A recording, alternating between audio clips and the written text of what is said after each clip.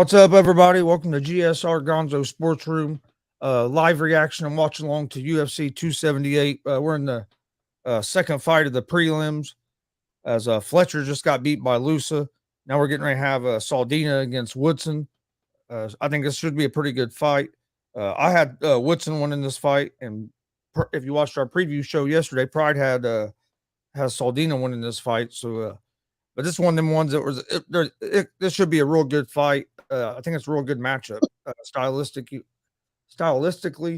and so yeah, I think either guy could win this fight. But I think it's going to be a fun one. But joined by my dad, Tony. How you doing, Dad? Doing pretty good. Doing pretty good. Oh,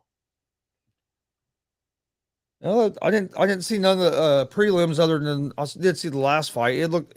I mean, it wasn't too bad of a fight, but Lusa was just dominated Fletcher for most of the fight. Fletcher had a pretty good second round. Yeah, I didn't see much of that one. I didn't see any of the first prelim or even the early prelims.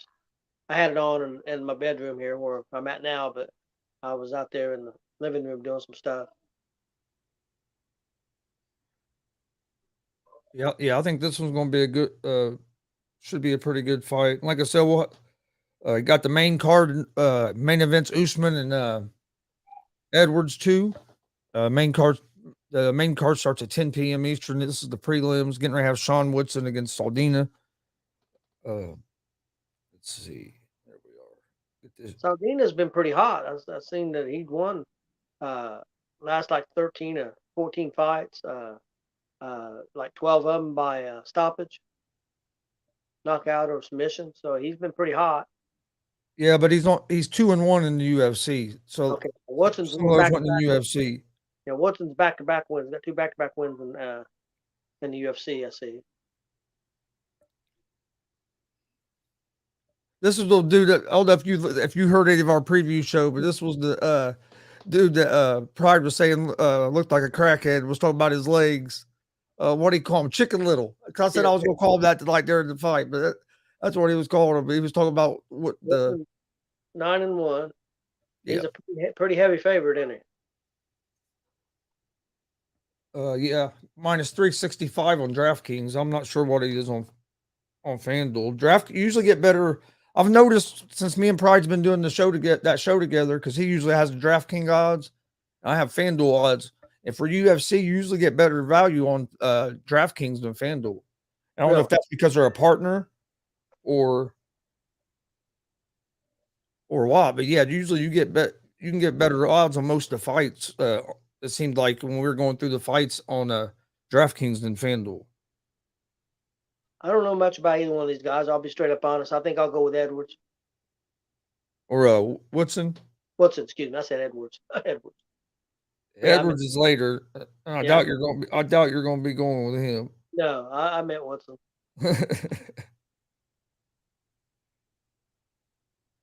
I just don't see Edwards having too much for Usman. No, I don't either.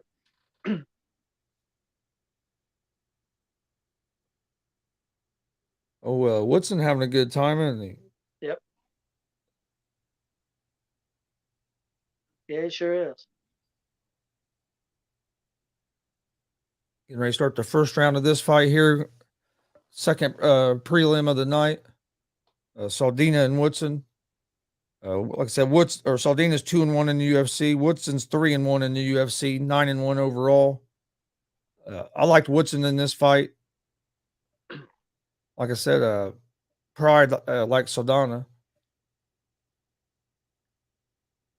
Well, some of the highlights I've seen him, Saldana looked pretty good. I mean, but like you said, he's only had like 2 or 3 fights in the UFC. So UFC. And I think this is going to be a pretty, like I told you, I think this will be a pretty close fight as well.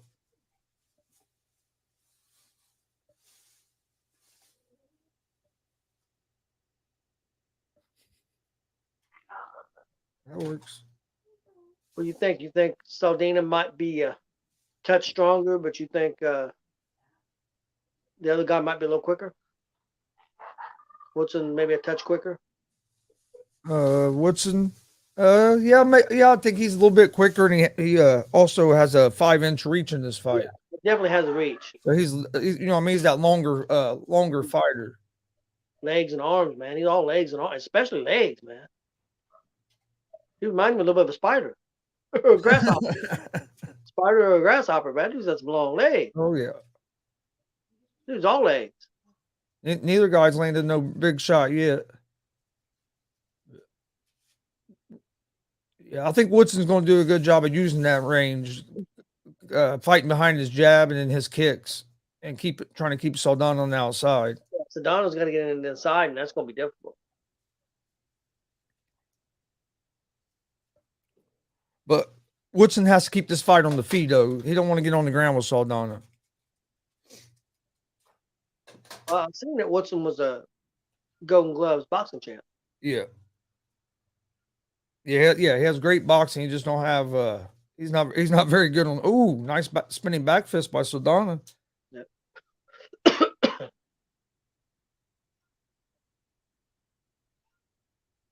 not what I wanted to press.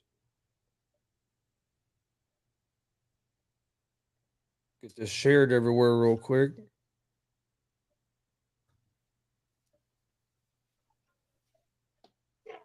Yeah, about 2.5 minutes left in round one. They're still kind of filling each other out. So far, Woodson's doing a good job of keeping Saldana on the outside. Nice kick to side kick to the body there by Woodson. Woodson's doing a good job of using his range so far, keeping Saldana on the outside, not letting him go. Ooh! Did he catch him? I think he's hurt him. Yeah, Saldana hurt him, dropped him. He got back up to his feet. At first, I thought he just slipped, but he don't seem right now. Yeah, no, I think he clipped him with that right hook. Oh, he's done. Oh, wow.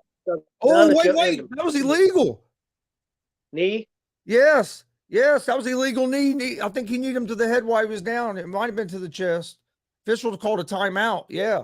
It looked like a knee. He thinks he won the fight. The official called a timeout. Yeah, I think he got him while he was on the ground. Yes, I think he hit him with, I think that knee. Yep. Depends on where the knee hit him at, but you can't knee him in the head. He's starting to get up. I think he kneed him in the face. Yes, that's illegal. Right in the face. Yes, that's illegal knee. He's going to lose this fight probably, especially if he can't continue. But yeah, that's over, Chris. Right on the head. His knee's still down. Oh yeah, his knee was way down. I mean, there was no doubt about it. I mean, he screwed up. Yeah, I think he's going to continue. I think the fighter's going to continue. He's lucky. Now, did they take a point or anything away from him? Yeah.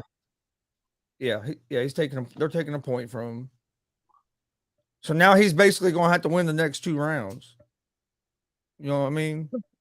Well, I was just getting ready to say before he got him clipped and hurt him a little bit, I thought Woodson was slightly ahead in the round. Yeah, I did too, because Woodson was doing a good job.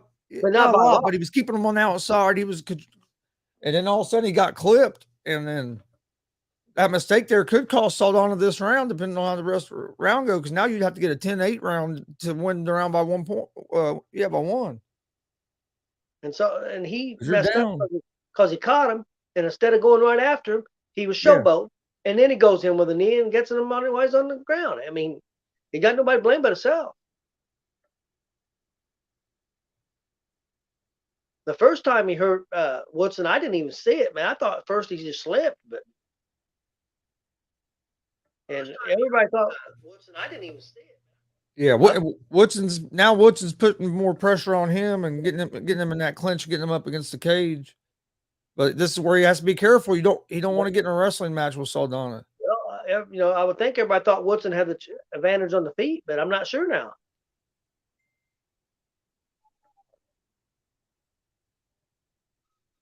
I wasn't expecting him to get dropped like that. Got dropped twice. Oh, got him on the leg, knocked him down. Yeah, nice leg kick there. So you think now that because he lost that point, there's no way he can win this round? It'd have to be a 10-8 round. I think now this round's basically going to be a 9-9. So I think Saldana's. And Saldana's winning this round now, but. Yeah, I think he won this round, but I don't think he's going to. It's a 10-8 round. You lost a point, so the best he can get is a 9. You don't think that the judges might say, well, he was knocked out and he was done? I don't know.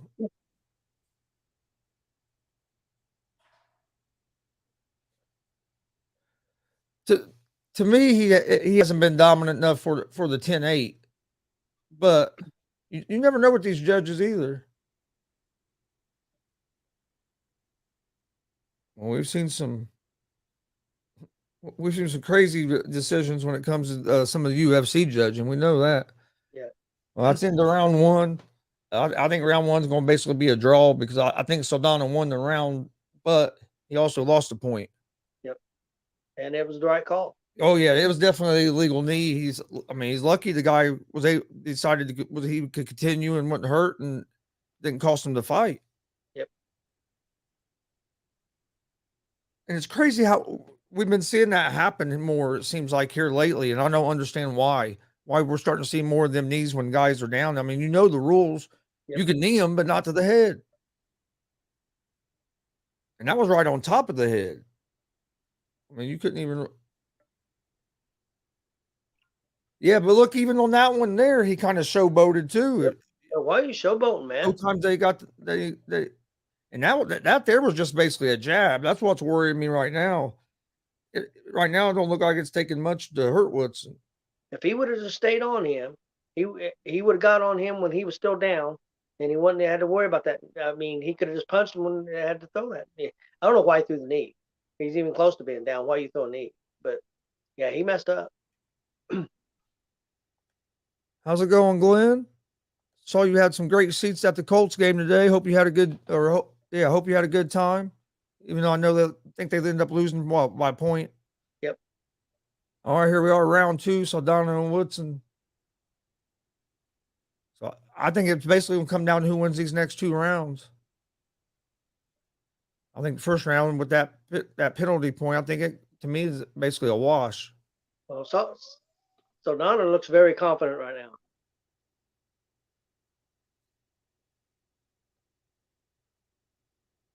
Yeah. See how Saldana's cardio holds up. That was one of the reasons I picked Woodson is because Saldana seems to slow down later in fights.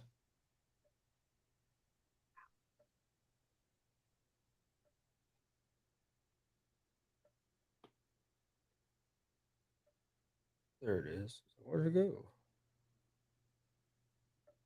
go? Woodson caught him pretty good. A couple punches there, combo. Yeah. Yeah, when Woodson was keep doing that good job of fighting behind his jab and keeping him from outside, he was having some success. But then he got clipped, and then he was in big trouble. And fight would have probably been over if Saldana didn't kind of showboat a little bit and then end up throwing that illegal knee. He might have ended the fight there because he had him hurt. Saldana looks like he's trying to go for a home run. Like he's trying everything, everything he's throwing super hard. Like he's trying to put him out. Oh yeah.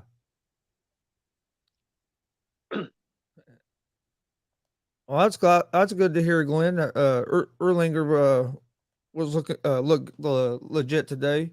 I heard that, and I heard the young receivers look good too. So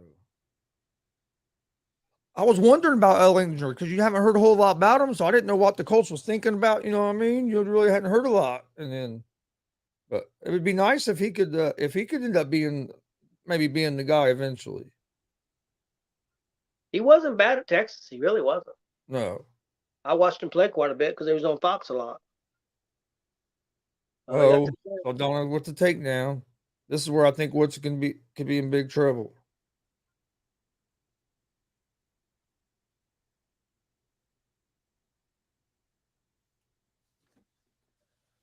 Saldana has Woodson.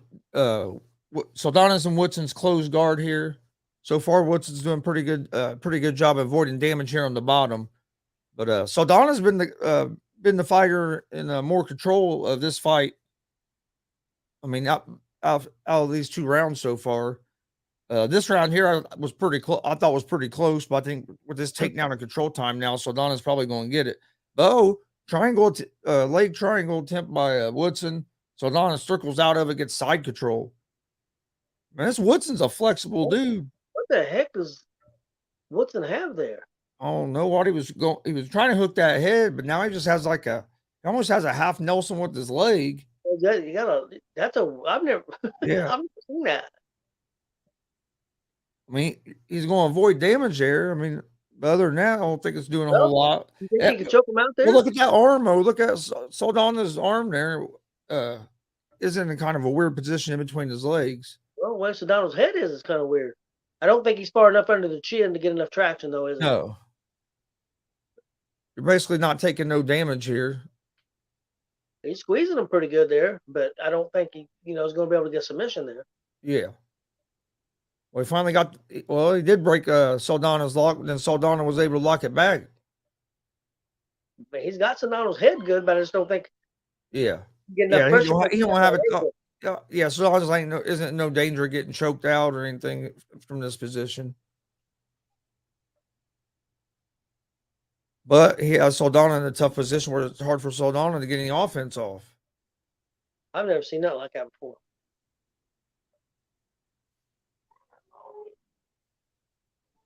Yeah, he has his own arm inside his leg, and it's on the back of Saldana's head. Yeah, that's a crazy ass position. I don't know if I've ever seen that position before. I've never seen it before.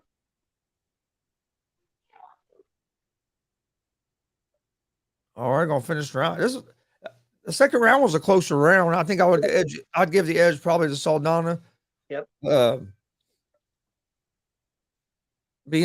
with these judges, you never know. But so I think whoever wins this third round could. I mean, even if Woodson was to win this third round, you never know. He might still win the fight with that point coming away in the first round, Yep. and then how the judges saw this round because it was a closer round, Chris close round. But I thought.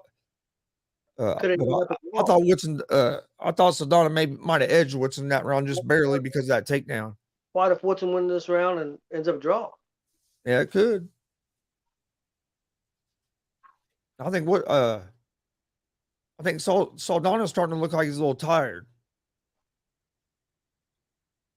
Woodson got a nice black eye already under that right eye. Yep.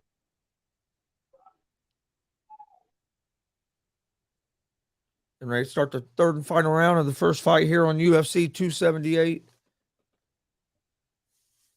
Usman versus Edwards 2. Pay-per-view starts at 10 p.m. Eastern. These are the prelims. I'm pretty sure they're on. I think they're on. From what my dad was saying, he thinks they're on ABC, but they're probably on ESPN as well. Unless ESPN has something else going on. I know you can get on ESPN Plus. This has kind of surprised me that Woodson went and tried to go into that clinch. Why go in that clinch and put yourself in a position to get taken down?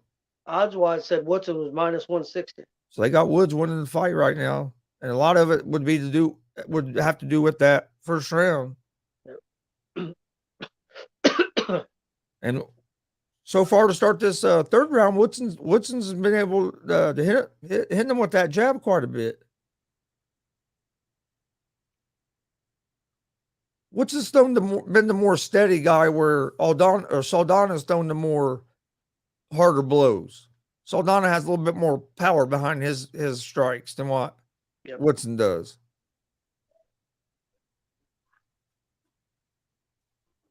Oh, that was a nice right hand by Woodson, though. Another nice right hand catching Saldana come in. Oh, gonna take him down again. Well, maybe not. Oh, nice elbows to the side of the head by Woodson. Saldana gets the takedown, but Woodson right back up to his feet here. Saldana's almost has the back. Woodson looked like he's going to go for a Kimura. Has that Kimura lock on that right arm. Saldana's still working for a takedown here. Has a single leg up against the cage. Woodson with a nice whizzer.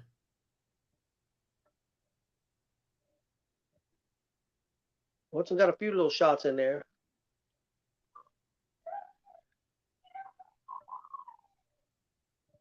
Oh, nice. That's a nice little left by Saldana. Coming up on the halfway point of the third and final round, and so far, Woodson's winning this third round. To me,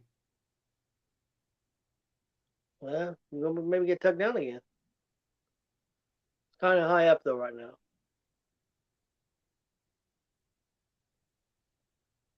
yeah, he done a pretty good job fighting that off. I'll be honest. I think Woodson looks kind of tired. Or that's maybe just his style. I don't know. Yeah, I thought Woodson would be a little bit his strikes would be a little quicker than what they are, but they hadn't been real quick all fight. No. He's don't 2 minutes left in the third and final round. Woodson and Saldana. DraftKings had Woodson as a minus 160 favorite going in the third round. Saldana did a illegal knee in the first round and lost a point. Had Woodson hurt before that, might have finished that round if he wouldn't have done that knee to the head while Woodson was down. And then second round was a pretty close round. I kind of edged it towards Saldana, but I think Woodson's won this third round so far. But it's just still a minute and a half left, so we could be interesting to see if Saldana makes a big push here last minute to try and win this fight, because he has to think that he has to think I have to win this round big, because he knows he lost at least he lost that point in the first round. So good chance he might have lost that round. Well, Saldana's not looking as confident. Or this could, with that point being, man, you never know. It could be like you said, it could have been a draw. Yeah, but Saldana looks tired. Now, see, right now they got Woodson as plus 175 and Saldana minus 245 live odds. See, no, I don't understand that, because Saldana hasn't done a whole lot this third round. No. At the very least, it's very close. And I agree with you. I thought Woodson might have been slightly ahead. I know that Saldana got a takedown, but they was right back up on their feet. Yeah. Another nice spin, tried a spinning back fist. He got more with the forearm, but Woodson was able to block some of it. Going for another takedown. Is that considered a takedown? Woodson going to end up on top? Oh, Woodson going for a guillotine. Well, that's a takedown for Woodson, isn't it? They probably call the way they call takedowns. They probably will call it a takedown, because they in UFC you don't have to. We learned that one night. You don't have to have much control after you get them to the mat. And way them judges called that one night. Of course, we got different judges. I think Woodson won the fight, especially with the penalty in the first round. But we'll see what happens. We'll see. I don't know. You think? What do you think? To me, I think the worst that should happen to Woodson should be a draw. But I don't know with these judges. That's true. You never. Let me ask you: can you unsee as a judge? You're a judge. Can you unsee the fact that you knocked the guy down twice in the first round, and even though after that you knocked him down twice, you hit him with a knee and got a point taken away? Yeah. Can you unsee that?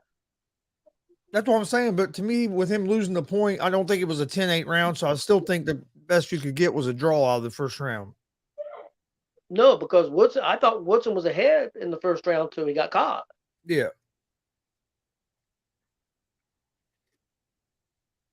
It was weird because right before they had to change the odds, before the third round, they had Woodson as a favorite. I thought he won the third round, and then about halfway through, they had it flipped. But not only that, Chris, halfway through, before they put up the live odds, they showed the punches, and Edwards was way ahead on the head punches and ahead on body punches. Was down 20-3 on leg kicks, but was ahead in the other two categories. Woodson definitely landed more strikes, but Saldana's strikes done a little bit more damage. They were a little bit more behind his strikes. He was up on the strikes, Chris, 30 or 40 strikes head and body. Yeah. Now he gave up 17 more strikes to the legs, but like I said, but then they completely flipped the odds after they showed that stat. I don't know. Stuff don't make sense. When they go to give out the score, I'm going to mute my mic for a second so I can hear the scores. Yeah, I want you to hear them. Yeah, I think Woodson won the fight. especially because of that penalty in the first round. Now, without that penalty in the first round, this fight's it would be real close. But or it might have been over. He might have finished him if you don't do that. Yeah. Oh, I think he'd finish him, Chris. I really do.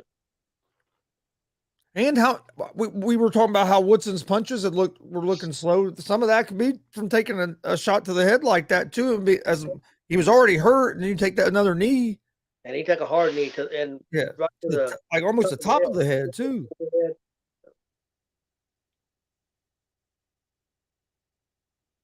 All right, here we go. See what they're going to do here. Should be interesting.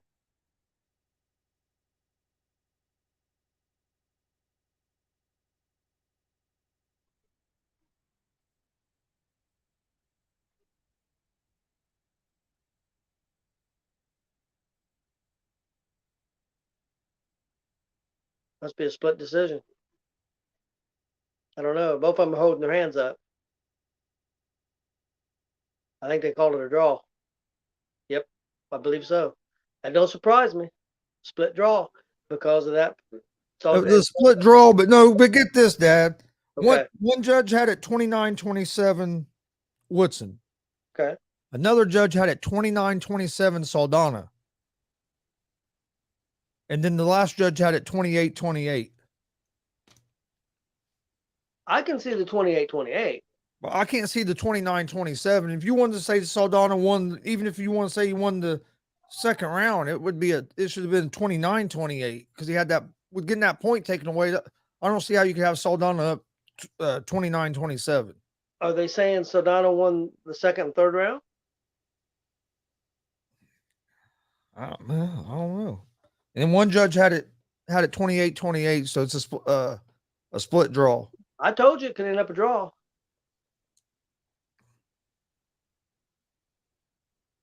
I don't think that's a bad decision because I think he should have knocked him out. I mean, he ain't nobody to blame but himself. Yeah, because he needed him. But I think if he don't knee him, he was hurt. I don't think he was going to be able to defend himself. He could have just jumped on him and started punching him. I think it's over. I just don't, man. I don't know. I don't know.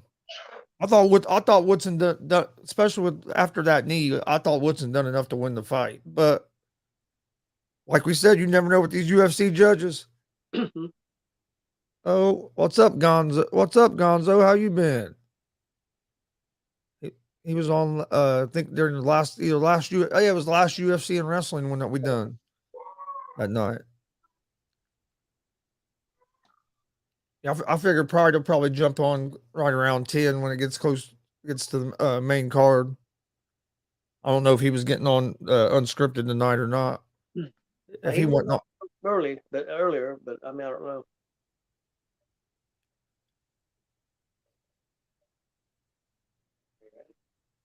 So we had a split draw for that one. The next fight will be, I believe, Gordon against Santos. Gordon and Santos. They got very similar records. Yeah, me and Pride both picked Gordon to win this fight. But yeah, their records are similar.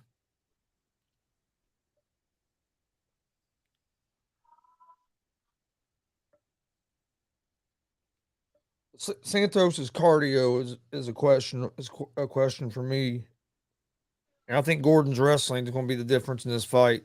Santos is good on his feet, but I think Gordon's the more well-rounded guy, and I think Gordon is going to be able to get some takedowns, and I think that's going to be a big factor in this fight. So you guys took Gordon, huh? Yeah.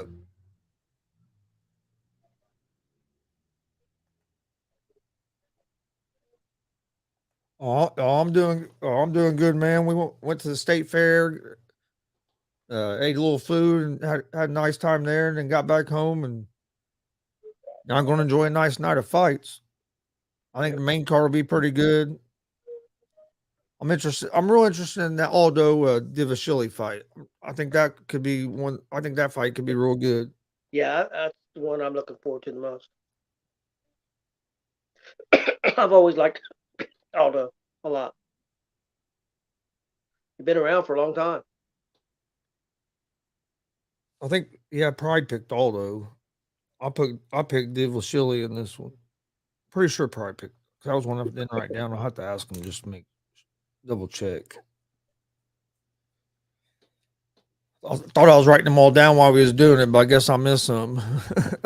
There was two of them I saw I didn't have his pick wrote out.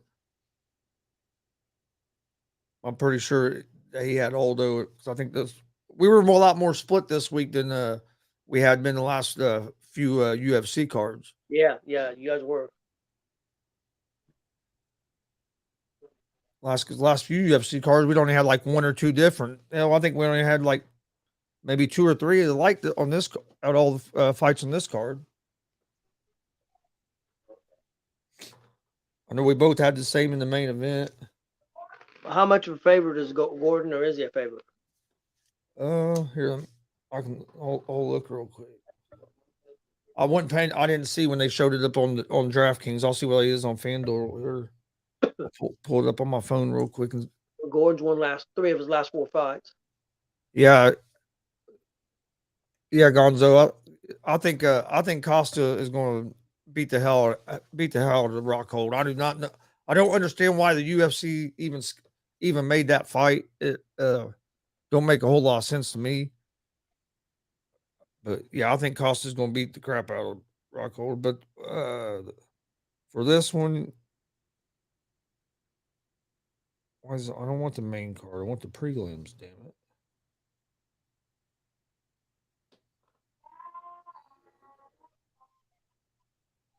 Let me find it. There it is.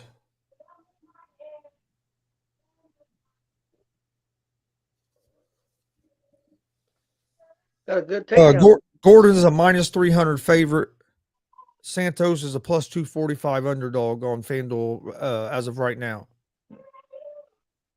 They say that the Santos has got a good takedown defense.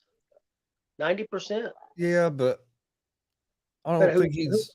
Who's he I don't think he's fought the level of the competition of grappling. You know what I mean? Yeah.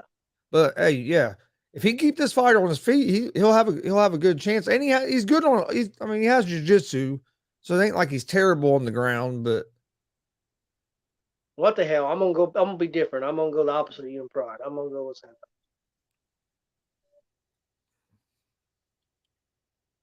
And then we have one more prelim after this, and then we'll be on to the main card. My first one I picked ended up as a draw, so what the hell?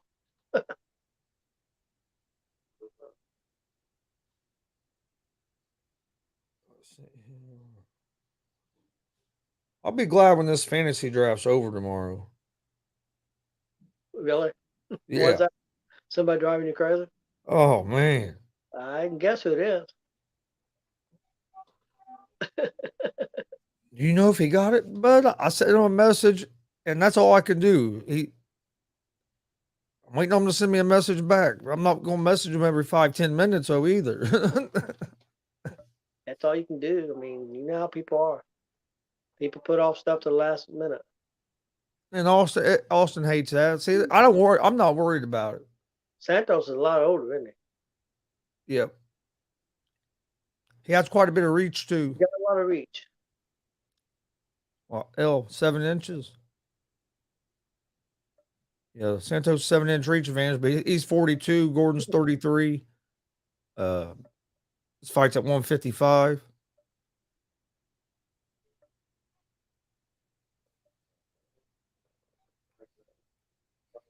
Yeah, he's messaged me, I think, twice already since I've been home. No, I don't believe that. That's my buddy. You know how he is. He worries about that shit. Oh, I know. Now, if you don't get somebody, just go with 9, and somebody will have a bye every week.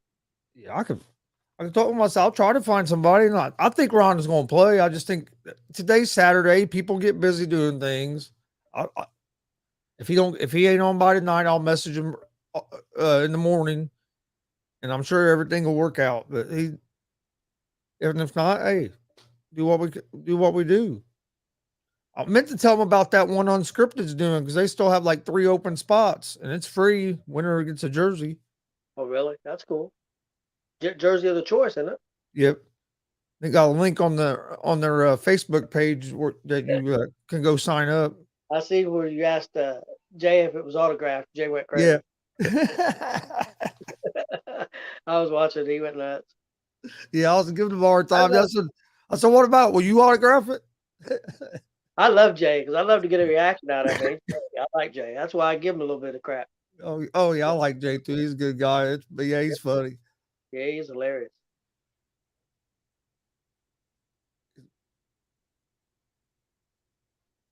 Here we go, Gordon and Santos.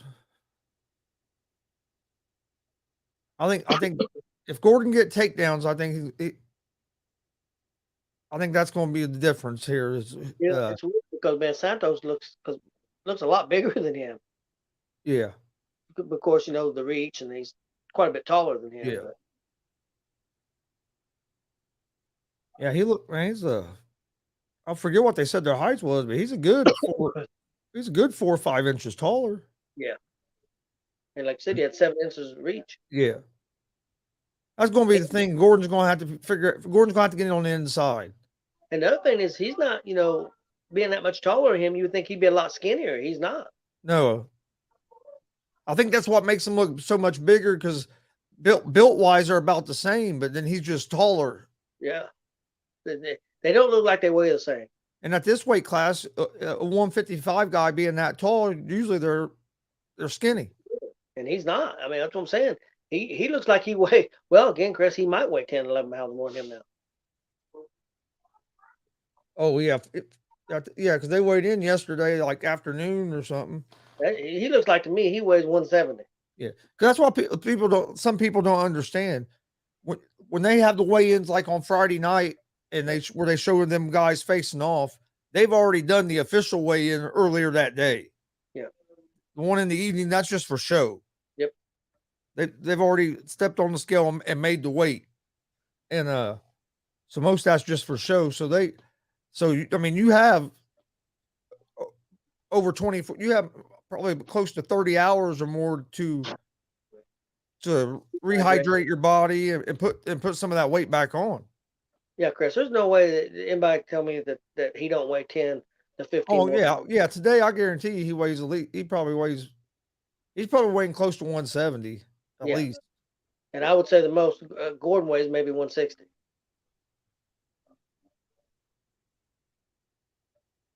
Yeah. He That's looks a nice little flurry better. there by Gordon. There hasn't been a whole nice knee by Santos to the body, but hadn't been a whole lot of action really in the first half of this first round. Both of them are kind of filling each other out. Well, didn't you say did you say was it this fight? You also said that we're a little bit about Santos' cardio too. Yeah.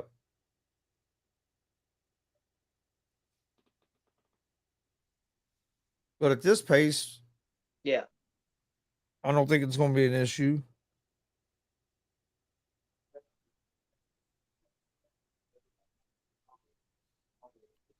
Yeah, you don't want to get in a jiu-jitsu match with him because he'll submit you. How do you judge fights like Santos this? was losing. He was losing his last fight and got ended up getting a submission. He was getting beat. I seen the highlight. I didn't know that he was getting beat at the time. They just showed him getting the submission.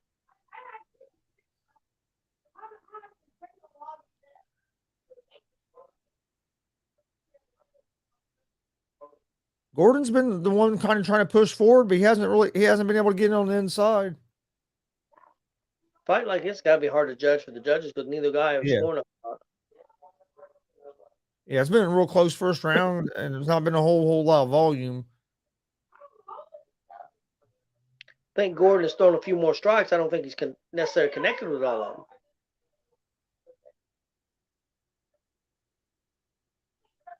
Got one there. Yeah, Gordon starting to get a little more aggressive here. Yep, definitely. Yeah, he's going after the body. Gordon's starting to tee off on Santos. I don't know how many of them connected, but he was really throwing. Now he has got a couple good shots to the face there. Yep. And the clinch up against the cage. Gordon's still been controlling this position. Couple nice shots to the body. Now definitely with those with that Yeah, Gordon. Yeah, 30 seconds there, that 30 seconds there, I'm gonna have to give Gordon definitely the round. It was really close up to then.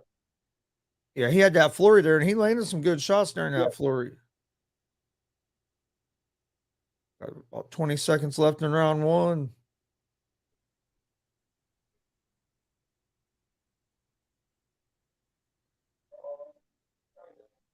And right now, Gordon took his back. They're still on their feet though, but Santos was able to face him. Looks like that's how the round's going to end. But yeah, Gordon definitely won that first round. Yeah, it is UFC on ABC. That's cool. Yeah, Why because don't that means even more people can watch it because I mean, hell, why a lot don't more people get ABC than ESPN. why don't they do that more? I don't know. If you're ABC, you think you would because you're gonna get it's gonna get you probably a good rating, probably Get your probably a better rating than whatever you're gonna have on that Saturday night and if it you ain't know, no sports. it might get you a pay-per-view buy. Somebody could be watching. Hey man, Yep. these fights have been good, man, and this ain't even the main card. How much is it? And somebody might spend the money. I did see where they if you got the one package with the Disney Plus, you got 20% off tonight's pay per view. So they're trying some different things to try to get more people to get the pay per view. What I know it's not necessarily on the subject, but real quick, what do you think about the idea? It was kind of mentioned by Nick Khan of WWE that WWE could possibly go on Netflix someday. Yeah, I think that's huge. I heard Netflix. Yes, SmackDown and Raw being on Netflix. I think that's big because think about how many people just use Netflix as their only streaming service. There's a lot of people. That's what they use is Netflix. So I mean, I get you out there even in front of some people that maybe don't have Peacock. But do you think that people do you think they're going to be able to outbid somebody like Fox and USA? I don't know. I mean, they make a lot of them original movies like Adam Sandler's putting movies on there now True. and stuff. So I mean, they must be making some. They got to be making some pretty good money. But Fox, I mean, Fox paid what? Them Fox paid $1 billion? Yeah. Well, I figured it would still be on Fox. I just thought they meant that they were going the episodes would be on Netflix. The episodes would be on Netflix. That's what I figured. I figured they would still have their TV deal Well, because because the Hulu, Netflix don't do a whole lot of live cause, stuff. cause the Hulu deal is going away soon. They've got to deal with Hulu for Raw and SmackDown. That's going away. Okay, so they might be just changing over to Netflix. That could be a possibility. Yeah, I could see that. What do you think? Do more people have Netflix than Hulu? I have no idea. I'm not sure. I know like more people I know have Netflix than Hulu, but I don't. I, I mean, overall, I'm not 100% sure. But I know like just like the people like Austin, he uses Netflix. Or most people I know use Netflix. Some of them have Hulu too, but then I know a lot of them don't have Hulu.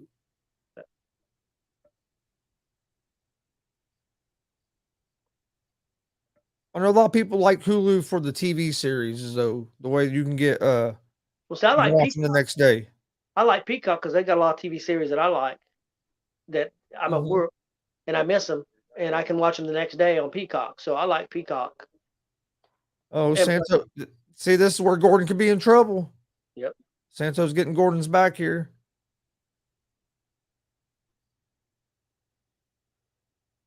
Gordon's right now being able to keep it on his feet, but if he's able to pull him down having his back, it could be some trouble. I think yeah, Gordon got out of it. Oh, nice job by Gordon. Yep. Good positioning. And then right back on the attack. Well, being shorter in that situation was an advantage for him Yeah. up against that fence.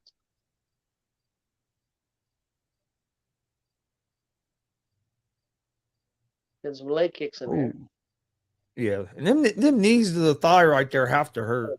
Oh yeah. Or even when you get kicked on the shin. Because just think when you bump your shin on something, how bad it hurts. And then and I don't know how they don't break bones, more bones get broke kicking each other on the shin like that. Because that has, I mean, I know it hurts the guy you kick, but it can't feel good on your leg either. I don't understand why Santos let go of that wizard. I don't either. I was getting ready to say that as well. Because now he's yeah, you don't want Gordon to be on the inside and be able to swing on you. Yeah, and then 'Cause that's now where he's. I mean, that's where he wants to be because you got the reach. in, but he had it in. Yeah, yeah. Santos hasn't been using his reach advantage in the first round. At the beginning of the first round, he did. But since then, he hasn't been using that reach and keeping Gordon on the outside. Yep. Like right here, Gordon's just getting him up against the cage and going to the body. Nice little uppercut. There, Santos finally got his back off the cage, but he wasn't able to keep control.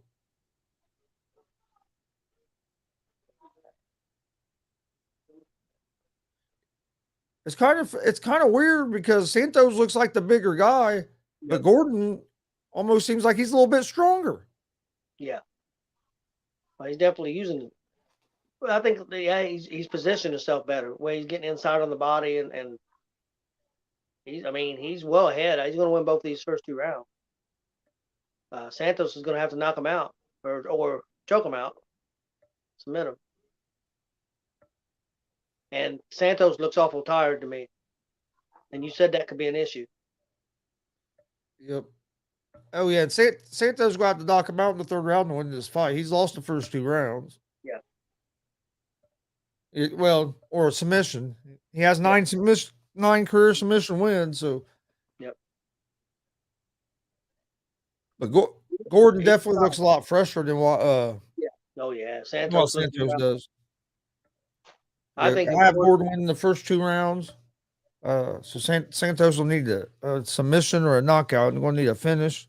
Like I said, he does have 9 career submissions. I think 3 career knockouts. I think if Gordon really went after him, he could knock him out. I'm not saying he should try that because you can make a mistake, because he's well ahead.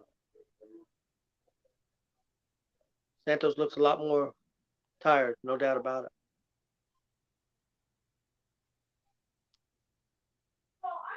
Yeah, Gordon's fought about how like I thought he would fight. I thought he would try to get in that clinch, get inside. But I thought he would maybe go for the takedown a little bit more than he has. But he hasn't really needed to because he's been able to control things up against that cage like that. So,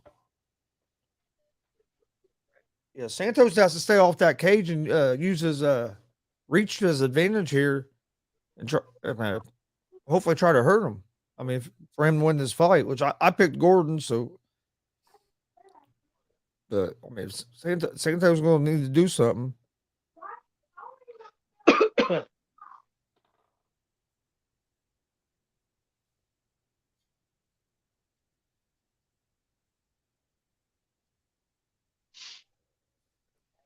Gordon comes right back out and just pushing forward, he's putting that pressure on Santos. He's the one that's been moving forward most of the fight.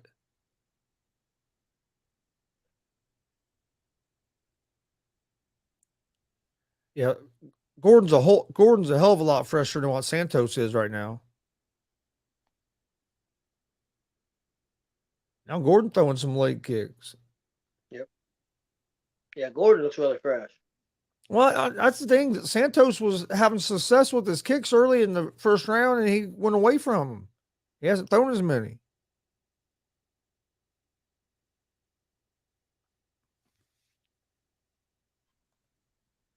Oh, come on now, Damien. We've already seen one illegal blow. We don't need to see another one.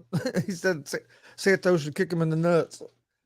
We don't need to see another illegal blow. We saw that in the earlier fight.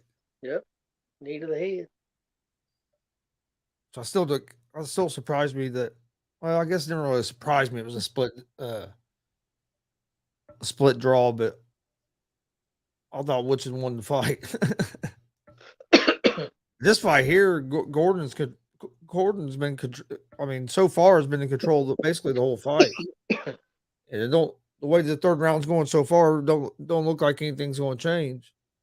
So, but Santos not even really showing a sense of urgency. I mean, you have to is Gordon or his corner had to tell him, hey, you're down 2 rounds to 0. He has to know he's down 2 rounds to 0.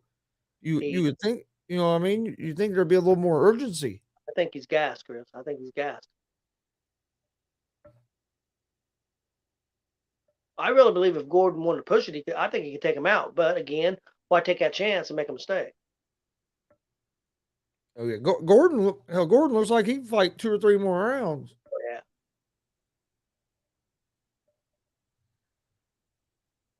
Look right to that body. He goes. I like the way he attacks that body, man. When he attacks that body, he looks like a And it's boxer. not just one shot; it's always Yep. two, one each side of the body. Yep.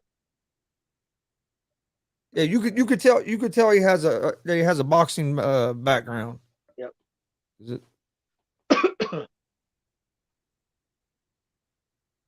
He's. I mean, right now he's putting it on Santos.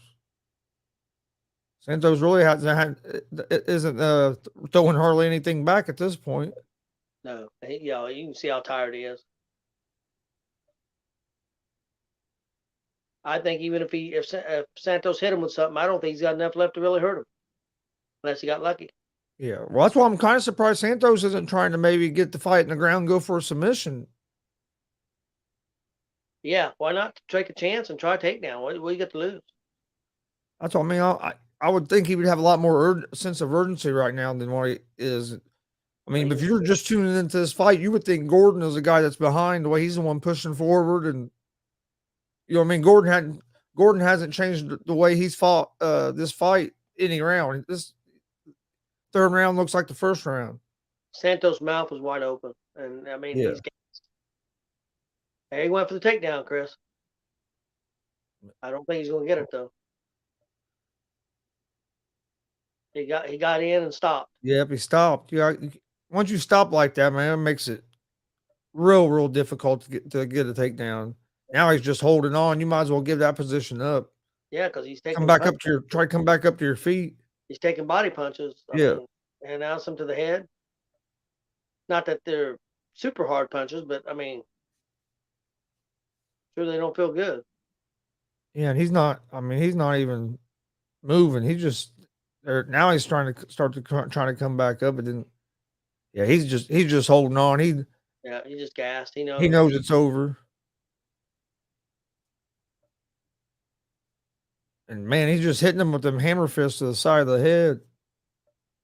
But Santos does finally get back up to his feet here. That's going to be too late. There's only 19 seconds left, and Santos pretty much got dominated most of this fight.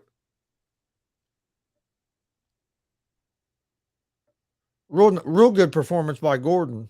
Yeah, impressive. Tell you what, he looked tough. Santos threw a back elbow there. Right there's a round. And like Gordon was 6-4 in the UFC coming into this fight. 18-5 overall, 6-4 in the UFC. So he picks up another nice win in the UFC. Well, we'll wait for we'll get the official decision on that here in a second. And then we'll be going to the final fight of the prelims, Pudilova against Wu, and then be on to the main card, which should be pretty interesting. Like I said, I'm ready for the Divashili and Aldo fight. Damien says, "What's y'all's thoughts on the Usyk fight?" I didn't see the fight, so I haven't really watched no highlights or anything of it. I just heard that he won, but I didn't see how the fight went or anything like that. I read a couple articles on it because I seen he won, and I turned it over. I seen that he won. Seen that he had a black eye. He looked like he had took more damage, but I heard he got hit in the 9th round pretty hard, and that the other guy, I can't think of his name right now, about put him out. But I heard he come back after that and won the next 3 rounds. And from what I read, both articles felt like that all 3 judges should have scored a win for him, but it ended up a split decision. That's the articles I read, but I didn't get to see it. From what I read, they said he pretty much really dominated the fight again. Yeah, I did. Like I said, I was going to look into it a little bit more after these fights was over. Who's next for him now since what's his name retired? Yeah, I don't know. Is there a heavyweight out there that?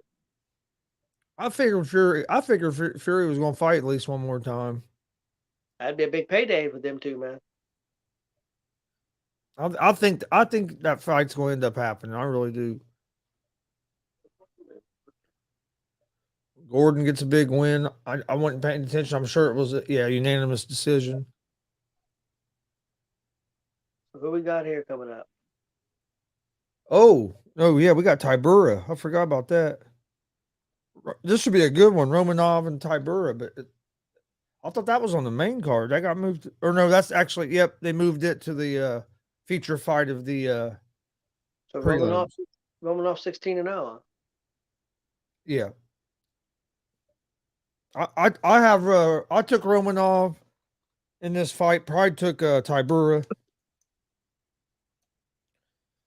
I thought this was on the main card, but I forgot they moved this to the as the feature fight of the prelims. I'll tell you what, this could be it could be a real good fight. But I think Romanov is going to be able to take Tybura down, and I think that's going to be the big difference in it. But I mean, Tybura has decent takedown defense, but to me, I think he's starting to slow down. He hasn't last couple fights. He hasn't looked like the same fighter. So Really? I think he's starting to slow down a little bit. He's 36.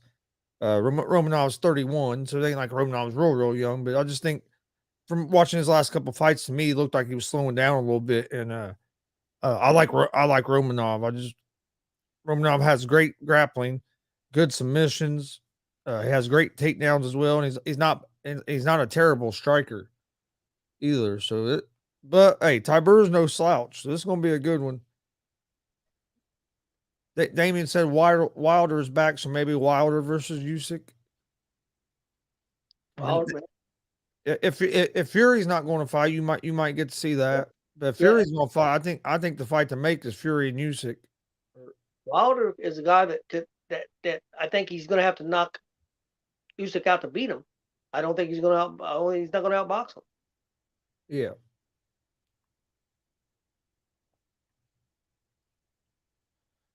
I think Fury's going to want to fight that Usyk so he can Yeah, because if he beats unify. him, you have all the belts. Yep. And then he can It's not a bad move, then he Chris. can make a great case that he's one of the best heavyweights of all time. Well, the thing of it is, retiring, saying you're retired, now they're going to have to offer you maybe even more money to try to get you out of retirement in a way. Yeah. Yeah, I think he's going. I think he's going to. I think he's going to fight one more fight. I think with Usyk winning, I think he wants that fight. Why don't I know it's money, but to me, I think they could make a lot of money. Why don't they? Okay, if say you don't fight, why not take 8 guys, top 8 ranked guys, have a tournament over 6 months or 8 months or whatever, Yeah, and then put him again, and then put that winner of that tournament against, yeah. even if it's 4 fighters. Got Romanov walking out to the cage. Yeah, I was watching that Max on Boxing last night. Have you ever watched any of that Max Kellerman show? Max on Yeah. Boxing. I haven't watched the one on boxing for a while. Well, I was watching some of it last night, and I like what he was saying. What boxing needs to do, they need one of these organizations needs to kind of take over as the premier organization, kind of like what MMA has with UFC, and and boxing. I think could really start getting a lot more. I mean, it seems like it's not as popular as it used to be, but it still makes a hell of a lot of money. So it's hard to say they're doing it, but I think if they had just like one main organization that was like considered the top one, and get all your top fighters in there, I think you could get some of these matchups that happen after fighters are out of their prime.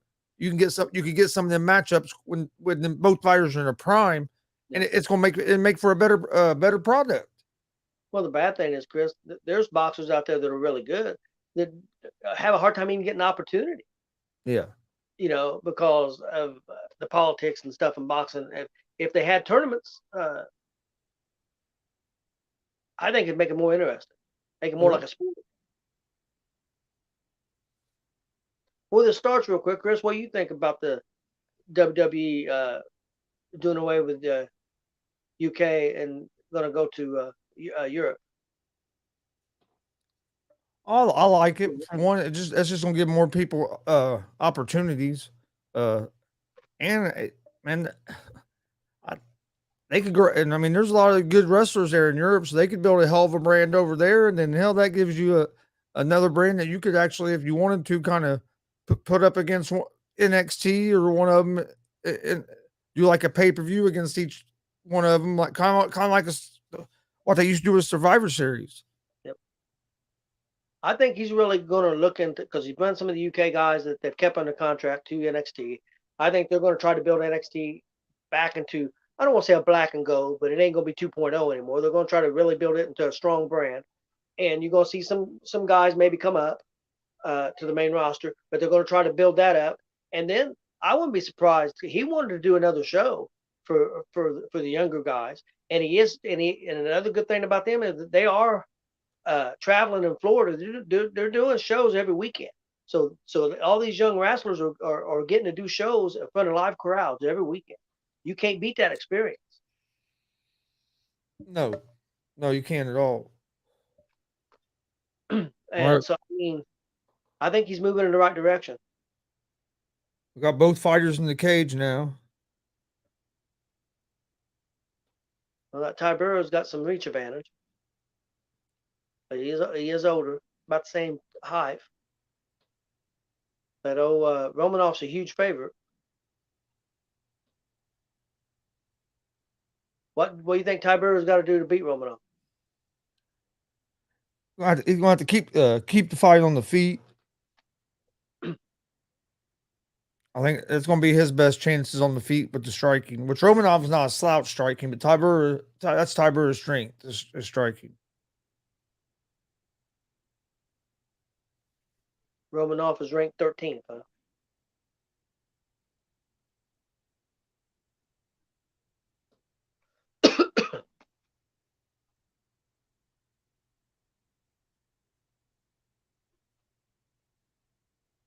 And you went with Romanov? Yep.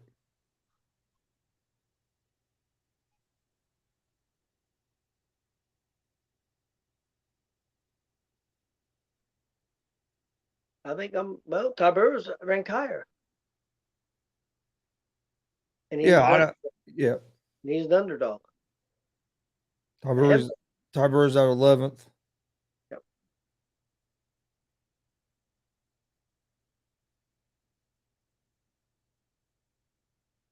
I think I'm gonna go with you on this one. I think I'm gonna go with Romanov. Yeah, I think. Oh yeah, Pride. I forgot Pride went with Ty Burrow on this one. I thought, this was another one we were different on. Come on, there it goes. I need to make that. I need to make that. All right, here we go. Romanov and Ty Burrow, round one, heavyweight fight.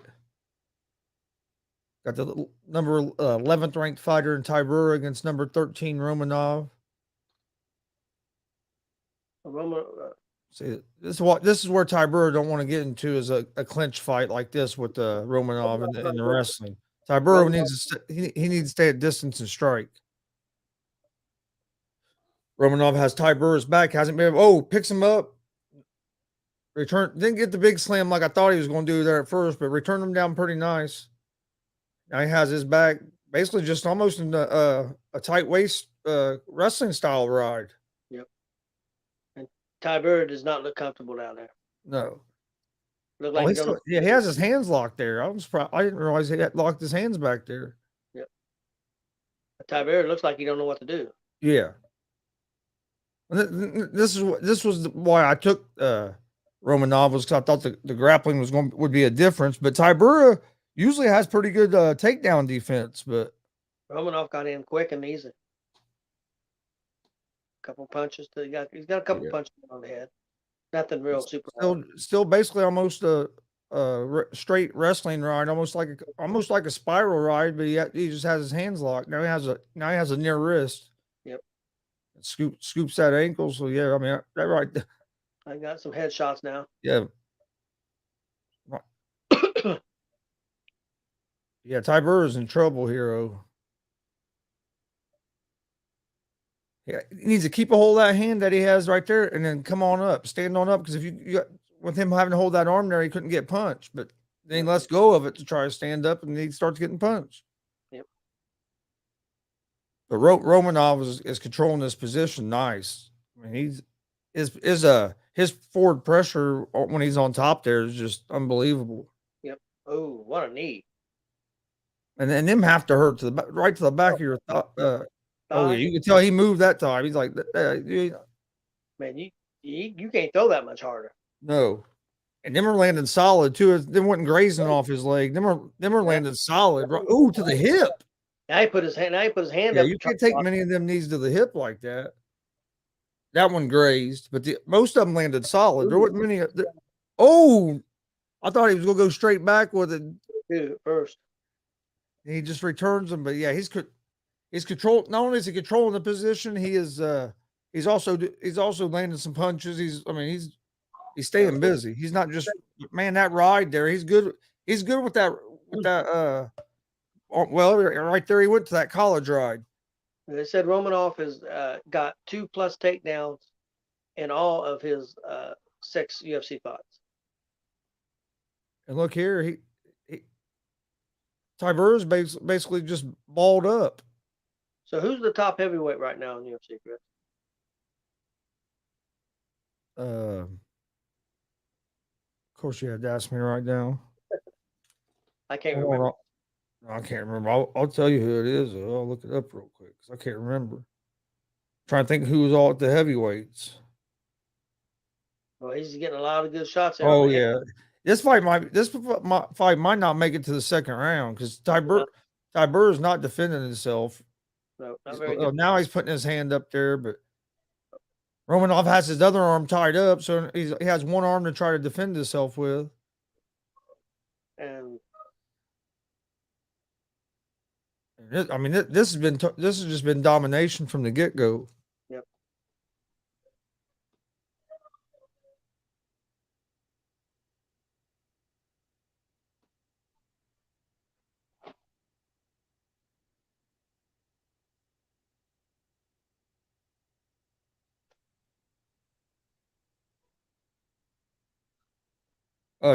looks tired as hell down there too.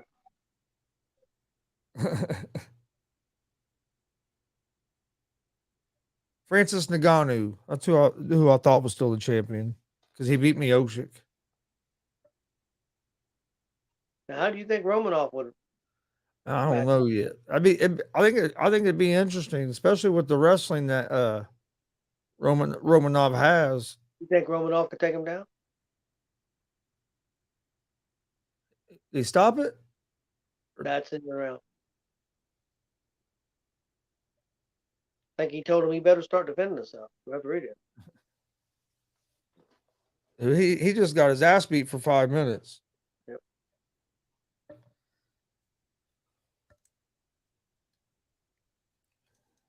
Yeah, basically for almost 5 minutes straight. He got that takedown pretty quick.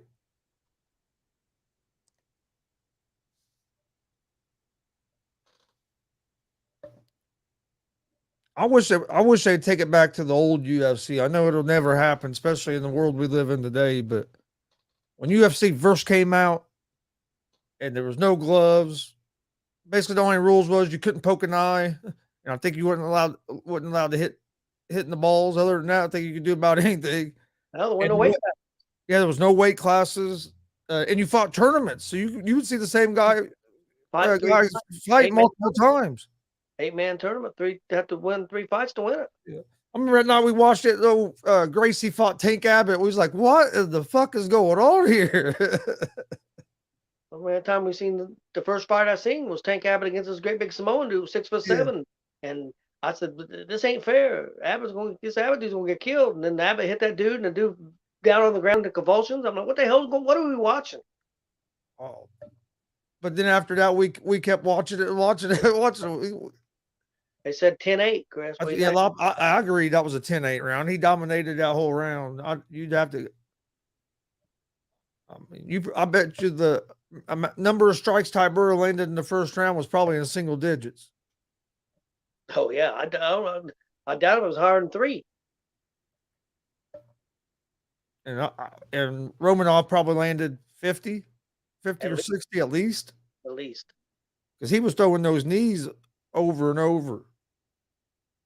That's what I like about Romanov. He gets that control, gets that position, but he don't just stay there and satisfied with it. He tries to, if he can't strike with his hands, he knees or something. You know, he tries to put Do you together think, something. do you think he's strong enough to That's my handle worry that? against Negreanu is going to be the dude. He was getting ready to try to throw the M headlock. You see that? He had the Yep. Iowa lock. Yep. So he's got a heavy wrestling background. Yeah.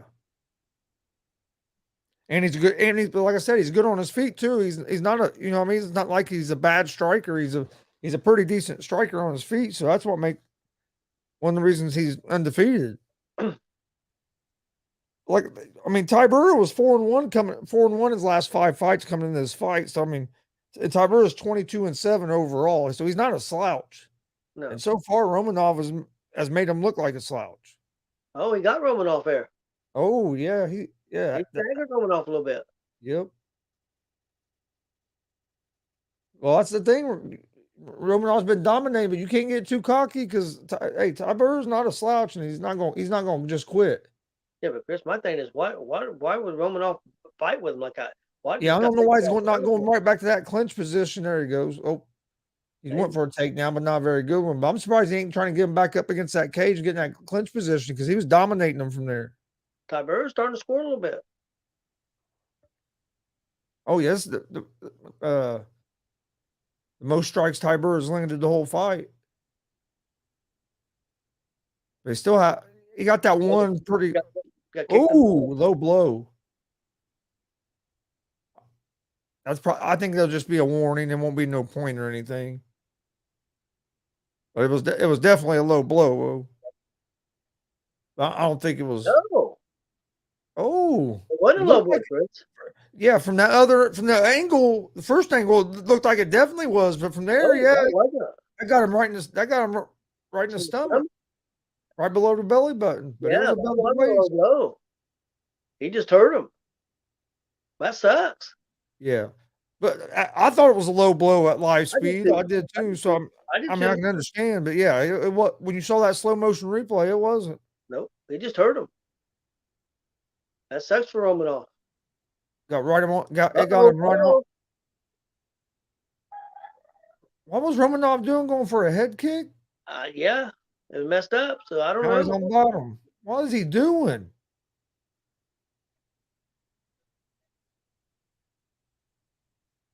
Now got north-south position. First round looked so good, and this round he looks terrible. He's bleeding from the head. Yeah. I don't know. I don't understand what the hell what he was trying to do there. Ty Burrell got side control now. Ty Burrell act like he don't know what to do. He's not in a good position to do a whole lot of anything, right? Honestly. Romanov. Oh, them are nice knees there to the side. Yep. I was a couple elbows, but Romanov isn't trying to do anything really either. He's just holding on. Yep. Now back to north-south position. They said the total strikes this round, Ty Burrell's up 29-10. Yeah. Oh yeah. Ty Burrell's winning the second round. Oh yeah, definitely. But Romanov put himself in that position. That's what I don't understand is what are you doing putting yourself in that position? Well, you dominated in the first round. Why come out in the second round with a whole different fucking strategy? That makes no sense. Yeah, he fought the second round totally different than what he'd done in the first round, and he got himself in this position, and he's like, and now you can see that I don't think there's any way he could stay with Nagano. Oh, Oh, damn. damn, he throwing hard, man. Yeah. Well, Romanov lost that round, but at least he was able to make that little bit of comeback there at the end that Well, like you said, showed that he still had some life. most of that stuff that happened to him, he did to himself. Yeah. Yeah, that's what I mean. It wasn't like Tybura just started dominating him. He put himself in them bad positions. He sure did. You won the first round maybe by 10-8. All you have to do is now all you got to do is be smart, not do nothing stupid. Yep. Especially when you're a guy that's trying to work your way up. You don't want, once you get an advantage like that, make sure you win the fight. That's number one. I know you want to get finishes and you want to get fight night bonuses, but winning should be the number one thing on your mind until you at least get a title shot. Then after that, worry about the other stuff. Yeah, if you get in finish, great. But as long as you get the win, who cares?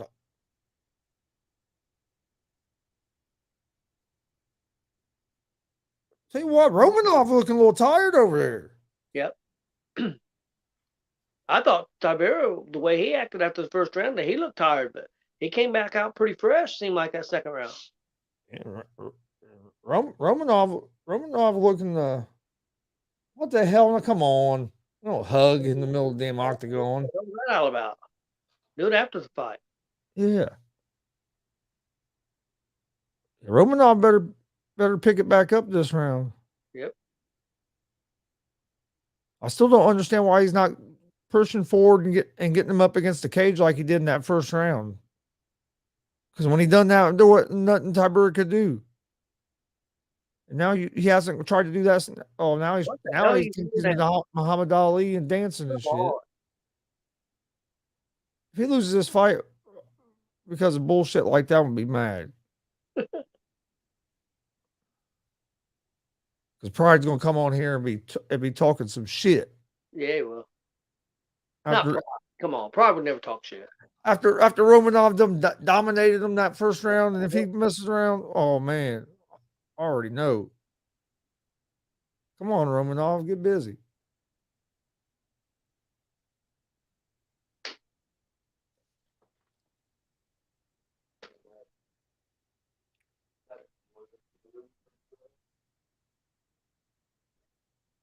It was like Romanov had that great first round, and since then he's kind of put it on coast. Well, I don't understand why. Don't get me wrong. I don't think he's losing the third round right now because Tybura's not doing a whole lot either. That's what I was getting ready to say. Why ain't Tybura attacking? I mean, Romanov's done more in the third round than Tybura has, which neither one's done a whole lot. But yeah, I don't know why Tybura slowed down after having that big round. I mean, you got dominated, possibly 10-8 that first round. You got to come out going at this dude. Yeah, because the way this third round's going right now, Romanov, to me, Romanov is winning it. Slightly. Their Tybura fired back a couple shots. Tybura's hit him a couple times, a couple good shots, but yeah. Plus, Romanov, to me, looked tired as hell there between rounds. Why not come out and put that pressure right back on him? Why give him a chance to catch his breath some? Romanov throwing some wild strikes. Yeah, had a wild kick and a wild punch. I don't understand it. He's starting to look like he's kind of tired. Yeah, he looked tired after the second round, but he came back out in the third round and started off good. And then I don't understand why when he moves forward, he dominates him, and then he gets into this wanting to do all these spinning attacks all of a sudden. Put his back against the cage like you did in the first round, and he couldn't. Tybura didn't have an answer for it. No, he did. Now, but Tybura's not. Neither guy's doing a whole lot in this third round. I think Romanov has won this third round, but it's been close because neither one's thrown a whole lot of volumes up to this point. 2 minutes left in the third and final round. Okay, Chris. What if Tybura comes back and wins this round? Could it be up another draw? It could be because I think that first round was definitely a 10-8 round. I really do. I don't see how it went. I think Tybura won this. I think Tybura won the second round, but well, by strikes, they're saying that Tybura won this round. They're saying the second round was closer than the third round. I don't see that. I think Romanov was winning this round so far, but that was kind of weird. Yeah, they had him 18-9 right now with strikes. Yeah, I didn't. Did you see that? That's not what I. No. Did you see the first round, 28-0? Yeah, that has to be a 10-8 round. It has to be. 28-0, and you had the ground control. You dominate. Yeah, I mean you dominated every position. So if that score is right, it could be a draw, but by watching this third round, I don't see Ty Burra is doing that much more than Romanov. I really don't. It's been pretty close. I don't think it was 18-9. Yeah, that's what I'm saying. It's been close. He hadn't doubled him up. Could have been 10-9, 11-9, possibly. I could agree with that, but you're telling me that Ty Burra doubled Romanov up? I sure didn't think so. No, first minute and a half of the third round, Ty Burra didn't hardly throw anything. Nope. It's gonna be close. I'm gonna say it's gonna be a draw, Chris. I think it very easily could be a draw. I think this third round, in my opinion, was close, but I would lean a little bit toward Romanov. But by their strike total, they're saying that Ty Burra has doubled him up on strikes this third round. So if you go by that, it's probably going to be a draw. But I think Ty Burra, after they showed that stat, Ty Burra did start landing more punches. So I think Ty Burra won that round. Yes. Oh, you think Ty Burra won the third round? I do now. After that last minute, I thought Ty Burra. Okay, let me ask you this: so if you wouldn't have saw that stat, no, who if you wouldn't have saw the stat they put up, who do you think won that third round? Honestly, I think Ty Burra did now, but forget the stat. I'm saying if you didn't see the stat, because I thought that last minute, I thought Ty Burra hit about 7 or 8 more shots than. Because I thought it was close. Okay. I thought before it was close. I thought it was close, but I favor Romanov just a tad. Before that stat, I thought it was like maybe 12-10, maybe Romanov. That's my opinion. But then after that, I thought that he hit 6 or 7, 8, 9 more punches. I think he may have won that round. Not by a lot. I mean, if they come back and say that Romanov won that round, I wouldn't argue it. But I'm saying I can't argue if I thought that round was close. I couldn't believe that. I wouldn't know double or nothing like that, but doubled up or not. But I wouldn't argue either way if they put either guy winning that round. It was a close round, is what I'm saying. So I'm going to think it's going to be a draw. Let's see what these judges say here. Yeah, I'm going to mute real quick once it gets ready to talk. Then we'll get ready for the main card.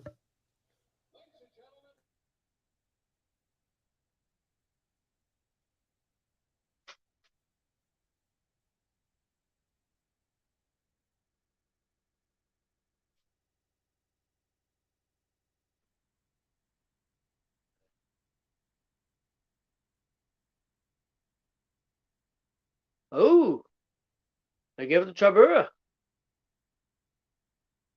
How? By majority decision. How? That's terrible, man. How? One judge had it 29-28 Ty Burra. Another judge had it 29-28 Ty Burra. And the last judge had it 28-28. Chris. So the other two judges did not have it. Give him 10-8. No.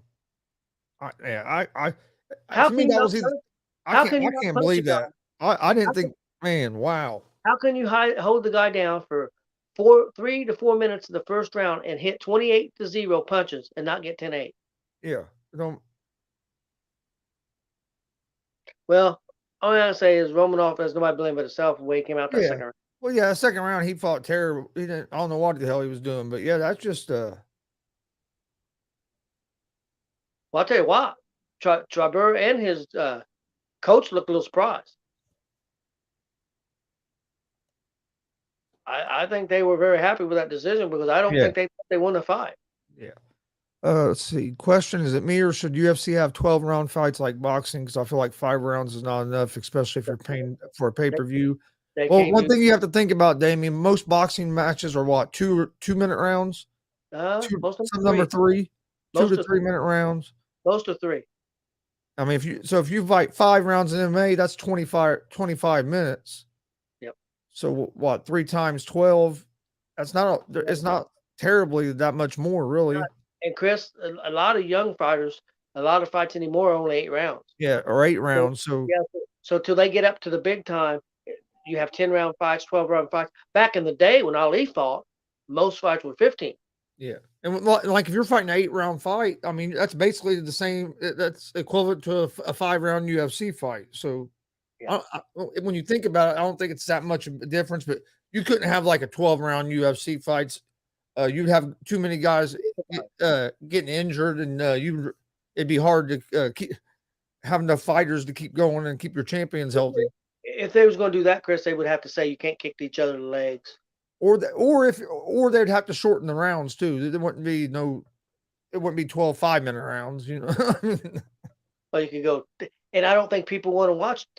No. You put 10 3-minute rounds in UFC, I think people would get bored. Well, that's what I'll say, because it's going to change the way fighters fight as well, because you got so many rounds, so they got to pace themselves so they don't for the Yeah, cardio and stuff. because some of these guys get out there and do more wrestling and more submissions. People would get bored with it. Some of them just don't fight, just punch. I don't think it would be a good product. That's just my opinion. All right, now we're getting ready for the main card. It'll be good, probably 10-15 minutes before anybody fights, but at least a good 10-15 minutes.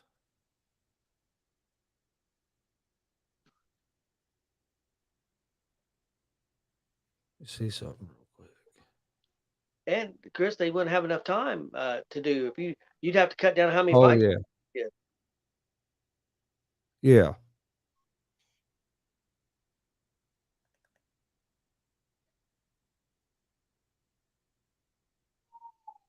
I'm not leaving on here.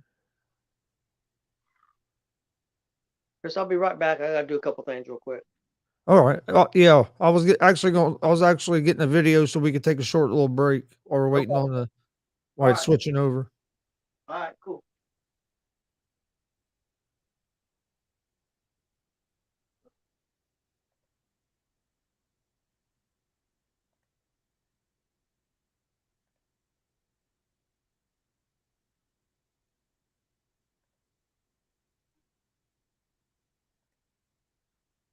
Sports all plays.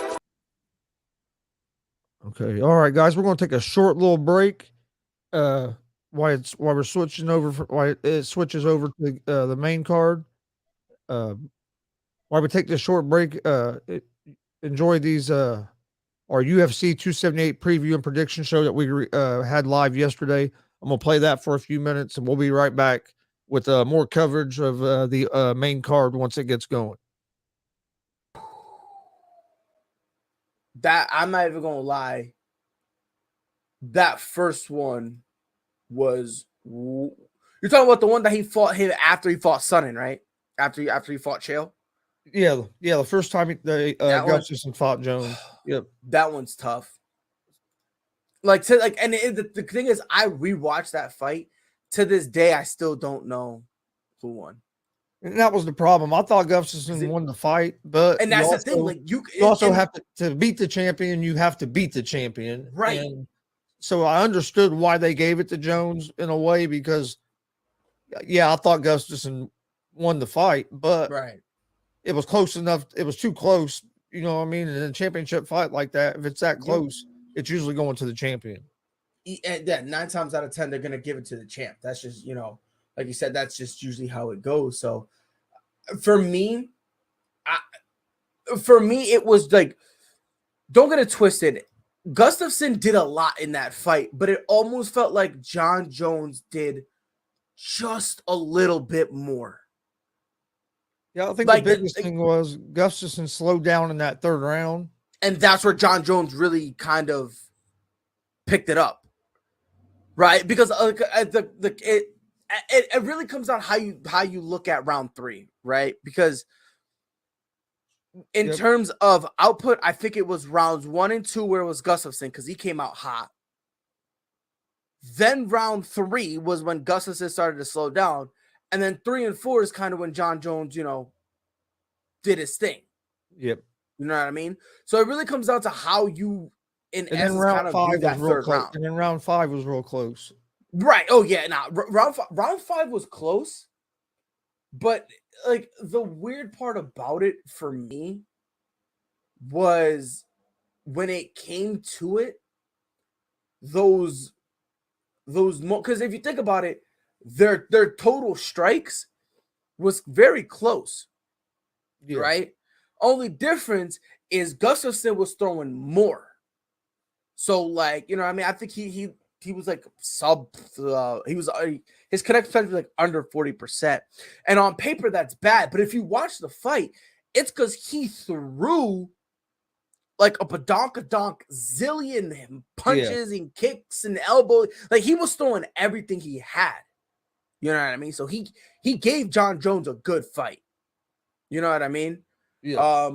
But like I said, I just think every time Gustafson did something, John Jones played it smart, and he was like, "I'm gonna do just a little bit more," especially considering I know you're gonna tire yourself out because look what you're doing. You're doing so much, and now look at you. Like you're heavy breathing. You're like, okay, I can't. And John Jones, because he paced himself, was like, all right, we got it. So I honestly, I think you can go either way. But personally, I'm gonna go with John Jones because it all comes down to that thing. You need to beat the champ. You know what I mean? You need to beat him. You can't do this thing where it's like, I hope the judges hook me up. Yeah. You can't do It that. don't work like that. Right. You just can't. Because you know who else had I think the judge will bail me out? Johnny Hendricks.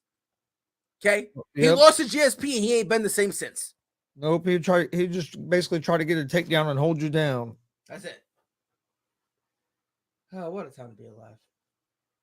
All right, let me get these odds pulled up here real quick. But before we jump into the fights on baseball this week, if you guys been watching, had a pretty good week so far. So far going into today, picks were 27 and 17 overall, and the picks of the day were 12 and 4. So Major League Baseball, if you've been placing any bets on those picks, you've been doing pretty good. I got a few baseball picks I'll give out here toward the end of the show after we talk UFC. But the baseball picks the last couple of weeks, I had one bad week, and then like the last 2 weeks, I've been back at doing pretty good. But baseball, man, it's hard because you never know what the hell's going to happen. Nah, bro, It don't matter. You can go look at the numbers. You can think you're picking the right pitcher. It don't matter. Yeah, then all of a sudden Albert Pujols is out here getting freaking Grand pinch slam. hit homers, bro. It's wild, bro. Bless his heart. Bless his heart. Hitting Before we grand get slam. into it, Damien had a question. He said, "Do y'all think John Jones will ever come back to the heavyweight division?" I'll be honest with you, and Chris, let me know if I'm crazy. At this point, I don't want him back. I don't want him back. And the reason being, you took too long to come back. Yeah. You took too long. Right? And supposedly he says he's coming back at heavyweight. How many times has the UFC tried to do John Jones? At first, he tried to do John Jones versus DC at heavyweight. Yeah. Then DC retired. Then they tried to have him against Stipe. Then John Jones just didn't want to fight.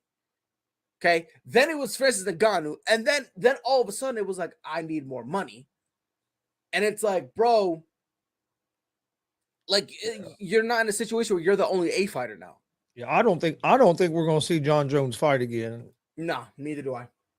I don't think so. If we do, it's going to be down the road in some kind of celebrity exhibition thing or something like that. But I don't think he'll fight in the UFC again. It'll be like Bellator bringing in Chael Sonnen and Tito, or how Golden Boy brought in Tito Ortiz and Chuck Liddell. You know what I mean? Like it's gonna be one of those things where he's past his prime. what, a 93-year-old Hoist Gracie's coming back to fight? Like, bro, come Or on. he'll go try to fight Logan Paul or some shit. Nah, John Jones will never do that. He will never do that. Or Jake Paul. There's no way. Get in there There's and no box way. Jake Paul. The day he does that, I don't care what anyone. He will never. I will never look at him the same ever again. And that's the thing. At this point, I agree. I don't want him to come back because I'd rather remember him as the fighter that he was, and then instead of him coming back and being a shell of himself, and you know what I mean. So I just, hey, because that's you don't want to fight no more. Hey, that's cool with me. You still in the short. You might not have a long longevity, but in your short time, you were considered pound for pound the best fighter in the world. So I mean, hell, you're a Hall of Famer. You're going to be considered one of the goats. So, and that's the thing. Why fight? After a You don't need the money. After a 2-year layoff, and he comes back, and let's say he goes to heavyweight, does he really beat Francis Ngannou? Yeah, I don't know, because I don't know how John Jones' chin has been, and Francis Ngannou drops bombs. Oh yeah, you don't want to. You don't want to get him. Even though he just lost. Well, John Jones, after a 2-year layoff or 2+ year layoff, will he beat Stipe? I don't know. 2+ year off, will he beat Cyril Gane? I don't know. I'm saying Tai Tuivasa take massive blows. Can John Jones beat him? I don't know. Yeah, because we have to see his chin against that kind of power. Because that's what I'm saying. These heavyweight guys, they throw some bombs. And the people don't understand the difference between light heavyweight and heavyweight. I understand that people think, oh yes, there's a difference. Yeah. Oh, the people say, oh, he'll have the speed advantage. Okay. Like, but I don't know about that because you get hit by one bomb. He's bulking up. You know what I mean? He's bulking up, so his speed is probably going down too. Yep. You know what I mean? So it's a weird thing. You know what I mean? Like he said, Damian said John Jones to the WWE. I don't think so. That I don't think so. I don't think so either. They're I don't know. I don't think that's going to happen. I think WWE is going to be moving in a pretty good direction with the moves they've been making. I like that they brought Shawn Michaels up to the vice president with Triple H. I think that's a great move. Yeah. And I think the WWE brand is going to be. You give it a little while, I think it's going to be fun to watch again. Oh hell yeah! It's already getting fun to watch. I think Triple H is going to turn Raw into basically NXT Black and Gold. If we're gonna be honest, that's what he's going to do, and it'll be awesome. I'll love it, but I think that's what's going to happen.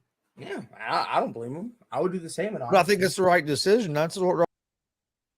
All right, welcome back to the show. We took a short little break, getting ready now for the first fight of the main card. It's going to be Harry Hunsucker against it's Pedro. I forget his first name. But Hunsucker 7-5. This will be his first fight at 205. He's 0-2 in the UFC. Pedro is 8-3 overall. Has a 4-inch reach advantage in this fight. Has good kicks. Has great grappling. Good power. His striking defense worries me a little bit with Pedro, but me and Pride both had picked Pedro to win this fight on our preview and prediction show, which was the show you guys was just listening to while we took that short break. Get rid of that now. And we had a couple comments while we was on break. Sam says Usman or Edwards. I like Usman. I don't think this second fight's going to be much different than the first time they fought. I don't think Edwards is going to be able to stop Usman from getting takedowns and being able to get him on the mat and control him. So I like Usman over Edwards.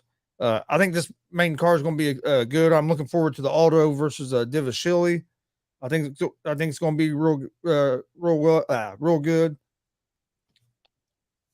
To be honest with you, I think Costas is going to be too much for Rockhold. I really don't know why they made that fight. And then I'm interested in seeing if Edwards can do anything different this time against Usman. I just don't believe he can. But hey, that's why they fight, because you never know what's going to happen. It's Tyson Pedro. Yeah, I couldn't remember his first name. He's from Australia. But I like Pedro to win this fight. It should be a good fight to kick off the show with. Yeah, I'll go with Pedro also. Let me ask you this, Chris. Who is there anybody in that weight class that you think can beat Usman? That's the problem. He's running out of guys to fight. I think if he wins tonight and Chimaev wins his next fight, that'd probably be the next one. But I'm not sure. I don't know if Chimaev would even have enough to beat Usman. I'm real high on Hazmat Chimaev, but I think that might be the next guy because we don't want to see Covington fight him again. We've already seen that twice. We've seen Masvidal fight him twice and get beat. So I mean, or Covington. I mean, we've seen him fight Covington. So like I said, there's not a whole other guys. You have to bring one of these younger prospects. So I can see maybe Chimaev will be the one that might get the next shot at Usman after tonight.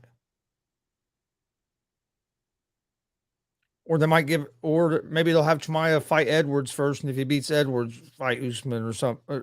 You know what I mean? But Damus, I swear, Hunsucker needs to question his parents after this fight because they're pretty for that name. They're petty for that name. It happens sometimes. You hear some weird last names, you're like, man, how did anybody ever come up with that name for a family? All right, both fighters finally got both fighters in the cage. Damn, dude, there ain't much skin on his body that isn't tattooed. I know. Don't get me wrong, he has some nice ass tattoos, but fuck, that's a lot of time to be sitting there. Man, so I like them, but man, that's a long time to be sitting there. Yeah, it is. I know how long the one on the two pretty big ones I have on my leg took, let alone all that.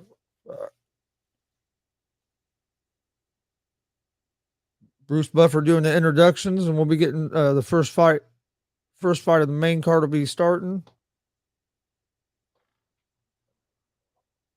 What do you, Dad? I mean, I know they can't do it now, but what way did you like the UFC better? Back when we first started watching it, or after they made the divisions and added and went to weight classes, and then I like it better now, and that they've added the smaller weight classes because when they first started UFC, they just had some weight classes, didn't have weight classes for smaller guys when they first started making weight classes.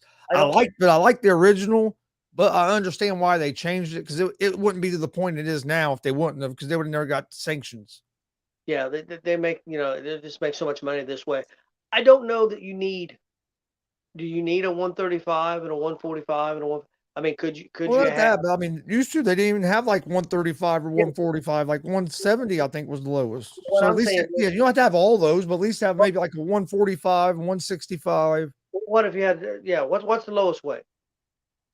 I think 135. So even if you went 135, go 155, 175. 155, 175.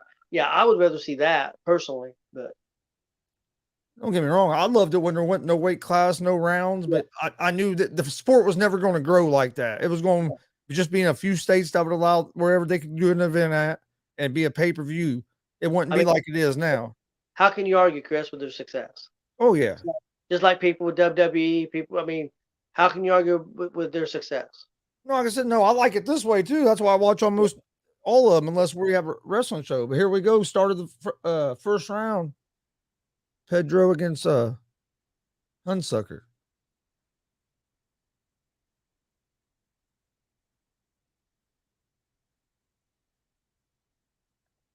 Get that out of here. There we go. And Pedro's being here comes Hornsucker. Said Pedro was the one moving forward, but then Hunsucker came forward with a couple jabs there with that left. Chris, wouldn't that be rough? The tattoos on your back and hips like that. I Lower back. I'm talking about the lower back. I wouldn't think it'd feel real good.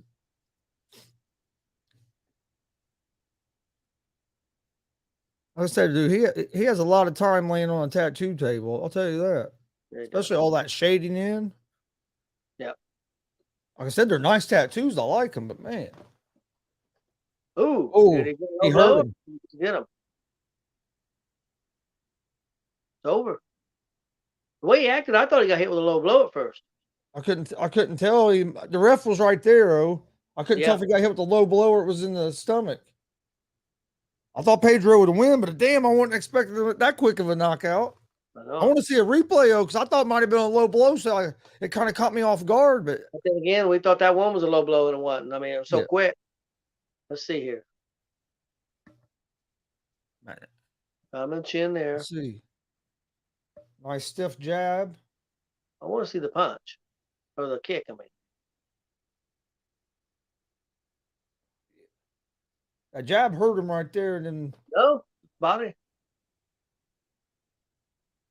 oh yeah, just a front kick right to basically right at the belly button. Front kick right to belly button, and just But Chris, I think the one that was and that balled him up. It balled him up. But I think the one that was really, but after he That went punch to the eye got him. After that punch to the eye, he was he was in trouble. in trouble. But then that kick, man, he went right into a fetal position basically. That kick to But the he- belly button. but But yeah, he- that eye. he He was trying to rub his eye as he got kicked. That eye He was was- bothering him. But he was covering up, Yeah, and that guy was throwing a lot of punches, but he wasn't connecting. He was covered up real good. I mean, he wouldn't. I mean, the guy was throwing hard, but he wasn't really connecting. yeah. I mean, I'm not saying they shouldn't have stopped it. I'm not saying that, but Yeah.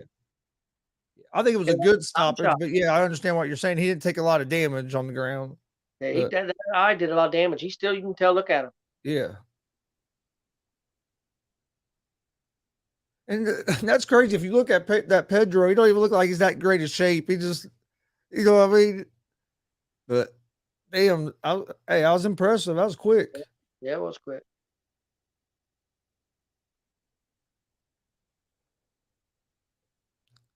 Yes, Gonzo. He got a real good W. That was not impressive performance. And I mean, performances like that is what's gonna get him to start getting some better competition. So, no, that was a good, a nice win. I think now it'll be Putilova and Wu. Should be Putilova and Wu, and then probably Aldo and Divashili after that.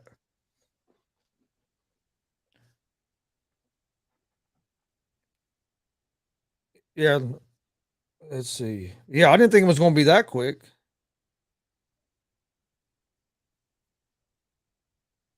Did he get poked in the eye? I thought it was a punch, but Well, I think it was a punch, but I mean, I don't want to Yeah. say poke.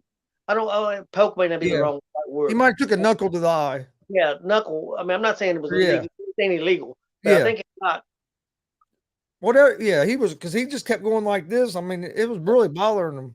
Yep. It was still bothering him after the fight. Yeah. Damien said, "Never mind. Hunsucker fits him perfectly." Hey, see, maybe maybe the parents knew what they were doing. No, I that was think a quick Damien. fight. I didn't expect that fight to be that quick. I think Damien should get in Hunsaker's face and tell him that. See how that goes for him.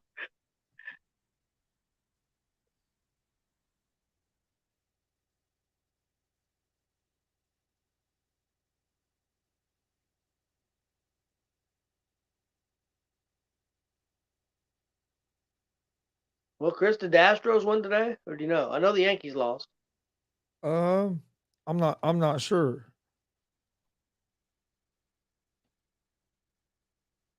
The Reds and the Pirates. The last I I'll seen look them- here in just a second. Last I seen the Reds and Pirates were tied. Who you taking in the Aldo Murhab? I'm going with Aldo. I like I got Murhab Divashili against Aldo. Now Pride, the guy that been doing the preview and prediction shows with me, he took Aldo. We both had Pedro last fight. We both got. He had fucking Tybura. That was bullshit. So that one got me wrong. Yeah. So I think he's one ahead of me now. Man, son of a bitch. But we have the Aldo and Divashili fight different. That's the only fight we have different left. So I need Aldo to get beat.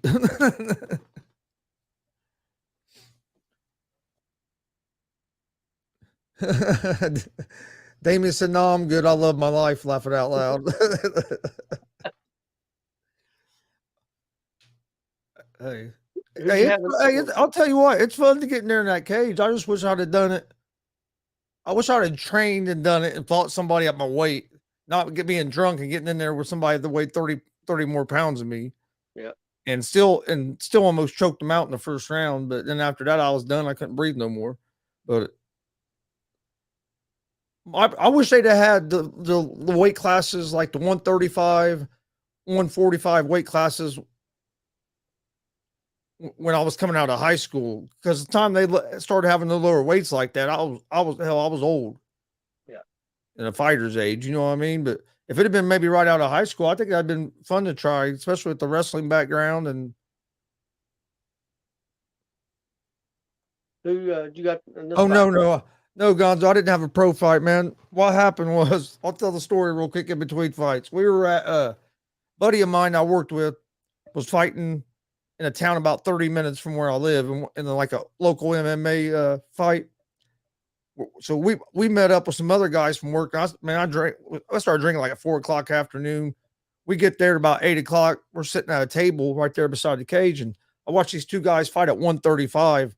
At the time, I probably weighed 123, 124. I watched these two guys fight. Well, they get done, and there's another fight getting ready to start, and they make an announcement saying they needed they lost a fighter at 135 and was needing somebody. Well, all the guys at the table was like, "You'll do it, won't you?" I was like, "Yeah, I'll do it." I ended up drunk, just going and getting some shorts. Just stuck a cup down into my damn underwear. I didn't have a jock strap or nothing. My cup fell out in the middle of the cage during the fight. I picked it up and put it back in. But after the first round, I couldn't breathe. I went out there, I took him down, and then I punched.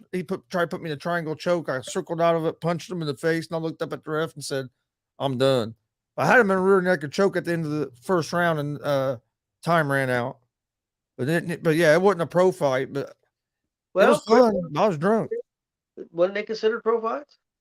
I don't know. They might have been considered, because some of them were considered at that time pro fights. But yeah, hey, not no big time. No, big time. But it would have been fun I think it would have been fun to try to do, maybe if they'd had the lower weight classes right out of school.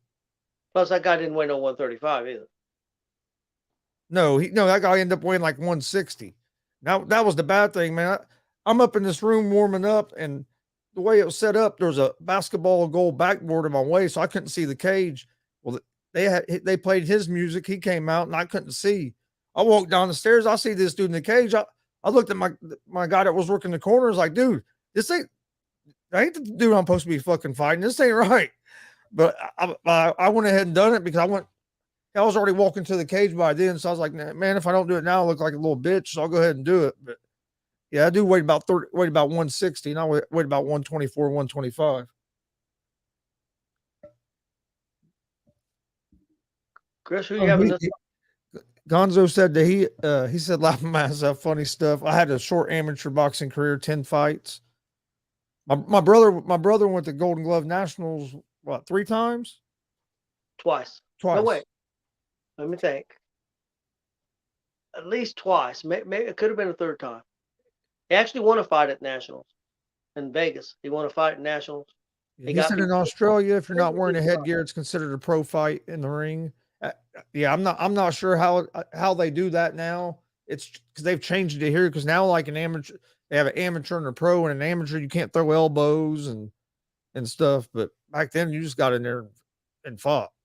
I think it was just twice. The guy that beat your brother the first time, he drew the guy that won it. Yeah. And then the second year, he won his first fight, and then drew that guy again, and that guy beat him again, and that guy won it again, and that kid ended up being an alternate on the Olympic team. Damien So said Chris was feeling like Brock Lesnar. Yeah, but then I woke up the next morning, freaking hurt to move my neck. My ear was purple. I took a couple elbows to the ear. But hell, we went out to another bar when we got back in town. I didn't even know that my ear was purple and all or none of that. We're just out, and then the next morning I wake up and I'm like, oh man. Chris, who you got in this fight? So next fight's going to be Yeah, you. Wu Yanan and Pudilova. I have a Wu. That's what I was thinking.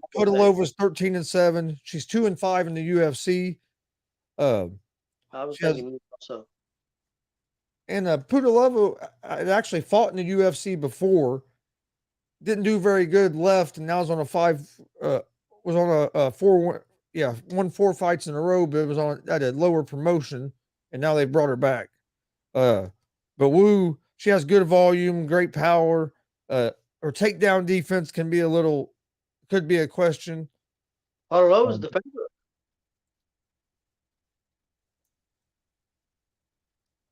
Yeah. Well, That's hell, fuck it. It wasn't like that yesterday. I think the odds have switched here.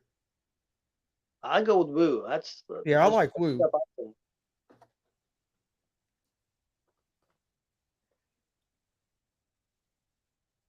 Me and probably both picked Wu on this fight. So don't.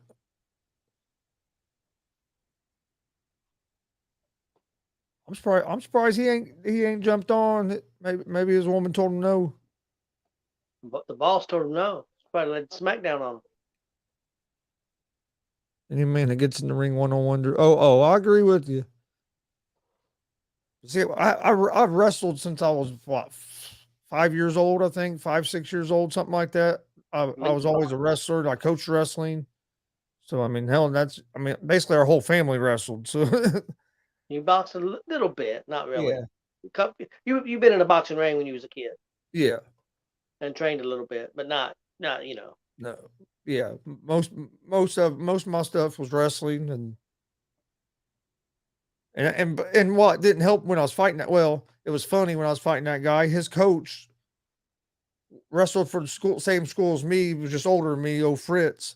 Yeah. And his coach was yelling at him the whole time, "Stay away from him. He's a wrestler. He's going to take you down." So, yeah, I mean, he had a coach that knew what I was going, that knew me real well. So he knew what I was going to try to do. Yeah. But he couldn't. Once I got in deep enough, he couldn't stop me. The only reason he stopped my first shot was because he was so big. Yeah. Yep. Here we go, Wu against Pudilova. I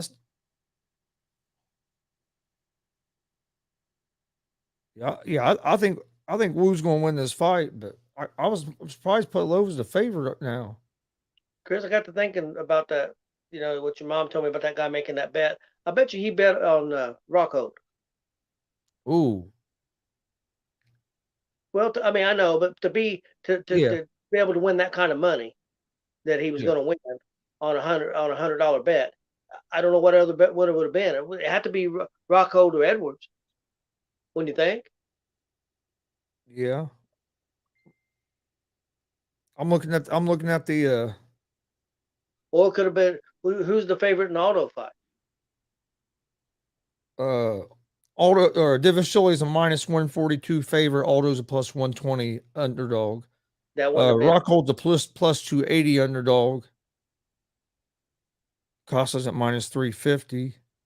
So $100 bet turned into $750. Wouldn't that be about probably Rocco?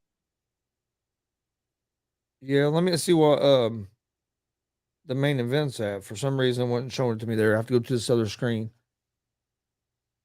Pudilova went for a takedown. Wu was able to defend it. Wu's hitting some nice inside leg kicks there.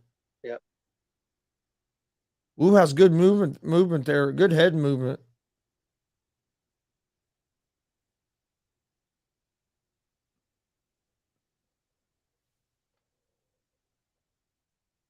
Edwards is a +280 underdog. So It's gonna have to be the Edwards or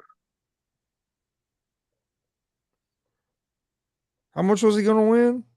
I thought she told me it's about 700 or 750 Off on a a $100 bet. I think that's what she said. Now I could be wrong. Oh, Pudilova gets the takedown. She's in half guard.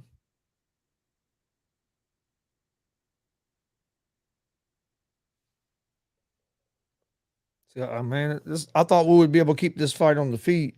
This isn't where she wants to be. But Pudilova's not really trying to do nothing there. You know what I mean? She's basically just holding her there right now. Yep. But she does have side control. Now she's working on that choke. She's going for a choke.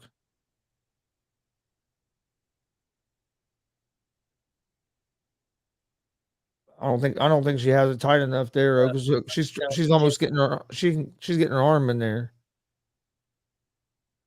Yeah, she's not going to choke her out from that position. Yeah, she can get that Darce choke, but ooh, nice elbow. Oh. Yep. Damn, that was a pretty good elbow.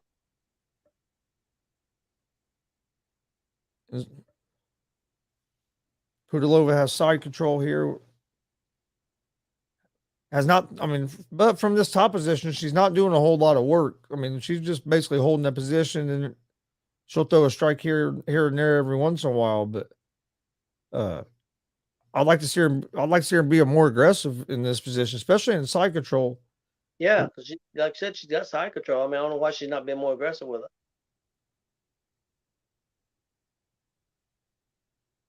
it. A nice hammer fist there. Wu's tried to bridge out of it, but it hasn't been able to get away. Now she's gonna give it. Oh, well, it looks like she's gonna give her back up. Back to it's just back to side control here.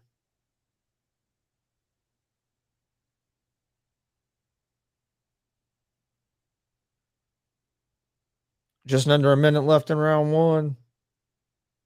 Wu try and get her knees in there, create some space to get up. Oh, Pudilova went for the mount. Might end up losing. She's able to recover and still end up with the back. We'll better be careful here and protect that neck. Ooh, back up. Wu's on her feet here. So that's not a pretty nice back elbow by Wu. Yep, trying to whiz her out of it now. 15 seconds left in round one. We're about 5-second difference. I'm ahead of you about 5. Hey, what's going on, sports judge? You having a good night there or a good evening there in LA? Hell, for you, it's like prime time. It's almost getting ready to be 8 o'clock. It's like prime time there for you. Hey, sports judge, how are our Dodgers doing? Oh shit, that don't even sound right. Our Dodgers. That don't even sound right. you know that I check on the Reds every day. I know. I'm just crazy now. I'm just having fun. I even got on today with Judge and Jay and said I picked Dodgers over the Astros in 6 in the World Series, and he said, yeah, he's a Dodger fan now.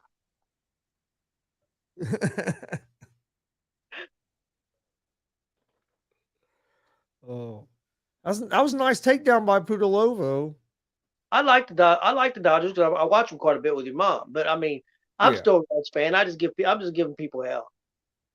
I'm mad at the Reds. I'm very mad at the Reds. Yeah, I get tired of always trading away everybody. We was winning games, and then we trade away our pitching. Now we're losing games again. Why? I don't get me going. Yeah, I don't understand it.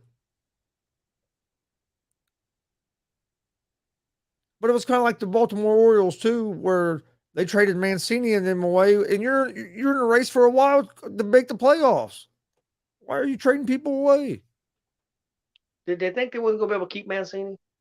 I guess, but I don't understand it. That's what a guy at work told me, that he's a big Baltimore fan. It has been for his whole life, and he didn't think they was gonna be able to keep him. Second round just started here. Wu has to get some offense going here. She definitely lost the first round. He said, "What did you think about the Usyk?" I haven't got to watch it yet, Gonzo. I'm probably going to try to watch it maybe after this. We were at the state fair here where we live at, and time we got home, it was over. It was actually about the time, well, a couple hours after we left to go to the fair. But Yeah, I, what I read, I heard Usyk won, and yeah, one of the judges had a 116, 112, and I read two yeah, he said articles. that judge needs to be drug tested. Yeah, yeah, that's what the two articles I read said that. Yeah, said the same thing. Yeah, I'm gonna try to find a video of it after this and watch it just because I'd like to see it. But from everything I heard, yeah, that judge was like he said needs drug tested because Who does he think that? Who does that Gonzo think that will be next for Usyk?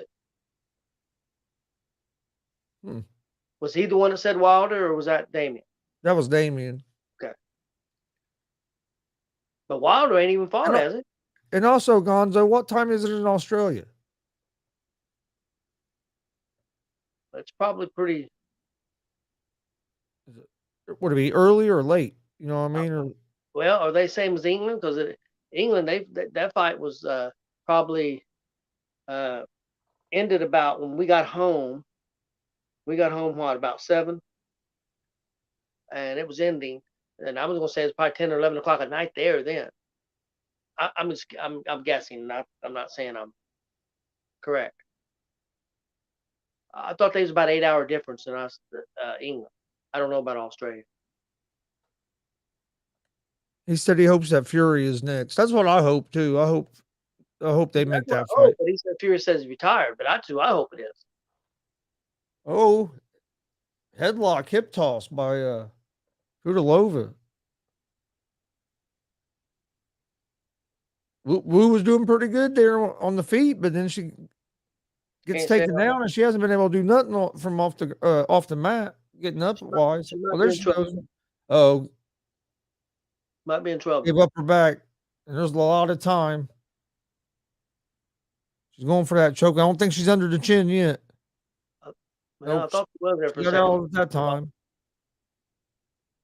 Who's doing a good job so far protecting her neck, but she has to do something to get out of this position. There you go. Now she scrambles. Now they're north south position still. Podolova's on top. Now she has side control.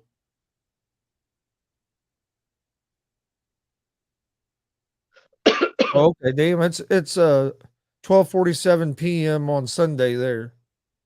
So they're what, about 10 hours ahead of 9 hours ahead of us? Or no? More than that. Yeah.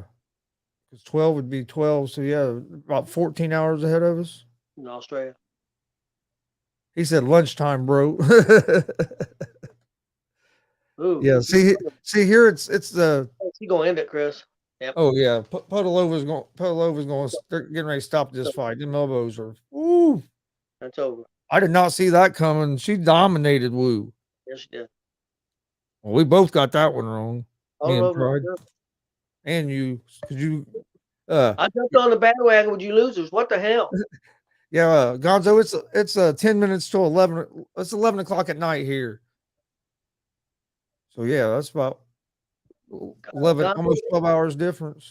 Gonzo, what would you think with Usyk and Fury? Dude, What would happen? Padalova beat her ass. I wasn't Yes, she did. expecting that. Do you think Usyk could beat Fury?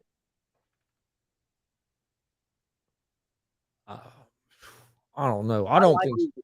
I like don't Usyk think a so. lot. Fury's awful strong.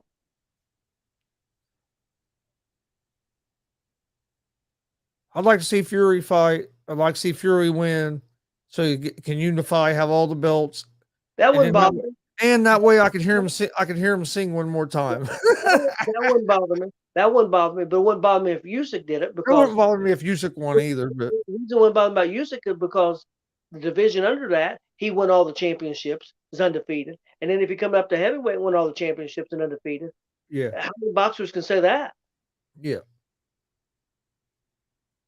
So yeah, so Podolova just submitted, or no, not submitted, won by TKO. Referee stopped over Wu, but she dominated that both rounds of that fight. I didn't see that. I really didn't see that coming. I thought this was gonna be a lot better fight than that. Next fight will be Aldo versus Divashili. Yep. So that'll be a good one here. It'll probably be in the next 10, 15 minutes before that fight gets started.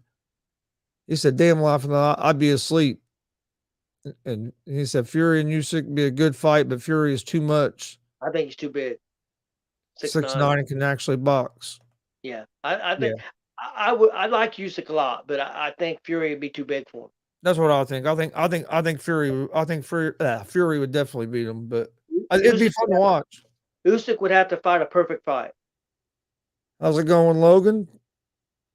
He said, "Keep up the good work, fellas." Thanks, Logan. Hope the unscripted show was a good show tonight. Wasn't able to make it tonight between going to the state fair and this, but hopefully, I don't know if Logan. Well, you watched a little bit of it. Was Logan on there tonight? I think so. Okay. Ain't he normally on there? Yeah. Yeah, he was on there. It was him. Sport. When I was on there, I Okay. wasn't on there. It was Sports Judge Logan Okay. and Jay. the one ain't got no sense. The one that got this.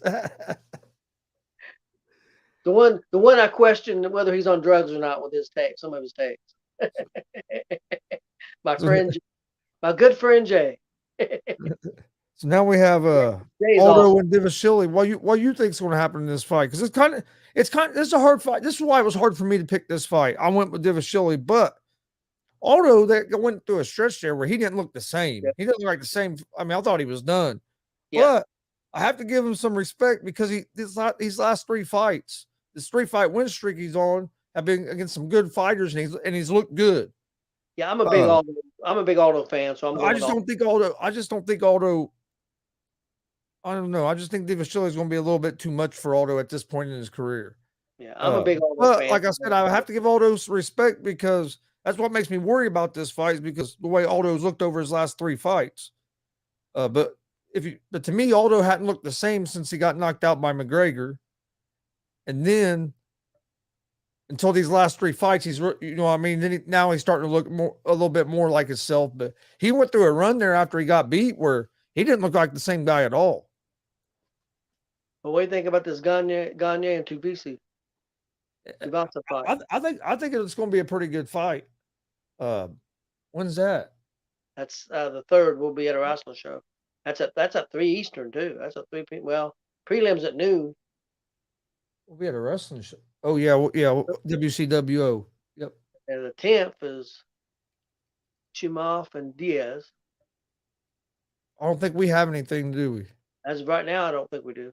I might keep that Saturday open because Diaz is always been one of my favorites, but that Chimov is or Chimaev, man, he's tough. Hey, I got to thinking about something. That October 1st, where we may have a show with DCCW. I think that's a Sunday, and that may be a show also with another group that we do. Is that first a Sunday? I'm not sure. It may be Saturday. I'll have to look, but yeah, I'll have to get up and look at the calendar, but I'm not sure. Yeah, waiting on Aldo and Divashili to get to the cage. Yeah, and yeah, we got some big wrestling. If you're pro wrestling fans, if you're new to Gonzo Sports Room, we also do Gonzo's Wrestling Room. We live stream independent pro wrestling. We have shows on our YouTube, Facebook, and Twitch pages that feature WWE Hall of Famer Rikishi, also his brother Samu, WWE legend The Boogeyman, 9-time or no, it's 11-time, isn't it? Yep. Or is it 9-time NWA Tag Team Champions? The Rock and Roll Express. Plus, they were WWE. They're Hall of Famers, aren't they? Yes. Yeah, WWE Hall of Famers. We got a show with them on it. Our last 2 shows we done had Elijah Burke, the Pope, Yep. current NWA star, used to be in WWE. Yep. So I mean, hey, we got a lot of good, and then there's a lot of good upcoming young talent that's on there as well. So if you're a pro wrestling fan, there's probably 30 shows that about 25 to 30 shows that we've done live stream and live commentary for. So go check those out. YouTube, Facebook, and Twitch at Gonzo Sports Room. Please hit that subscribe button on YouTube. Like and follow us on Facebook. We also have, since we're in between fights here, I'll go ahead and tell you a little more about us. We also have a sports talk show, Gonzo and the Judge Sports Talk. That's every Monday, Wednesday, and Friday at 11 p.m. Eastern. We just cover the top stories in sports. have a morning baseball show Monday through Friday, 9 a.m. Eastern, around the bases. Cover all the top stories in the baseball world. We even talked a little bit of Little League baseball. Been covering the Little League World Series here a little bit. So if you're a baseball fan, join us for that. We also have a Indianapolis Colts show, Horseshoe Talk Monday and Fridays at 6 p.m. Eastern. You can find all them shows on YouTube, Facebook, and Twitch at Gonzo Sports Room. You can also find them on the All Sports All Plays network on YouTube, Facebook, and Twitch as well. You can find Gonzo and the Judge Sports Talk also on Gonzo Sports Room, but also on YouTube at the Sports Judge. We also air on his page, so there's a lot of ways to watch it. I know. I got a sports betting show 3 p.m. Monday through Friday. Easy Money, a sports betting show. On that show, we also do a UFC preview and predictions. We done that on the Friday before the fights. We done that yesterday. So if you like our content, please hit that subscribe button. We'd appreciate it. Tell a friend. Leave a review on our Facebook page, but hit that subscribe button on YouTube. Like and follow us on Facebook. We'd greatly appreciate it. And also, when we're free, we also do these watch-alongs with UFC and boxing and WWE and AEW. We've even done some bare knuckle stuff. So when we're not at pro wrestling shows and Game Changer Wrestling, Game Changer Wrestling, we do some watch-alongs when we can. So which we enjoy doing also. What else? We've done one Impact show too, if I remember correctly. We've done Impact Wrestling before. We've done some Game Changer, like you said. Do a lot of WWE and AEW. I love UFC. I love the bare knuckle too. Bare knuckle, I like watching that. Yeah, I want to do some more bare knuckle. The bare knuckle was at 1 o'clock today also. And we'll do NFL watch-alongs too, especially for the Colts. Yep. I know sometime last year there was even sometimes we done for like the Sunday night games every once in a while. So, but yeah, if we're not busy at a wrestling show, we'll definitely be doing watch-alongs for NFL, especially the Colts on Sundays because I think we're going to hopefully have a decent year. But Aldo is ranked 3rd at bantamweight, and Dillashaw is ranked 6th bantamweight. So this is a big fight for Dillashaw because this puts him right up there. Should put him right up there in the top 3 or 4 and get him up in line for maybe a title shot coming up soon. Big fight for Aldo. If he wins, he may get a title shot. Yeah, he could get in the, he could get it's a big fight for Aldo too because he could get in there a title shot. And it's crazy because, like I said, he lost 3-4 fights in a row, did not look good at all after he got beat by McGregor, which surprised me. Looked old. And then now his last 3 fights he's fought good, and it wasn't like it was against weak competition. It was still against pretty good guys. Because he's still ranked 3rd, so he was he was fighting ranked guys. Well, Chris, he was out of the top 10. That's what I'm saying. So he's fought some guys that was ranked ahead of him to get back up there. But dude, Murad, his nickname's great, the Machine. That's a perfect nickname for him. Chris, I'm gonna step away for just a couple minutes. I'll be back. Okay. Yeah, we're just waiting on the next fight to start. Give you guys a little bit of a recap real quick. Here on the last fight, you had Pedro won by TKO over Hunsucker. Pedro just dominated that fight. Tybura beat Romanov by a split decision. I thought Romanov won the fight, but Romanov done some stupid stuff there in the second round and make that fight closer to what it should have been. So hey, when you do that, you can't bitch too much if you lose. Podolova just dominated Wu. I thought Wu would win that fight. Wasn't expecting that. You had Gordon and Santos. Gordon was able to beat Santos. Gordon looked real impressive tonight. You had Woodson beat Saldana. Or no, that was a split draw. Sorry, that was a split draw.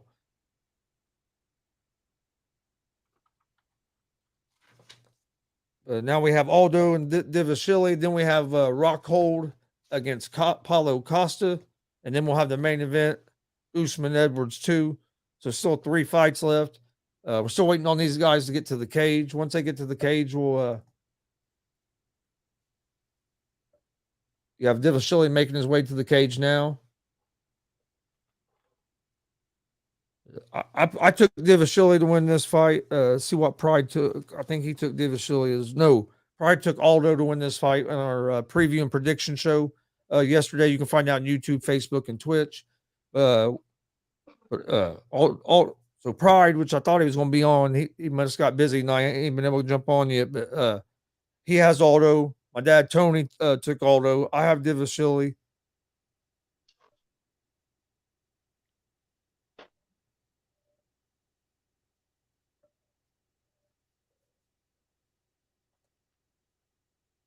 Oh no, Anthony. I'm not. I can't stream it. I wish I could stream it so everybody could see it, but I can't do that because of copyright. But so we just talk about it and watch it and do live reaction. But yeah, it'd be cool if we could stream it, but unfortunately we can't stream it where everybody can see the video.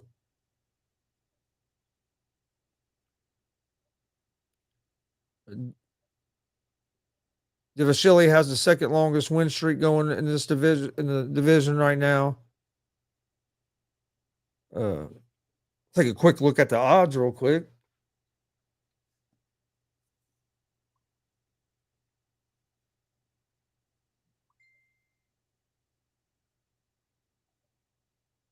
Get all that.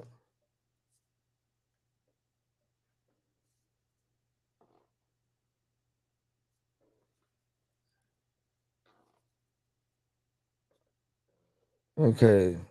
Pulling up the odds real quick on this. We're still waiting on Divashili and Aldo to start. Still have Rockhold and Acosta after that, and then the main event, Usman and Edwards 2 after that. So still 3 fights left on the card. It's been a pretty strong card. Been a pretty strong card so far.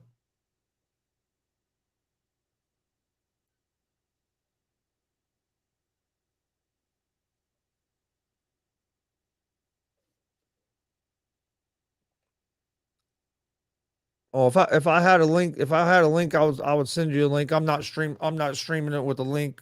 I actually got the fight. Last time I was trying to find the link to watch, I had trouble, so I just been getting the pay-per-view cards. That way I can watch them and don't have to worry about it. Aldo's making his way to the cage now. Aldo's a plus 128 underdog. Divashili is a minus 152 favorite. That's on the FanDuel Sportsbook. That fight's getting ready to start now. Then you have Rockhold and Costa. Rockhold's a plus 280 underdog. Paulo Costa's a minus 350 favorite. And then in the main event, Kamaru Usman is a minus 350 favorite. And you have Leon Edwards as a plus 280 underdog. Aldo's getting ready to get into the cage. Then we have introductions, and then they'll get this fight started.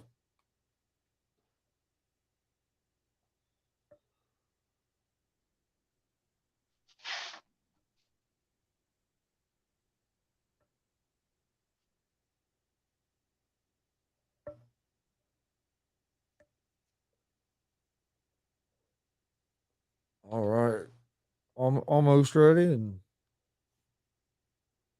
he's on 3-fight win streak. Aldo is. He beat Rob Font, Pedro Munoz. I mean, so it wasn't like it's 3-fight win streak over some nobodies. He has 3 wins and over some good competition. Like I said, Aldo had not looked good going into those fights, and he got on that hot streak, won 3 in a row. Now he's got an opportunity where he wins this fight. That he'll probably be maybe for another chance at a title. But I think Divashili is going to be a little too much for him.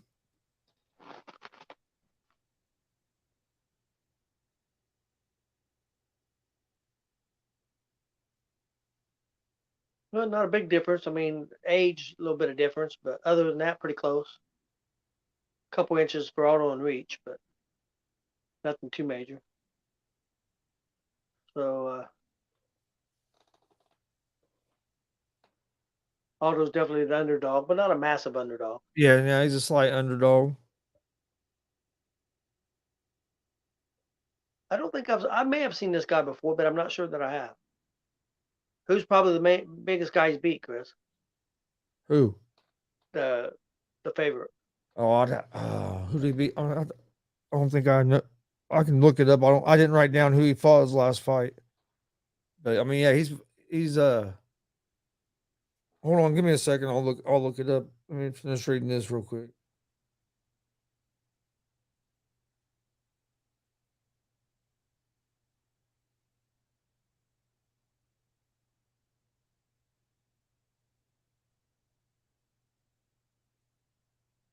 All right.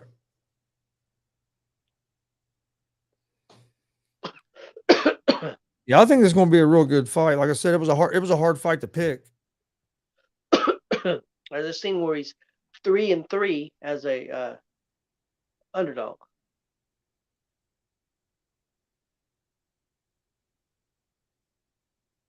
Ah.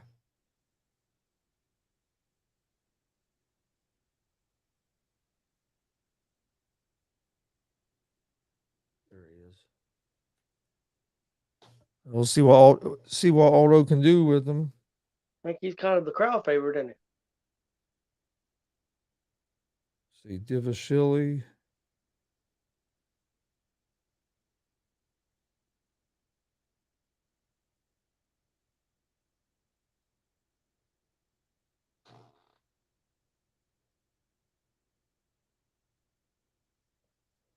All right, here we go.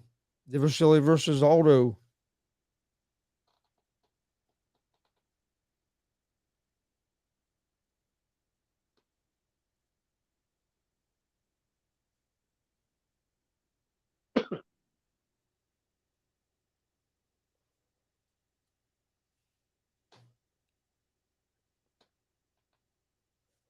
All right, here we go. This is what I was That was a nice spinning kick to the body by Divashili.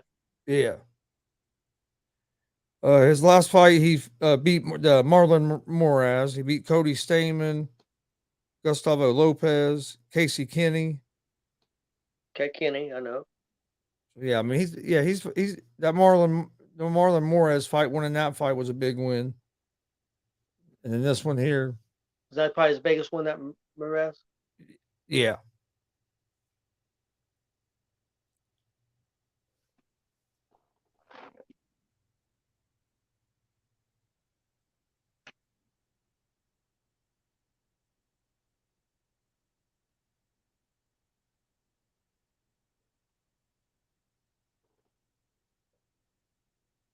All right. Divashili's the one moving forward. He has some quick kicks.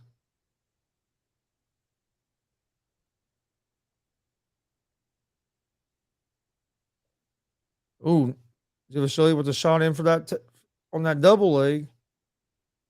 Aldo defended it pretty good, but Divashili now has a single leg, pulled him away from that cage. He's trying to elevate it. Oh, good takedown defense by Aldo. They're not giving up nothing.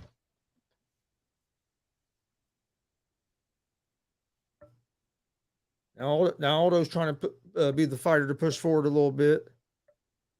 Divashili got in deep on a takedown attempt and couldn't. Aldo was able to defend it. And if Aldo can keep this fight on the feet, I think that favors him a little bit. But Divashili is not bad on his feet either. So this and he has good cardio. He's not. I don't think he's really going to slow down. So could be interesting here.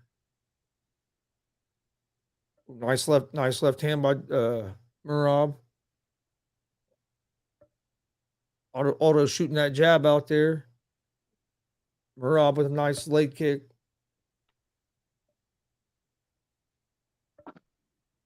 I'll stay with it. All right, about halfway through the round one. What do you think so far, Chris? I think Divashili's winning this round so far. But I mean, there hasn't been a whole lot of landed, but I think he's landed a little bit cleaner shots. A little more aggressive. Yeah, he's tearing up that front leg of Aldo's with that leg kick. Ooh, now going for another takedown, and deep on a single leg there. Hell, he almost had Aldo up off the ground up against the cage. Aldo's doing a pretty good job there. Yeah. Aldo's doing pretty damn good so far. Stopping these Right. takedowns. He's Oh, taking some knees there. oh, nice elbow. Devin Chile hit a big punch, but Aldo got Yeah. him with the elbow, I think. Now, Divisilli's definitely been the aggressor. elbow, and you go and you get knocked to the ground. Is that considered a knockdown or no? I Dude mean, jumped right back up. yeah. I don't know. I don't know if they considered that a knockdown there or not, since the way it happened. But I mean, I guess it's just up to the judges. And that's the thing that sucks is there's so much gray area in MMA judging. I mean, I think it was a clean knockdown. I mean, don't get me wrong, guy jumped right back up. I'm not Yeah. saying that it's tremendously hurt, but he got caught.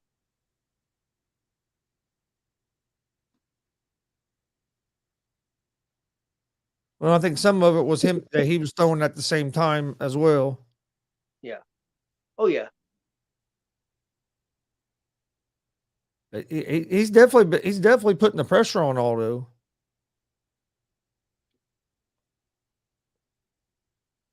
Aldo's been able to defend that takedown. But Aldo's going to have to get a little more aggressive on his feet. Couple nice kicks.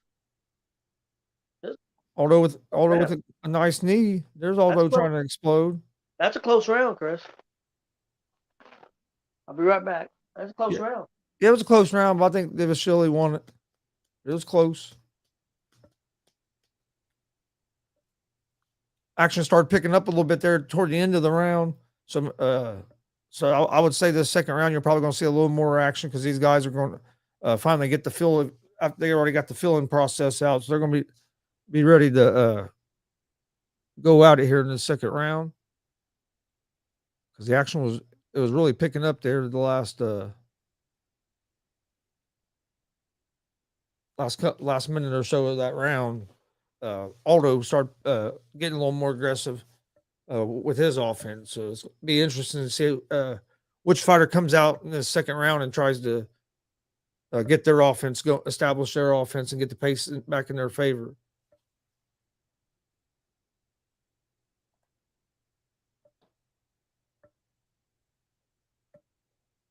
September 10th, Chimaev against Nate Diaz. That's going to be a fun one. That's UFC 279. All right, here we are, round 2.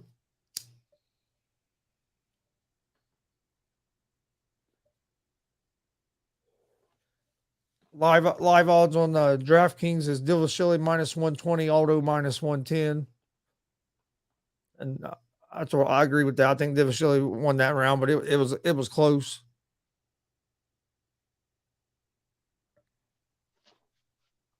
Oh, big right hand by Divisilli.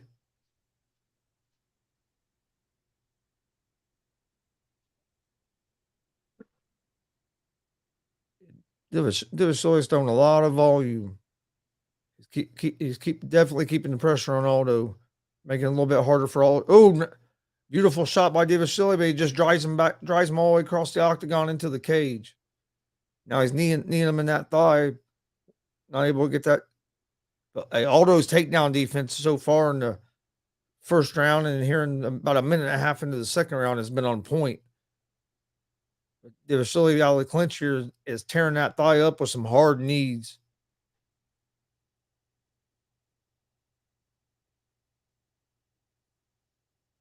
Aldo has to figure out a way to get out of this position here. Divisilli back down to the legs. He only has a single leg. Now he gave that back up. Now he's kneeing the inside thigh there. Aldo's just kind of chilling there. He hasn't been able to create enough separation to get out of this position. But I know them aren't crazy big shots, but them knees to the legs at a point add up. And he's kneeing both legs, one on the outside of the thigh and the other one on the inside of the thigh.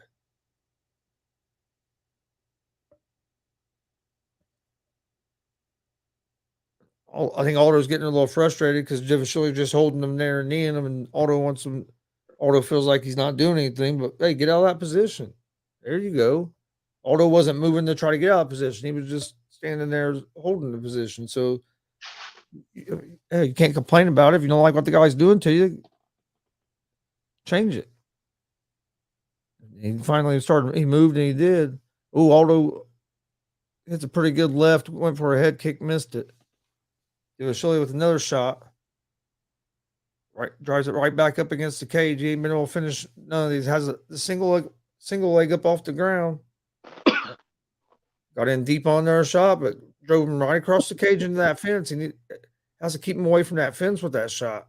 But when he gets in the nice elbow out of the clinch. But when he gets in this clinch, he's another nice elbow.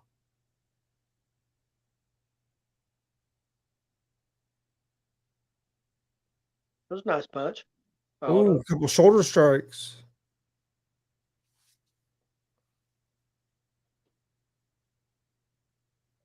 There's no doubt Devicelli's been the aggressive. Yeah. Oh yeah, Devicelli's won the second round so far. Yeah. What I've seen, I think so too. He's been the more aggressive. Hasn't been able to finish that takedown, but every time he's shot for that takedown, they end up in this clinch, and he's landing more shots out of this clinch than what Aldo is. Yeah, Aldo's really going to have to come up with a big third round to have a chance, and I don't know if that'll do it. Devicelli, dude, he puts so much pressure on you because he's always on you and coming forward. He don't give you, you know what I mean? He don't let you breathe. Look, boom, he's already in on already shooting another shot.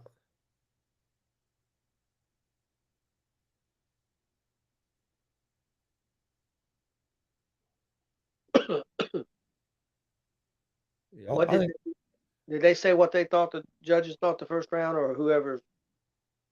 I didn't see any of them. I thought the first round was close, but yeah, I kind of agree with you. I think Devicelli might have got the first. The second round, what I've seen, I think Devicelli's won. Not that he's just dominating Aldo, but he's definitely been the aggressive. Yeah. But Devicelli's fighting the fight that he wants to fight. Yeah. He's dictating the fight. I definitely agree with that. We got in on a double leg. Well, Aldo's takedown defense has been great. Been really good, but he ends up in this position and he's not getting out, he's not really making an attempt to get out of it. He's been kind of okay with it. He's not getting, he's not. He definitely lost that round. And I think he lost the first, but he definitely lost the second. So yeah, I agree. He has to do something here in the third. Yeah, he's got to do something big he's got to win this third one pretty big to have a shot. Like I said, he may have got lucky. He may have won the first round. I'm not saying he did. I'm just saying, with the judges, you don't know. Yeah, you never know. It was close. But I agree with you. Second round, I think he lost.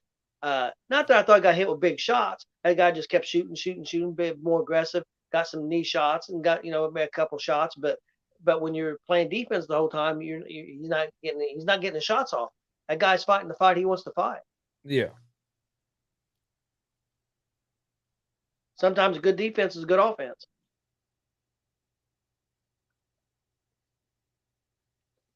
Oh yeah, and that's what I'm saying. Devicelli's put so much pressure on Aldo.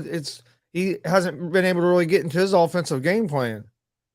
It's all been, he's been more. Aldo's been on the defense most of the fight because of Devicelli's pressure. Even if Devicelli's not landing a hard shot, he still has the pressure on Aldo, not giving him much space to operate.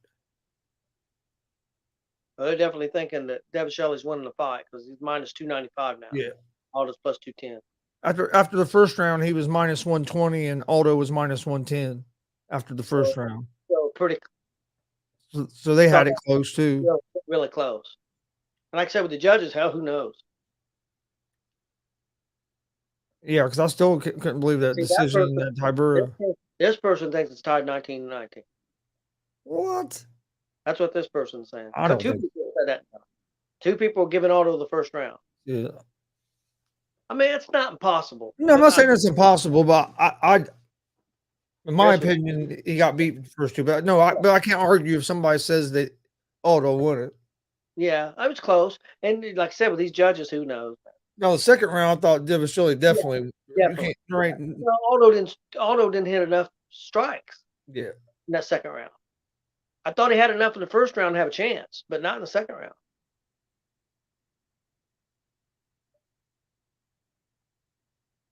There's a nice knee.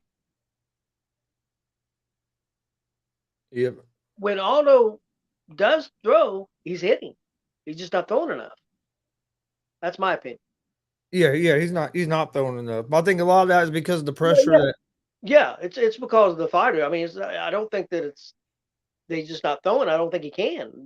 But now right now, David Shelley's not going after him as much as he was. Yeah, Devin Shelley. Just slow down a little bit, which I think Aldo needs to pick it up. But then again, if they think they won that first round, maybe he. Now Devin Shelley's getting back and being a little more aggressive. Get more Shooting in aggressive. for the shot again. He's got a nice offense with them kicks and then following up off them kicks. Yeah, and then with the takedown threat too. So I mean he's that was pretty. Then a couple nice ones there. Yep. 2.5 minutes left in the fight. Shelley and Aldo. I think in my opinion, Shelley is up 2-0. There's been some people on here off Twitter saying 1-1. But so far in this third round, I think Shelley's winning it. You got 2.5 minutes left in the third round. Shelley's he's just being so aggressive that he's kept Aldo on the defensive most of this fight. I agree with that. And that's why I would give David Shelley the fight at this point right now. Now, I still think that if Aldo could get a good flurry going, he still could have a shot at the fight. But yeah, I don't think he can solve the puzzle here. No, he's throwing head kicks, leg kicks. I mean, he just throws everything and a shot and left and right. You don't know what's going. And not everything's connecting, but it's keeping Aldo from anything. But like I said, when Aldo throws, he hits, but he's not getting off enough shots. And he mixes it up so much that it makes it hard to know what's coming. So it's harder to try to be able to get something off in defense. In counter strike because. Man, them shots are beautiful. He drives them right back into the cage every time. Aldo's done a good job on his defense of the. Yeah, not giving up the takedown. Yes, he stuffed all these takedown attempts, but when you take 12 attempts and he's fighting off all this stuff, yep, you're not landing anything yourself. I mean, like I said, Devin Shelley's, or however you say his name, his defense has been his offense.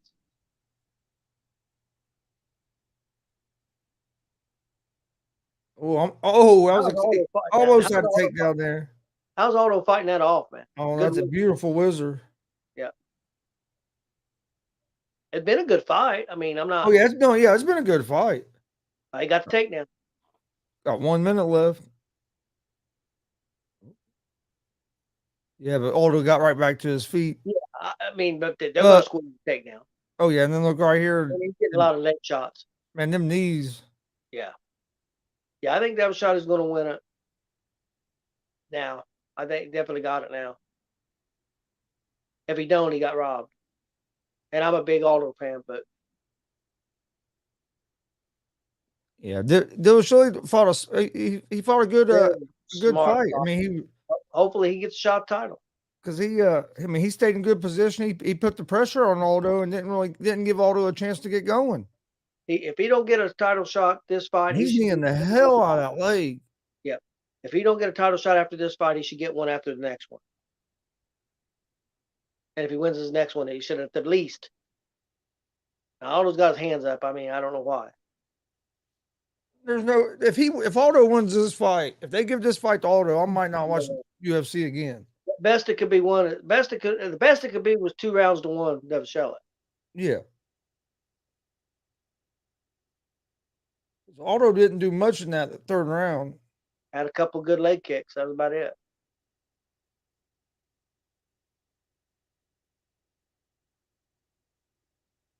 Devin Shelley didn't hit him with a bunch of devastating stuff, but he scored. Oh, yep. He scored.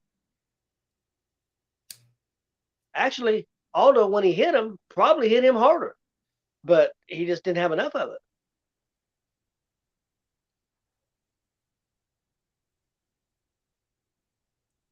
Yeah,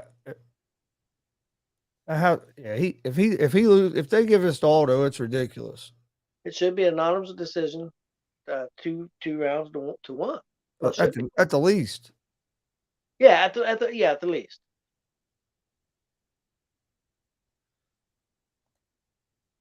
Damien said everybody booing. Oh, damn. Well, The crowd was really before the fight, really for Aldo. yeah, it was a good fight. I mean, but hey, Why are they booing if they ain't give the thing yet? Maybe where he is, maybe they give it. we're getting ready to do it now.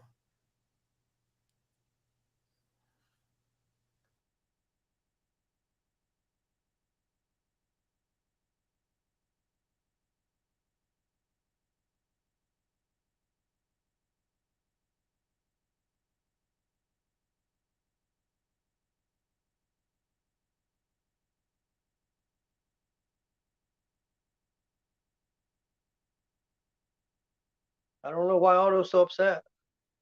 He lost the fight. I mean, I'm sorry. Huge Aldo fan. But he lost. Judges had it 29-28, 29-28, 30-27. I don't know why Aldo's so upset. He lost the fight. And I'm a huge Aldo fan, but he lost that fight. Yeah. And I think if you go by them judges' scores, I mean, you really can't argue with that. 29-28, 29-28, they had 2-1, 2-1, and one judge had it 3-0. Yeah, I can't argue that. I thought it was 3-0. I thought it was, that first round was really real close. I can't argue that either way. If they give it 3-0 or 2-1, you couldn't argue it because it was that close. Yeah, I don't know where Aldo really believed that he won that fight. If he really believed that he won that fight, his corner wasn't doing their job in between rounds and saying like, dude, you need to pick it up. Devin Shirley had a great game plan. But won that fight. Yeah, well, like you said, sometimes your best defense can be your offense, and that's why he did tonight. He stayed on the offensive, and he kept Aldo in defensive mode, and it worked. What do you think? You think Aldo could be done? I mean, he It was a close. I mean, it was a close fight. I mean, so I think he'll get probably another fight, and then go from there. But he's not gonna get a championship fight. Yeah. No, at least not right now. Yeah, Devin Shirley should be a championship fight, or should be in line. After his next fight, if he wins, should be in line for a shot. I think. I mean, you just beat the number 3.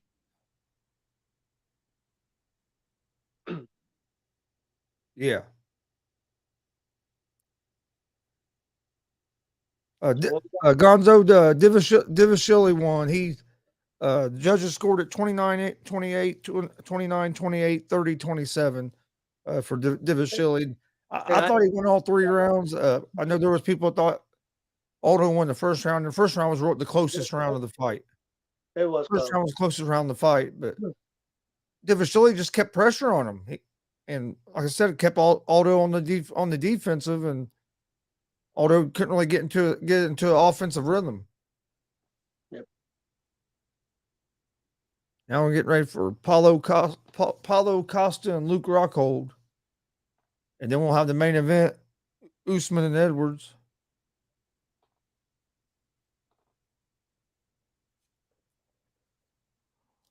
I got that one. Well, you got that win, and he had. You guys tied up now? Yeah, I think we're tied, and we both have the all the next 2 fights the same. We both have Costa and we both have Usman, so we're going to end up tied. Yeah, I think Costa's going to make quick work of Rockhold. I don't understand the matchmaking and why they even made this fight, but I think Costa's going to make pretty quick work of Rockhold, and then Usman and Edwards. I like Usman. I just don't see where. And I know people say, "Oh, Edwards has improved since they fought," and I agree, he has. But so is Usman. Usman's not the same fighter he was when they fought either. So I just don't see what Edwards is going to do different what Edwards can do to make the fight different than what it was last time. Okay, so the Acosta and Rockhold, what's the rankings at? Rocco's ranked 6th, 13-2. Yeah, I'm not sure what Rockhold is. They'll probably show him next too. Yeah, yeah, but yeah, Cost is tough. I think I mean Rockhold's 37 years old. He's older, and Not ranked. Rockhold's gonna get in there and bang with you, but his striking defense isn't great. He's not ranked, Nope, not ranked. 16-5. so he's trying to get back into the rankings. Yeah, he gets a win here. He's back close to title shot, right? I mean, close. I'm not saying Yeah, he'll he'll get have to fight probably at least one more time, but yeah, you get at least get him back there in the rankings and being in the picture. But well, one time Rockhold had a pretty big I name. don't. Yeah. Oh yeah, he would. No, Rockhold's been a good fighter. It's just I don't think he's going to be. And look at this. Both of them have or in the top for the shortest average fight time. You expecting a knockout here? Yeah. I think Costa's going to finish him with a knockout. Costa's power is just and like I said, Rockhold will get in there and strike with you, but his striking defense it worries me a little bit because he'll take some punishment and his chin is I don't think his chin is as good as it used to be. We're doing a Manscaped ad, and so we're still waiting on the fighters to get into the cage. It's still going to be a few minutes. Be the co-main event of the evening and the main event. But it's been a pretty good pay-per-view so far. Like I said, that fight was a good fight. Even though I mean, It was a good fight. I enjoyed it. even though Divashvili was controlling most of, I mean, you know, what I mean, at least they were going at it. Yep. I mean, really, none of the fights have been really boring. Sometimes you get some fights that are kind of, but I mean, all the fights have been pretty good.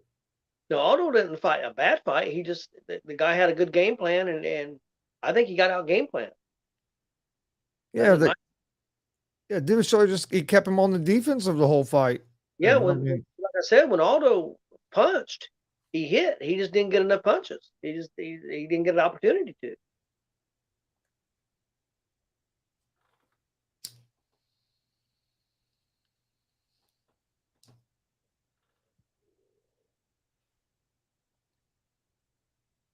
yeah, we won't be able to do that one on September 3rd because we might be able to do the one on the 10th. That's the next pay-per-view is the 10th. We'll see what happens with the wrestling. Yep. I know we have one on the 3rd. Supposed to have one on the 8th. Chris, we got one on the 4th. The 8th. Or wait, no, that's October. Never mind. Okay. I've skipped a month. We'll have one the 3rd and probably the 4th. Yeah, 3rd. Yep, Yeah, 4th. 3rd and 4th. We do. And then we have one like the 25th, I think it is, or something like that. Probably maybe the 24th. Yeah, and maybe the 24th. So we might have 2 weekends where we have 2, and then that weekend in between we probably might be going to maybe no. Well, would the 24th be the 3rd Saturday of the month? If so, that means that would be when. No, it'd be the 4th. Yeah, so that means the week before we probably could go to Shelbyville then if we wanted to. And So the that'd be 24th. The 24th we can have a show either way because we could have a show either way. Yeah, so we could end up having like 5 shows in September. And maybe one on October 1st. Yeah, and then October 8th. It's supposed to it's supposed to be that Thunder or Blunder. October 15th. I don't know if he's still doing that because I think he Oh. lost the pumpkin patch. Okay, then October 15th, Kokomo. Well, and if the 1st is a Saturday, we might have the 2nd on a Sunday. Yeah. Yep. So. And we got Kokomo the 15th, I think. Yep. And then maybe a show on show probably the 23rd. Wait a minute. See, October. No, I think it's like the 30th or 29th or something.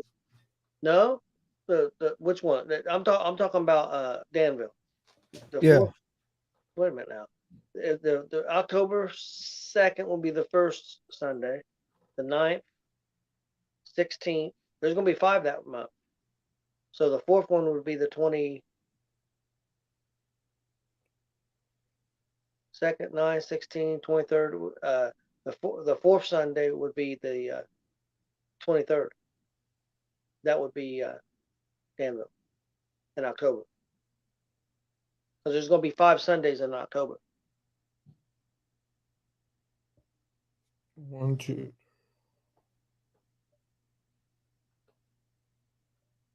Yeah, doesn't he do it the last Sunday of the month? Huh? No, he does the fourth Sunday. Oh, I thought he just done it the last Sunday of the month. Okay.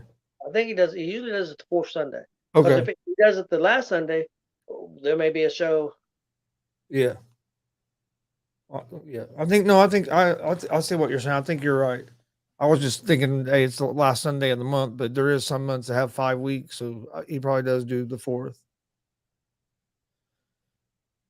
Yeah, which could work out better for us because, like you just said, we might have one on the 30th or whatever that Saturday. I think 30th is a Saturday night. Yeah. So I don't know. I'm not sure. Is the 30th a Saturday or Sunday let me look. of October? I think October 30th is a Sunday. Yeah, 30th is a Sunday. So So, but if he does the fourth, it'd be the 23rd. yeah, and then that it could either be the 29th or 30th if They do a Sunday. DCCW decides to do something at the end of the month. Yep. All right, Paulo Costa's making his way to the cage now, getting closer to the co-main event of the evening. But yeah, if you're a pro wrestling fan, we have a lot of wrestling content on our YouTube, Facebook, and Twitch pages. Go check it out. Please hit that subscribe button for YouTube. Like and follow us on Facebook and Twitch. And if they Leave a like review on the Facebook page. We'd appreciate it. if they like independent wrestling, we got a big show this coming Monday. Yep. Yeah, got Marcus Fine, independent super fan Marcus Fine at 7 p.m. on Monday, right after our Indianapolis Colts show, Horseshoe Talk, which is Monday and Fridays at 6. Then right after that, we'll have Marcus Fine on. And then on Wednesday, we're going to have John, pro wrestler from Illinois, John Scrutch, who's going to be on Wednesday at 7 p.m. I'll get a graphic out either tonight or tomorrow on that, but he's going to be on Wednesday at 7. I did see a thing where he was getting ready to have another title shot. So at an organization, so it should be an interesting conversation with him. Yeah, cool. Plus, I'm glad that we're getting some guys from out of the state of Indiana that we're able to get some of them guys on the show. You know what I mean? Yep. Start getting some maybe the Illinois guys. It'd be nice to get some of the Ohio guys, especially the states that kind of border Indiana. It'd be nice to get some of those independent guys. Start getting some of them on the show. So that I think that's going to be a good thing on Wednesday. And then next Sunday, the 28th, we'll be live streaming Warrior Pro Wrestling. Should be a great show. Warrior Pro always puts on a good show. Last show was at Fair Fight last month. So yeah, you want to don't want to miss that one on the 28th with the Warrior Pro. Yep, that was an awesome show, Fair Fight. Yeah, got Paulo Costa, ranked 6, 13-2. He's a minus 345 favorite. Rockhold's a plus 285 underdog, 16-5. Rockhold's 37 years old. At this point in their careers, Costa's in his prime. Rockhold's not. I think Costa's going to finish him, but hey, like I said, that's why you fight, because anything can happen.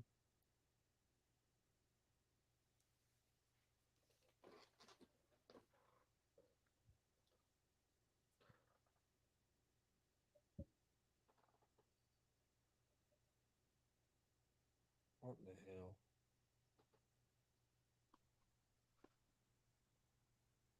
There we go.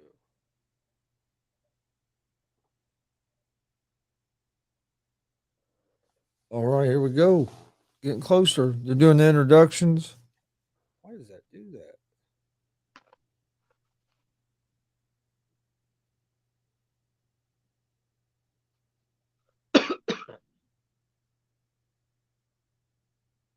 Yeah, he's 4-0 as the favorite.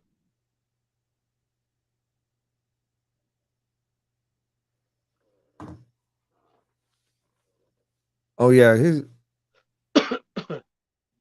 you've seen Costa fight before, haven't you? Yeah, I've seen him fight a couple times. I was gonna say, I figured once you saw him that you would know, you would remember who he Well, was. I've seen a fight that he won, and I've seen a fight that he lost. Because like, man, I know Dad's seen him fight before. And I've seen 'Cause Rocco. I'm better with faces than I am some of the with names sometimes anyway. But As soon as I seen him, I knew who he was. I love this referee's mustache. Yeah. How he has both sides braided. Yeah. He has it tucked into his shirt. Yep. He used to have it hang out. I wonder if they started making him do that. They may have. Probably did.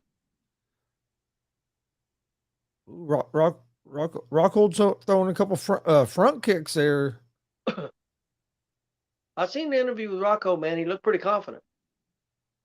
What's he wearing on his leg? Is that just a sleeve or is that some kind of sleeve, I think.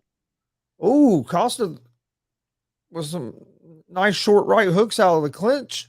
Yep. Rocco being aggressive. Yeah, and I thought Paulo Costa was going to have a pretty good strength advantage, but Rockhold looked like he was holding his own there. I think he will as the fight goes on. But I think it's going to wear him out. Yep. Yeah, Costa got him there with a little one, I thought. Oh yeah, that was a nice right hand by Nice Costa. takedown. That was a Costa beautiful going to the body. Oh, he took him down easy. That was a beautiful takedown, man. Yeah, that was a beautiful single leg, and then putting him right on his butt. Well, Rocco was standing straight up, man. Yeah.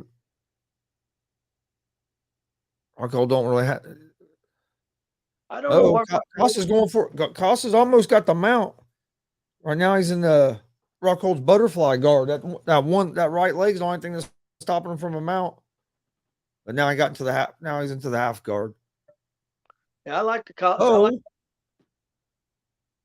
tell you what, Rockhold's attacking from the bottom. Oh, that's what I like. He's not just laying there. He's using that butterfly guard to create space. And I like Costa's that takedown because when the guy's standing straight up against the cage like that, all you got to do is separation and grab a leg. Well, that's why I didn't understand what Divashili, why he never pulled the guy back off that cage, because he got deep on the legs, but he always drove him right into the cage. That's what kept him up. Yep. Costa's in the half guard here. Yep. Rockhold's doing a good job not taking a lot of damage so far from the bottom position, but he's not in a good position here. He's taking some big elbows to the stomach. I thought he was about ready. Oh, now he's in mount. Yeah. What'd you say? I thought he was getting ready to get the back. I thought. Ooh. He grabbed that cage. Yep. He's lucky that he didn't take a point. Yep. Referee gave him a break there because he let go of it so quick, but he did grab a hold of that cage. He did. And you could have said that they helped him keep that position. You know, I mean, I'm not saying he didn't grab it much, but I mean, the referee could definitely took that position from him. Yep, he could have. Rockhold's just holding on, trying to not take a lot of damage. But man, them hooks he's taking right to the side are devastating, because them are pretty. They ain't like them are soft shots. Costa with the mount. Costa's being patient here. Oh, Rocco gonna be able to reverse the position. Got back to his feet. Gotta give Rocco some credit. Oh, nice knee in the right hand. Rocco, he showed some guts there. That's for sure. That was good work getting out of that. He was in mount and was able to get out of it. Almost reversed the position. Okay, but let me ask you this. Right now they're saying Costa 47 strikes to 7. Is that 10-8? I don't know. I don't think it's a 10-8 because of the grappling exchanges and stuff. Right now, Rocco is going after him. Yeah, now Rocco. Costa better quit playing around. Tell him, like, come on and stuff. You better take Rocco serious. Yeah, but I think Rocco's. I mean, I'm not saying he looks a little tired. I mean, he's still fighting. You know what I mean? But He's breathing hard. I just don't think he's going to be able to maintain this pace.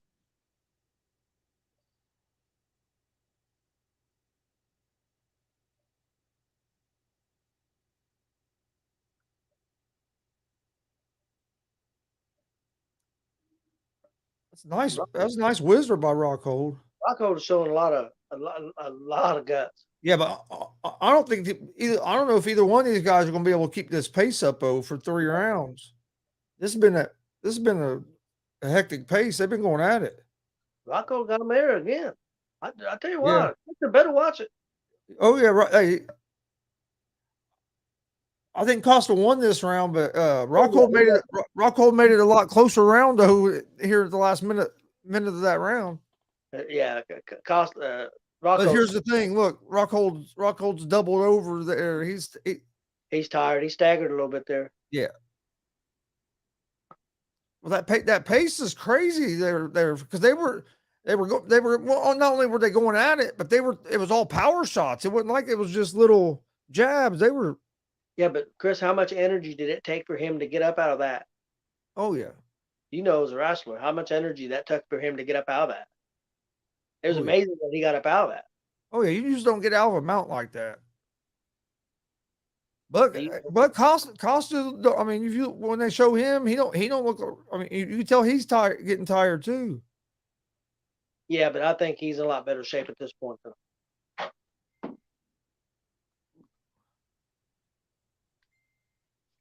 Yeah, he started landing some nice shots there toward the end of the last minute of that round though. Rockhold was landing some good ones. Yep. That's the thing about Rockhold.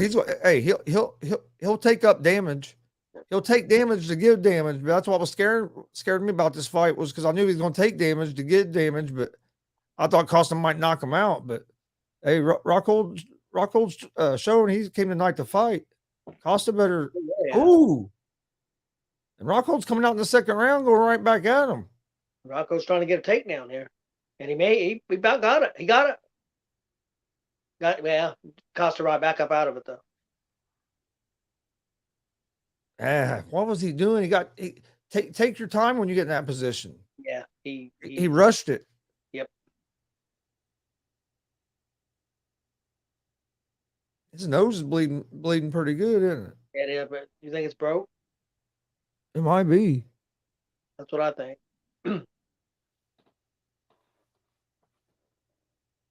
They're both breathing hard. That was Yeah. nice. Tell Rocco's showing me a lot of guts, man. I gotta give him some credit. Yeah, this has been real entertaining so far. These two guys are going at it, and yeah, I didn't think Rocco would be doing what he's doing, but I don't know. He ain't gonna be able to keep this up. You can tell they're already getting. Better get your hands up. Oh, nice shot, body shot by Costa.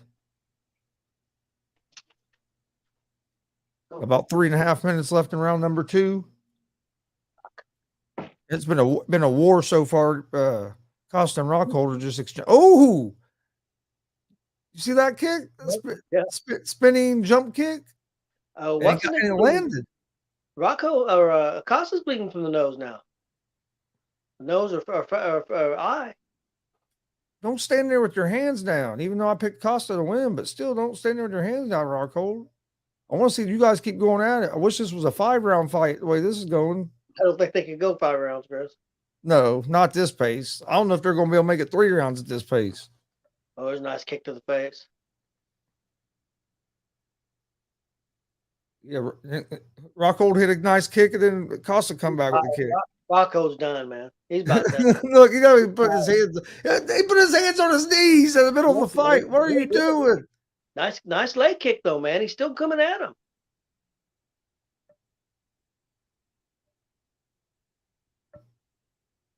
Rocco's. Look at him.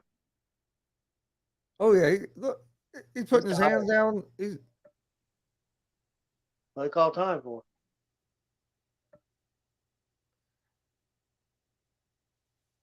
Poke him in the eye or something.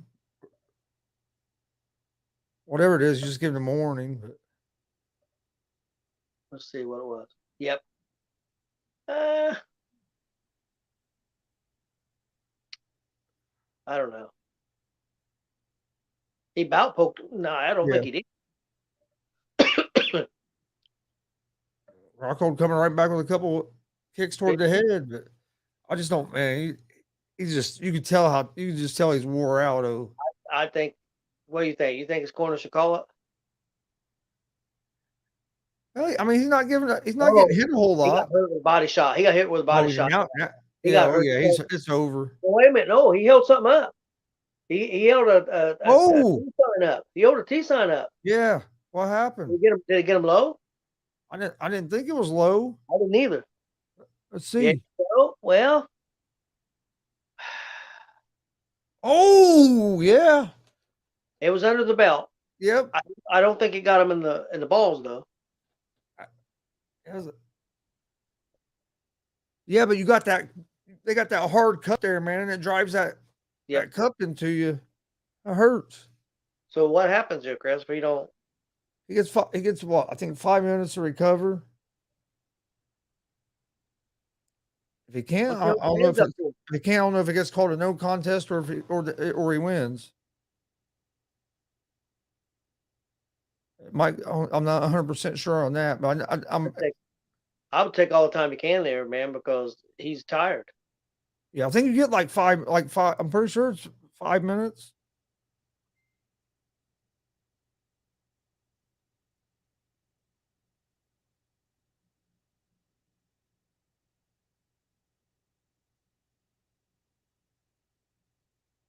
Referee's getting mad. They're not staying where he wants them to stay. There's not supposed to be no coaching during the timeout. They'll start it back up, I think. So he lost a point, did he? Or did he? I don't think he took a point from him because he never signaled it.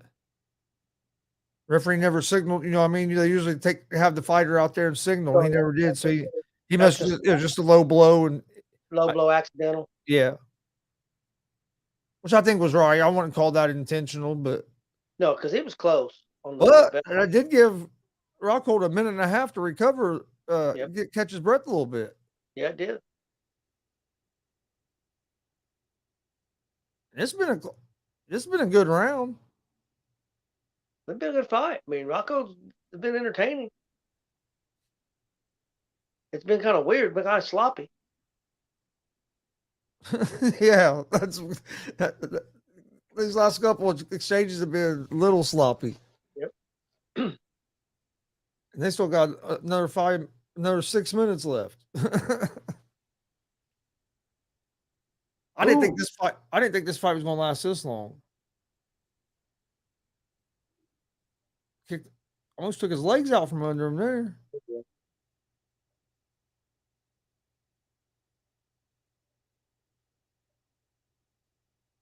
Rocco's tired, man. Yeah.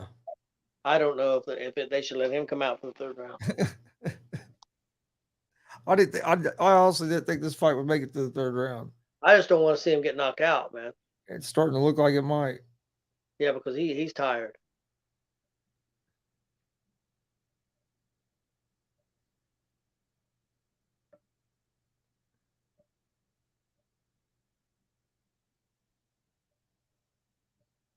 Oh, all right. That's in the round 2. That's a good round, good competitive round.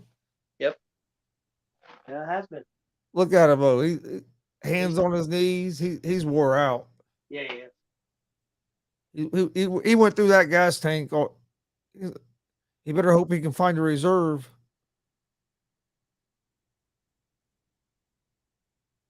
I mean, Costa looks a little tired, but he's not as tired as Rockhold.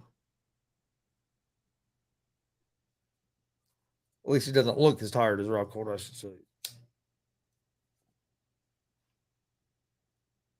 All right, getting ready for round 3.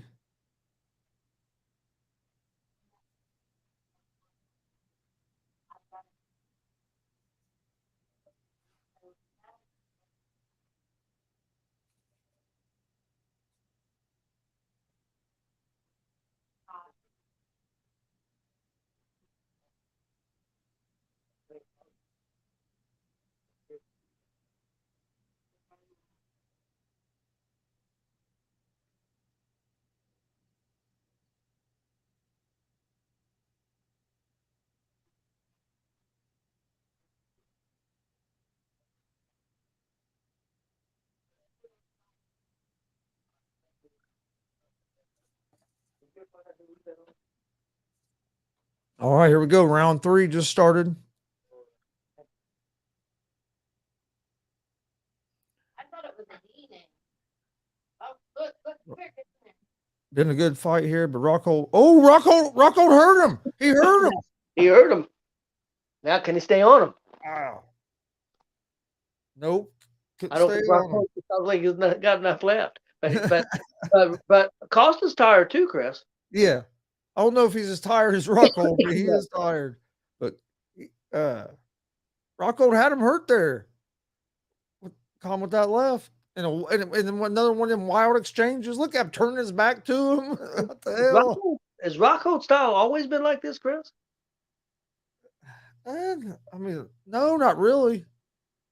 Because his style's been different, man. But he always takes. He's one of them guys that takes damage to give damage. That's one thing he's always done. But man, this is. He showed me something tonight. I didn't think he had this much left. And He turned his back to him. He keeps turning his back to him. Yeah. Why would you do that?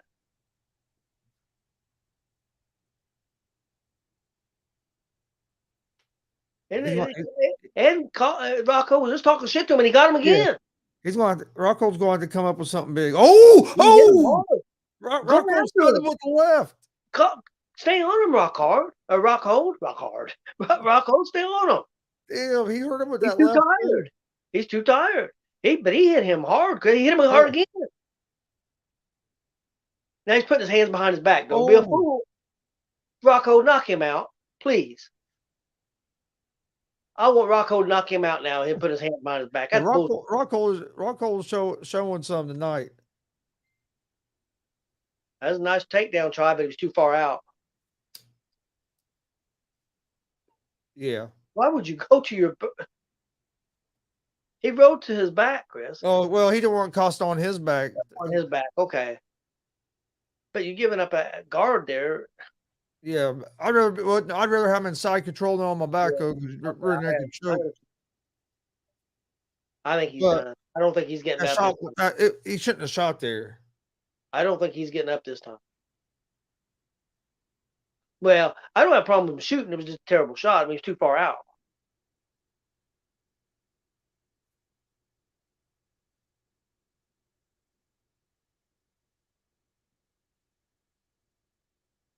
Rocco showed a lot of guts. Now they're talking to each other.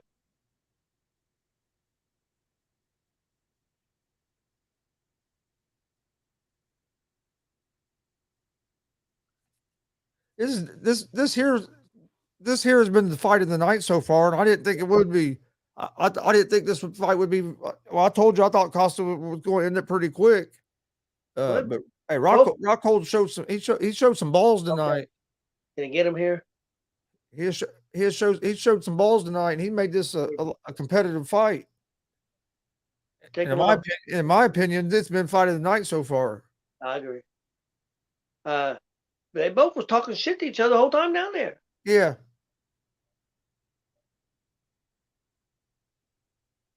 He's bleeding out of his mouth. Yep. He's still talking shit. Yeah.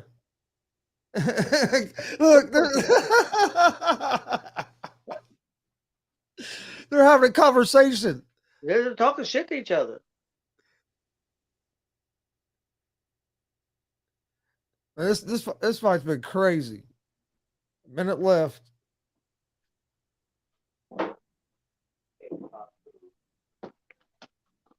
I just hope Rockhold holds on and doesn't get finished now. Yeah, because it's been good. I was hoping Rocco would knock him out after Costa put his hands behind his back. Come on, turn it, reverse it on him. Catch him. Oh, he did reverse the position. 24 seconds. Credit. Oh, big right. Oh, he's running his face into his face. What's he doing? Rubbing his face into his face. I've never seen that. I've never seen that. Have you ever seen that, Chris? No.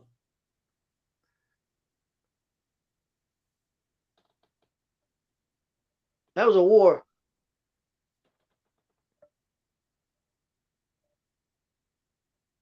Crowd's giving a standing ovation.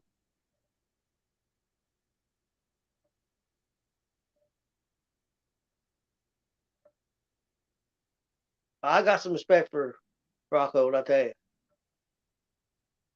And he's dead tired. Oh, Pride's in the stream. I didn't Bro. even dude. I wasn't paying attention. How long you been sitting there? Luke Rockhold, bro. Rocco has some big balls, dude. Look, Rockhold rubbing his blood on him. Dude, Yeah. rubbing his blood on him. Dude's got some big Oh, balls. you haven't got to the end of it yet? No, I'm at the end yet. Oh, Yeah. I'm basically 5 seconds. Yeah, you're close because he's rubbing his blood all over him. That was crazy. That was nuts. I've never seen that before. Just retrieve it at our convenience. I'm gonna need your help real quick. No. Rocco's got some big balls, man. It's regarding parenting your children. I need you to take one Now he reversed that. That the hell was the hell was Just job? open the door, let them come over Look here. at I got you. Just for the replay, we're rubbing that all over his face. Yeah, man. Yeah. Look, That's so honestly, disrespectful, dude. That's so disrespectful. He just let this put the blood all over him. That's not. I'll be honest. If I'm Luke, first of all, I'll be honest. I have Luke winning 2-1. Really? Swear to God. I thought he won the second round, and then the third round was close. I think I gave him the second and third round. But Costa, I thought definitely won the first. Yeah. I gave Costa the first, and then I gave Luke the second and third rounds. Swear to God. What'd you think about that damn Tybura fight? Chris, see what they Them judges. judges are nuts. Chris, see Oh what yeah, they I'm judges. gonna see what the scores are. All right, which one am I taking? Hold on. Unfortunately, I have to parent. Oh. Standing ovation from the crowd. Oh, they give it to Costa.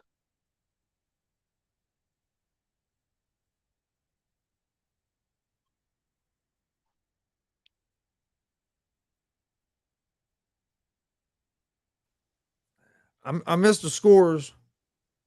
You don't know what it was? No, I missed the scores. I figured they'd come up and say what it was, but they haven't yet. I can look it up. Look it up and see, because I want to know. He was already announcing announcing him as a winner. What was I gonna do here?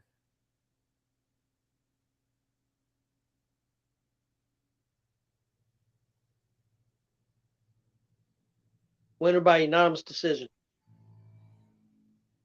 Yep. Decision. Dude, that's definitely been the fight of the night. Let's say the scores though. No, where can I look it up and find the scores?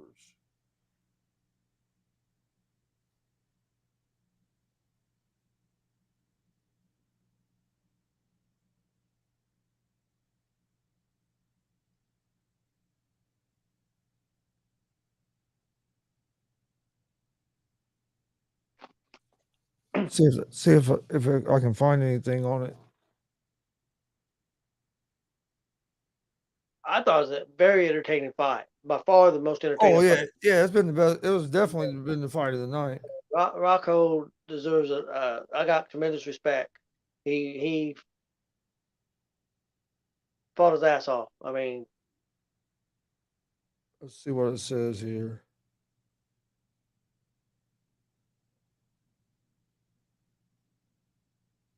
they're talking to Rocco in the ring. You know, the people give him a standing ovation. That must be an old one.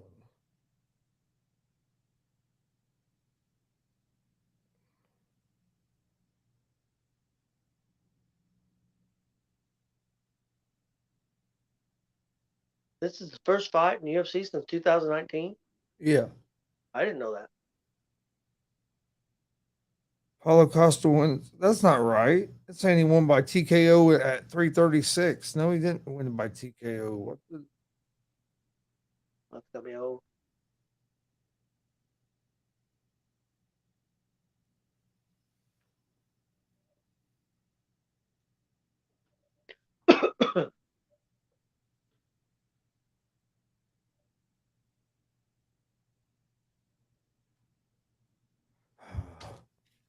Yeah, that was crazy. Now let's see what happens in this main event.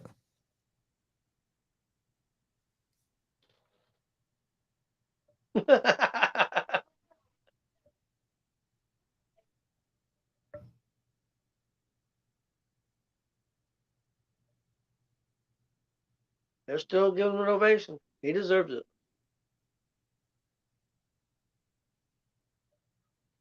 Oh yeah, Wasn't the dude, prettiest, he showed some balls. wasn't the prettiest fight I ever seen, but It was entertaining as hell.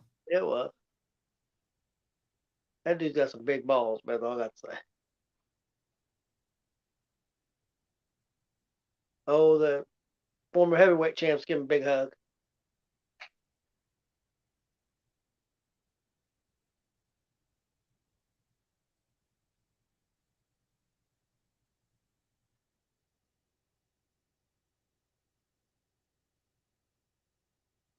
Think he must. Did he retire, Chris?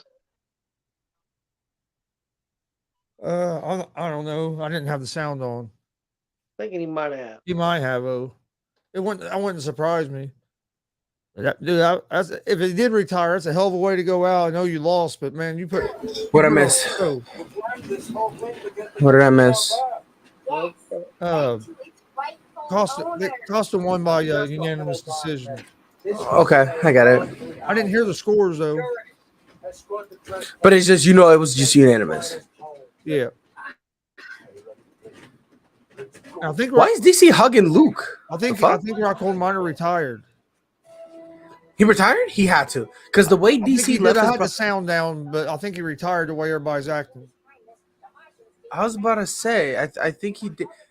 And that's what I'm saying. If he did okay, retire, hey, that's a hell of a way to go out. I know you lost, but dude, you yeah. just put on a hell of a show. Yeah, because I all his teammates are like hugging him and whatnot, and those aren't normal hugs. Yeah, he definitely, and look at him, he's all that emotion. Dude, and to piggyback off of what you said, that Chris, fight was awesome. I was about to say to piggyback off of what you said, and I was beginning to say this before. Look, oh, he's crying. Yeah, he definitely hung. He's hanging him up. Yeah, you can see that emotion on his face. But win, lose, or draw, if I'm Luke, I'm proud of my performance. Because after the first round, he was exhausted and gassed. And he's doing 360 roundhouse kicks, bro. What man, Mr. Gonzalez, what man do you know is exhausted, drained, has nothing to the point that he was so tired he couldn't sit. A jumping spin kick, dude. Yeah, what the hell? And he was turning his back on him. He was tired. And then they were talking shit to each other the whole time.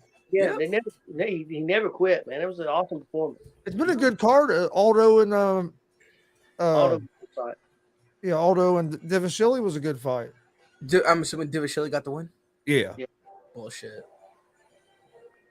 He kept Aldo on the defense the whole damn time. Yeah.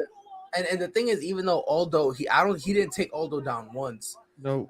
But the only thing was like whenever he had Aldo over to the octagon cage, just beat the hell out of him. That's all he did, and that's all he needed to do, because Aldo was just kind of like, he was like trying to play to the crowd like, oh, this is boring. Yeah. And it's like, I'm with it, as a fan, I enjoyed that, but bro, you're not, the judges are looking at you like, what are you doing? Yeah, you're not doing nothing. You're sitting there talking to the crowd. You're just standing there. Right. So it's like, you know what I mean?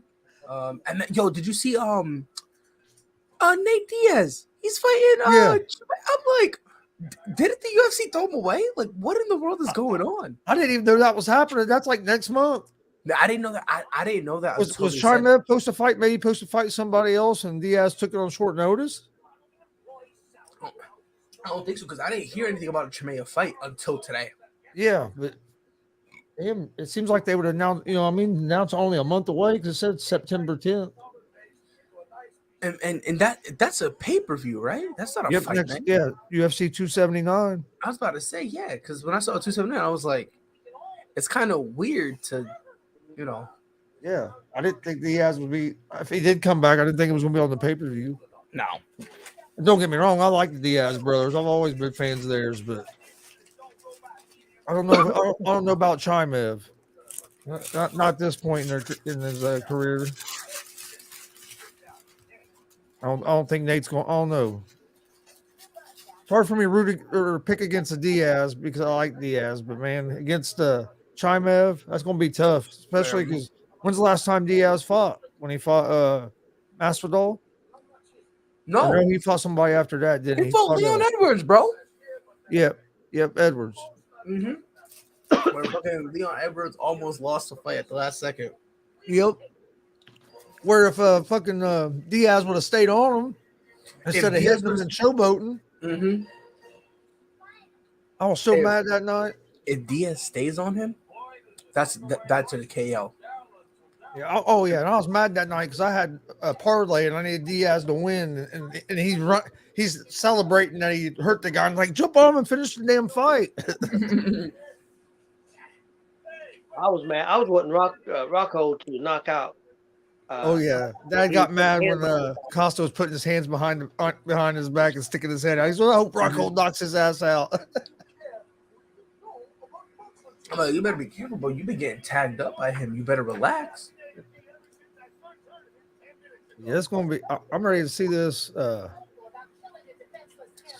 think Usman's going to win, but I want to see if Edwards can make any adjustments from the first fight to now. I don't think there's any If adjustment.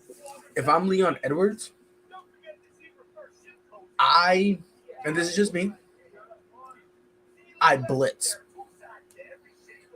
I do not give.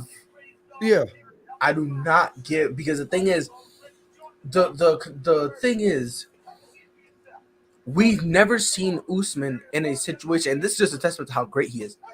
We've never seen him in a situation where, in terms of adversity, right, especially after the Ultimate Fighter, where in terms of adversity, we haven't really seen him when his back is against the wall. You know what I mean? And you really he's gotta do something. You see what I'm saying? yeah. Like, if his back is to the wall, is he gonna revert to just that wrestling thing that he used to do, or is he gonna stick with the diversity he has in his entire Yeah. skill set, where Edwards now he's needs- becoming a puncher? You see what I'm saying? Like, He needs to do like kind of like what Divashili done to Aldo. He just keep the pressure on him on Usman, where he has to be defensive and can't right. come at you with all his power. Mm-hmm. And I've been seeing some videos that Leon Edwards has been putting up. It looks like the vibe he's given, he's going to be very offensive, offensive orientated this fight. Can Edwards take him down? No. I don't think so either. I'll be right back. I gotta go unlock this door. I don't do think, but I don't think so. I think if he does, it's a situation where he takes him down and then Usman immediately gets up. Yeah. All right. I think Usman's too strong for him. Mm-hmm. Yeah. And that's what I'm saying. He should avoid that ground game. He should avoid it. You know what I mean? Like, you're gonna have to, I don't think he can stand with him either.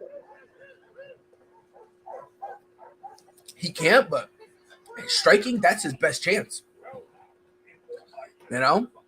Yeah. Man, and I was talking to Chris about this, I think it was yesterday. Unfortunately, Leon Edwards is good. He's very good. Kamaru Usman's just great. Yeah.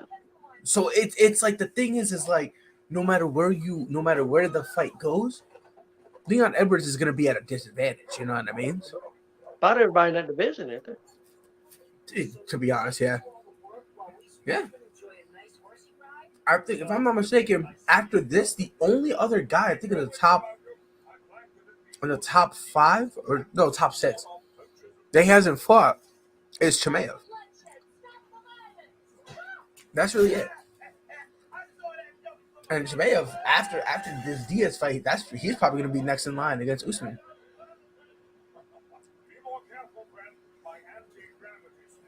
So,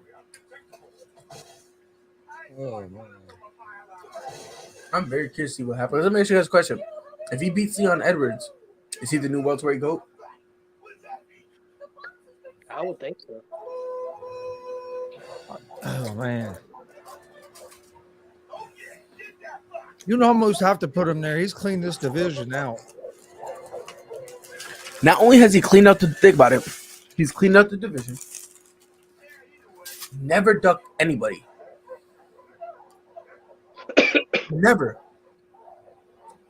He never ducked anybody, almost to a fault, because people get mad at him for fighting Masvidal twice and Covington twice. But it's like they came to him and he was like, if Dana's gonna let it happen, I'm with it. What weight class is this? This is welterweight. Okay, welterweight. What weight? I mean, 65. What's it? Welterweight? Yeah, I'm not sure what it is. No, I think they're 70. It's 170. Okay, Yeah, because what's the next weight from 70? 180, and that's middleweight. Yeah, Okay, the middleweight champ. That's Izzy. Adesanya. How do you think that fight would go? I get flack for this all the time. I think Usman dominates him, and it's not even close. I think Usman beats him. I think not beats, dominates. Why don't they have a super fight like that? Well, so here's the thing. Usman has came out and said he will never fight Israel Adesanya Okay. because they're both I think they're both from Nigeria. Yeah, but look at the money they can make. Yeah, but he's not interested. Usman said, like, I'm not gonna fight. I'm not gonna fight him. He's like, because he says he considers him for Nigeria, him, Izzy, and Francis Ngannou. He considers them the three pillars. Okay. So he's like, no matter what happens, we will never fight each other. Like if Izzy goes back up to light heavyweight, if he ever tries that stupid venture again, and Francis Ngannou ever drops down to lightweight, and they have to fight each other, they will refuse. And the same thing will come around Usman. If he ends up moving up to middleweight, he will basically never go up to middleweight. That's a lot of money you're leaving on the table, though. To an extent, though. Yeah. To an extent. And the only reason why I say to an extent is just because, I mean, at this point, well, them guys are probably gods back in their country too. Not only that, but wouldn't Adesanya and Usman be probably the biggest fight in UFC that they could have right now? No. Is there a bigger fight? I think there's a few. I think there's a few. I think. Who do you think would be the biggest fight? The overall biggest would probably be, off the top of my head, John Jones, Francis Ngannou. That would probably be the biggest. I doubt it'll happen. That's been the one they've been trying to get to happen, but I don't think it's ever going to happen. Right. And then I think an even bigger fight could be one we could actually see on the way. Chimaev versus Dustin Poirier. Because either Dustin or Michael Chandler, they're going to have to get out of the lightweight division. Yep. And I can only see them going up. And if they go up to welterweight, those two guys, whoever it is, they're both high profile. You're going to have to kind of throw them in there. So I think it'll be them versus Chimaev. I think that'll be great. That'd be great, but name-wise, I don't think it would be a bigger fight. Okay, so if we're going name, I'm talking about name. So if we're going name-wise, maybe John Jones and Miocic if they would fight. They talked about that before. No, I mean I'm trying to think because if we're doing solely based on name, Conor McGregor. If we're talking just solely name, yeah. If we're not talking about like honestly, you know what fight makes the most money, Dad? Guess what fight would be? McGregor and Diaz 3.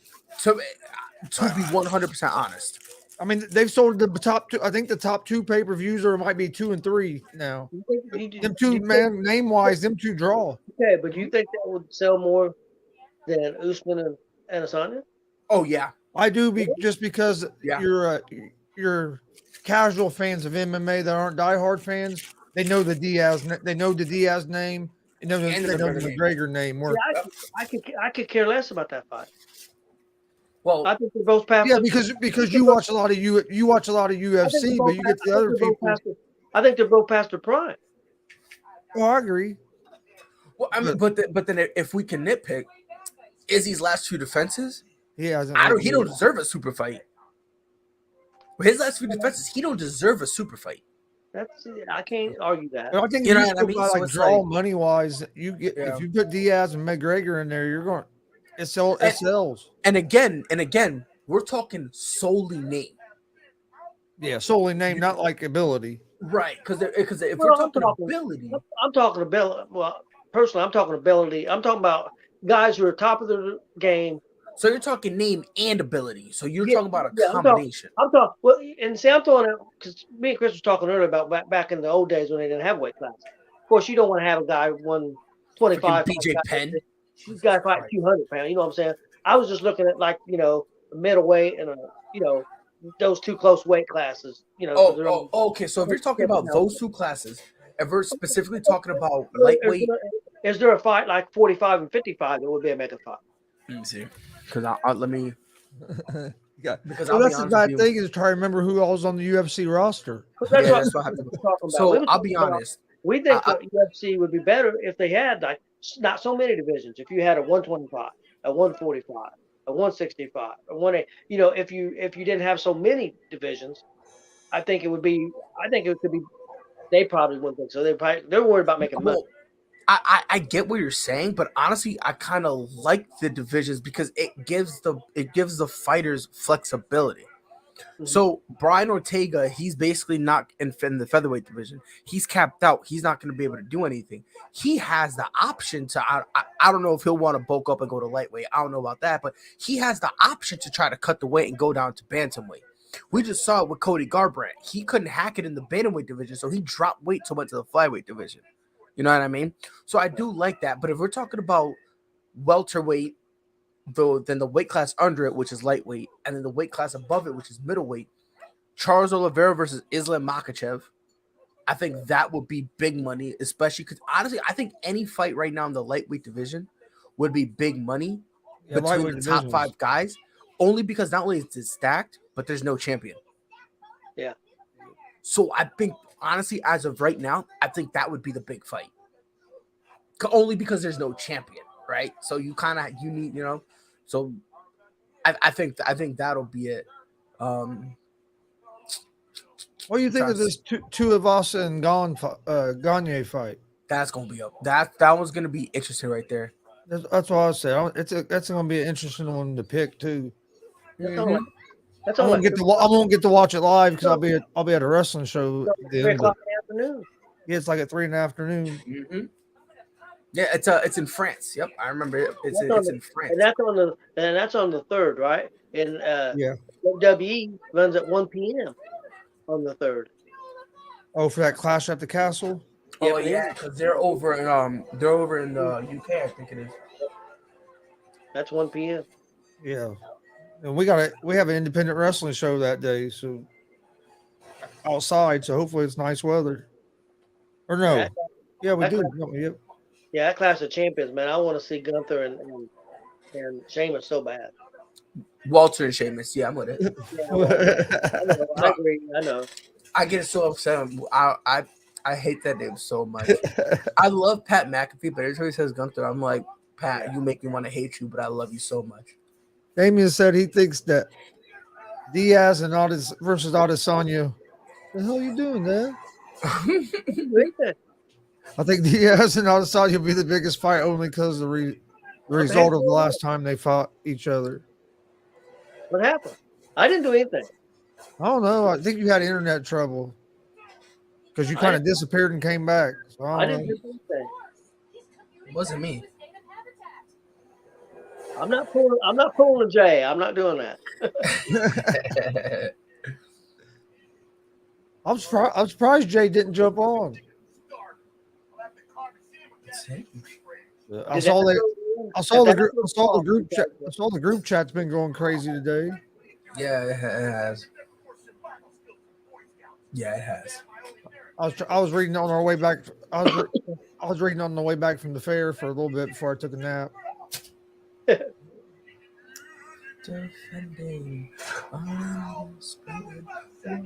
tell you what, I like going to that fair and stuff, man. Any more of that stuff, it just drains me. Today wasn't as bad because I was in that chair, but then it aggravates me because I can't, you know what I mean? Can't just go where I want to go. It's somebody pushing me. Man, Leon Edwards is, oh my God, bro. I love Leon Edwards. Why? Why couldn't you be in the lightweight division? Edwards is big. He is. Hey, He is though. Wow, no touch of the gloves.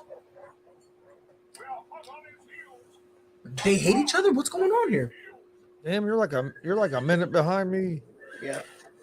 I'm at 355. God damn. Look at Herb Dean. What a guy. I wish I was Herb Dean. I like the referee that has that the mustache that's braided and goes all the way down. Oh, the one who ref the Yeah. the Casa Rocco. I love him with a passion, bro. Did they? I wonder why they started making him tuck his beard in. They never. You used to not have to. Now all of a sudden you see it back in. Now they're like, oh, you can't do it. You know. Free his beard, man. I don't know. Ooh, Don't sit me out.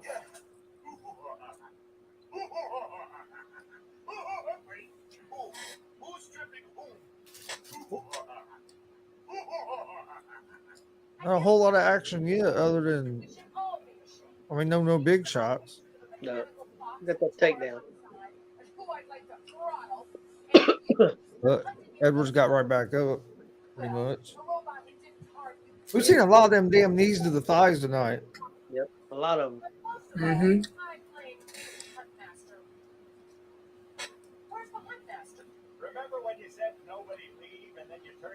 I still can't believe old dude Rockhold was rubbing all his blood right all dude's face like that. That's crazy.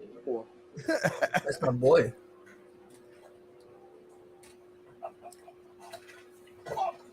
This is the problem. I think this right here is what this fight's going to be. I just don't think Edwards going to be able to stop that. Oh, the takedowns. Yeah, the takedown and then the clinch up against the cage. Hey, Edwards got a takedown. Oh, that was a beautiful trip. Can he do Right to anything with mount. it? Or can he do anything with it? Right to mount. Damn. He's got to get some shots in if he wants shot this round. And I don't think he can do anything. Oh, yeah, you're in mount. You gotta do something. You're in mount. You ain't through one shot. What the fuck? Mm-hmm.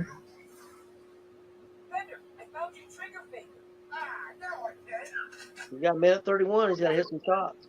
Oh, getting his back. Yep. Get it? Hey, he's trying. Oh, He's got the legs locked in. oh, got the. No, not just locked in. He has the. He has that body forward. He got that body forward, but can he? But even if you don't get the finish, you're taking a lot of gas out of him. Can he get it? Yeah. Oh, going for that neck. Oh, he's on. No, he's on the chin. He's not under the chin yet. He's trying. But Usman looks pretty comfortable there. Yeah. Usman's not panicking. Not That's panicking. that's when you get in troubles when you panic. Yeah, when you panic, you get caught. Oh, he's close there. He's close. Oh, By the way, just letting you know, Luke Rockhold did indeed retire. okay. I thought he did just the way everybody was acting, but like I said, I keep the sound down so I don't get in trouble for it. Right.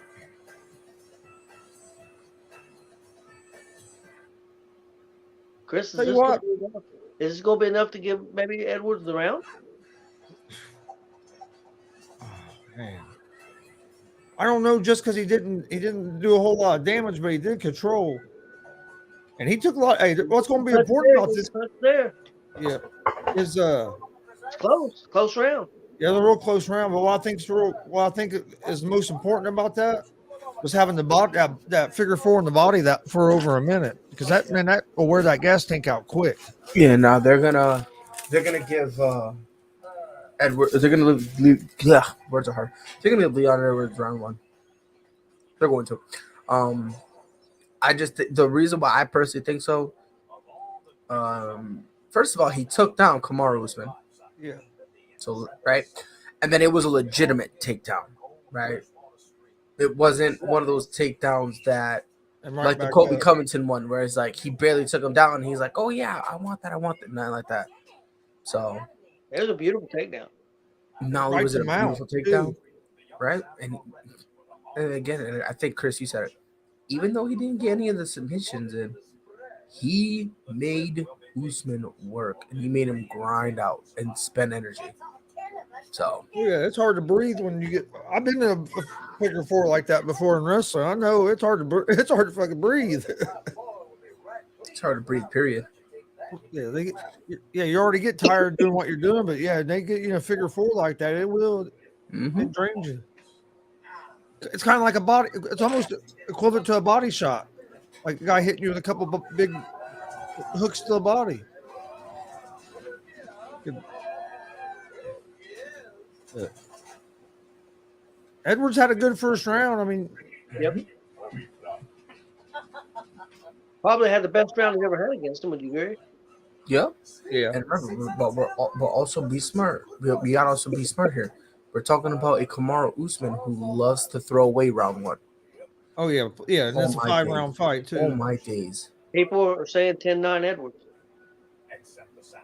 Yeah, I think People they're on gonna give it Twitter. to Edward. Yeah, I think they're gonna give it to. Oh, Usman opening up And a look at little bit Usman. now.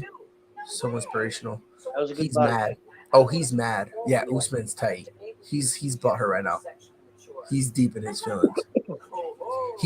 Right now he's fighting like how I would fight someone who would disrespect LeBron James. But he has to be Straight up careful because emotion sensitive. That's how he's fighting right now. he has to be careful because getting mad like that, he could go out there and burn his gas tank if he Oh my can't if gosh. Edwards is able to survive it. Oh my days. There's a couple of leg kicks by Edwards. Oh my days. Yeah, Oh my days. that's them little shin kicks too, man. Why is Things- Usman so mad? Man, he Did did Leon both Edwards- on purpose. Did Leon Edwards have an affair with Usman's wife? Why is he so mad? Now he's mad because he got poked in the eye. Bro. And he didn't do it on purpose. That's just as long as you have the open finger gloves like that, it's going to happen. Yeah.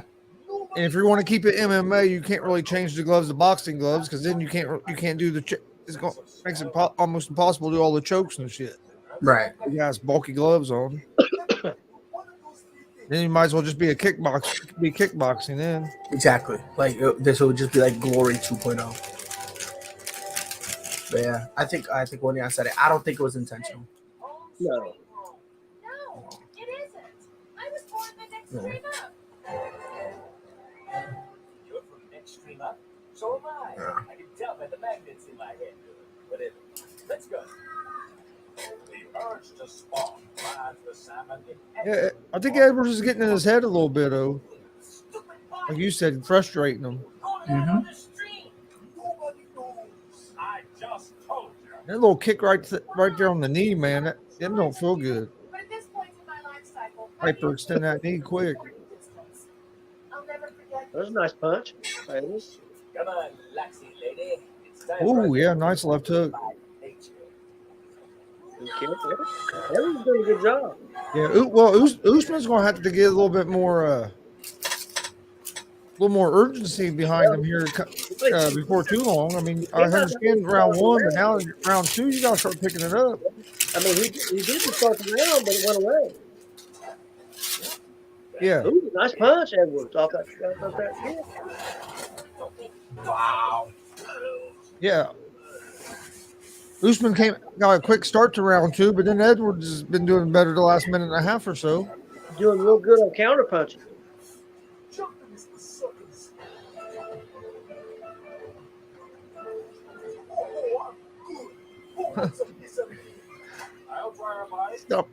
Stomping on his feet.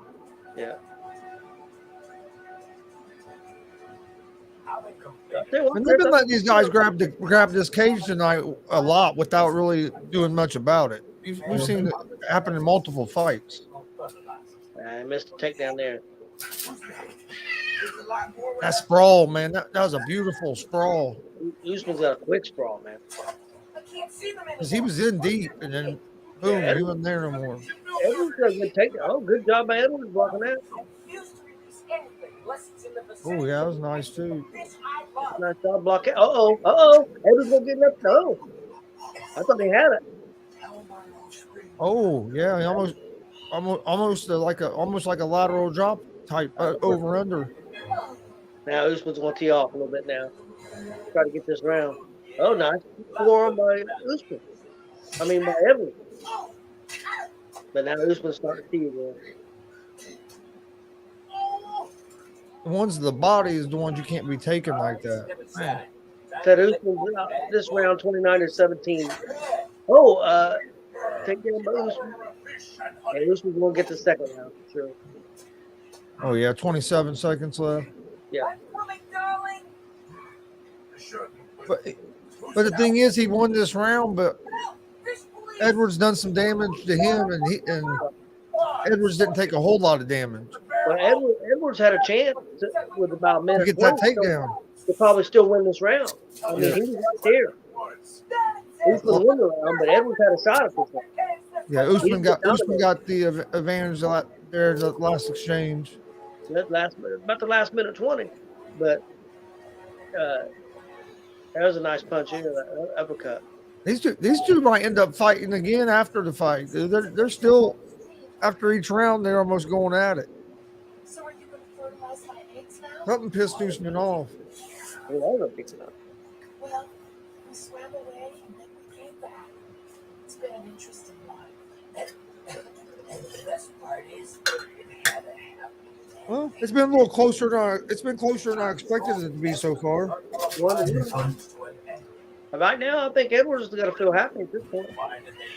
Well, it's 1-1. I mean, you got to be 2-0, but he's going to get maybe the best fighter in UFC, possibly. And 1-1 after the first two rounds. Hey, Usman's taking some deep breaths over there in his corner. Mm-hmm. Dozens of species found nowhere else. That's a problem. Such as Yeah, because Edwards still looks pretty fresh. You don't see him taking them big deep breaths yet. No. When's the last time Usman's been 1-1 after the first two rounds? I mean, that happens. Well, I can't even say that actually, because the last time he really went, he's been on a whole knockout spree. You're right. Oof. Been a long time. And to your point, guys, can you say Usman's breathing heavy? I don't know if he's just breathing like to mellow himself out, or if he's like gassed. I don't know what it is, man, but we gonna find out. Cause, geez, man. Yeah, because Edwards don't look like he's breathing hard at all yet. No, not at all. Today it's no use. My species is as good as extinct. But that goes back to that figure four in that body for a minute and a half, man. I'm telling you, that stuff will drain you. Mm-hmm. What about her? Hey, good looking. I got a liking that needs a licking. Oh, you crazy? She's a slightly different Edwards is fighting a good fight so far. He's going to pick up his volume a little bit more here his last three rounds. Yeah. I fight this off. Oh my, yes. Gave up a takedown. I made a hot young piece of shell by a Palo Santo tree on the far side. Ooh, nice elbow. Shit. Well, right back up to his feet. I mean, that's the thing. He was able to keep Usman down on the ground for a while, and Usman hasn't been able to keep him down. No, he hasn't. He's taking some punches from the knees. But the thing is, you know what it looks like to me? So, jeez. But it looks like when every single time Usman brings Edwards to the ground, before he would bring him to the ground and want to control you. He want to focus on control time. And now, it's almost as if I only plan to keep you down for 5 to 7 seconds. But in those 5 to 7 seconds, you're going to get fists and elbows from me. And that way, like, yeah, I don't have, in terms of control time, I don't have that much. But let's say I have like 60 seconds of control time. At the bare minimum, 45 seconds, you're getting punched or elbowed or something. Yeah. That's what it looks like. Because usually he just tries to go for control time. Here, he's going for damage. Well, he got mad. He got mad about something. Yeah. But the thing about I think it's Edwards round being able one. to keep getting up is that makes Usman use more energy to have to try to take you back down. He's going to get his back here, though, Chris. Oh yeah, and he got a leg in. That's not good. Now he's looking like he's going to try to control the position. Wait, there she is. After all these years, I found her. Oh, my darling. You haven't One thing is having that leg in up against. He needs to have the other leg in, being up against the cage like that. Yep.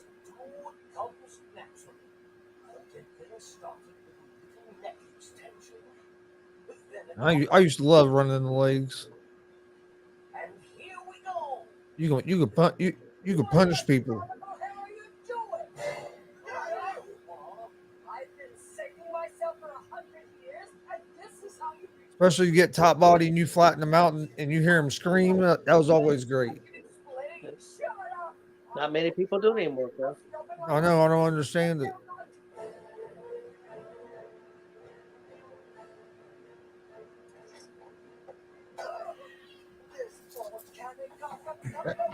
Edward is doing a good job trying to get back to his feet. I'll give him that. He's not taking tremendous punishment. No. No. Like, yeah. Right. Like, I mean, Edwards. I mean, this is you got to hope that he's wore Usman out some, and going into this fourth round that he can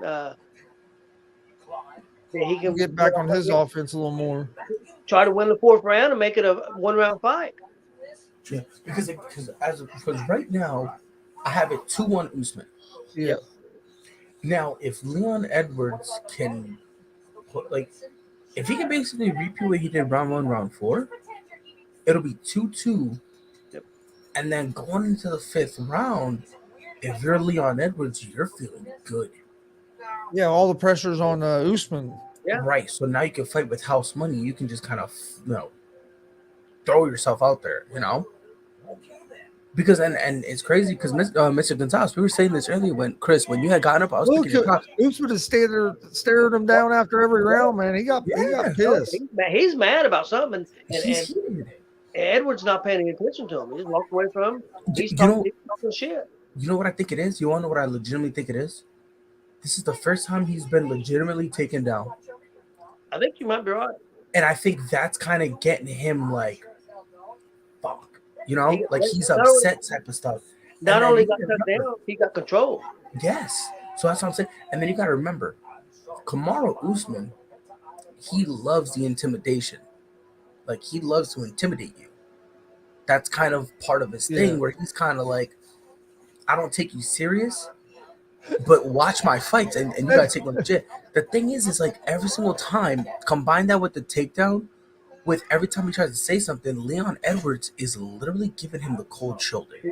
Edwards' quarterback just slapped him. They slapped him. They're telling him, pick your shit up. Tried to wake up, slapped him, said, "Hey, you're in this fight, you're in this round," and it's a fight. Who was it? There was a fight I saw. This was years ago. It was a female fighter, and something happened where he jerked him off the stool too. That's crazy, but like she was messing up, and like it was like the second round, and her coach was like, "Do I have to slap you?" And she was like, "I'm fine." He goes, "If you don't listen to me, I'm slapping you." She basically messed up round 3, went back to the bench, and the guys at the championship rounds. And it's funny because it was a UFC fight. They're saying, "Here we are, the championship round." She sits down, looks up, and he just slaps the mess out of her. And I was like, "Oh Lord, good heavens!" Later, it came out that they're like real close or something like that. So like when she needs to step up, he kind of like gives her a slap to kind of hype her up or whatever. Oh, can he get the takedown? Oh, He has his back up on his feet. Last legs, man. If he can get this takedown, it'd be big. Oh yeah. It could be the difference in the fight. But I don't think he's gonna get it. I can barely see him. Immaturity. I'm scared.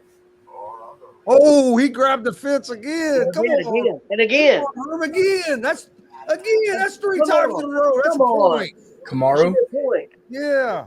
Three Three times in a times. row he grabbed the I'll be chain. honest. I'll be honest. He does that. Y'all remember the Ultimate Fighter when he grabbed the fence? They were screaming. That was the whole thing. I can understand if you let him get away with it one time. If he do it 3 times in a row, you have to call it. Is this considered control? No. He let Yeah, him go. yeah, he had his back. On a Those on their technicality, feet, yeah, but- because he has his back. Yeah. Nah, this is gonna get taken down. Yeah, he got pissed.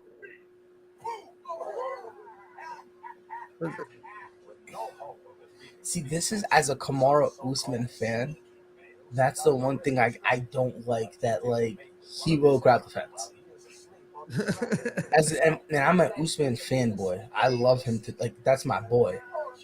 Like the love I have is how like John Jones fan. The love they have for him. That's the type of love I have for Usman. But man, bro, you gotta stop grabbing the fence, brother. You gotta stop. Edwards is in trouble now. Though. He needs to get. He has to get up to his feet. Usman got pissed and took him down. Damn, this is the 7th time in Usman's career he's got 5 or more takedowns. That's crazy.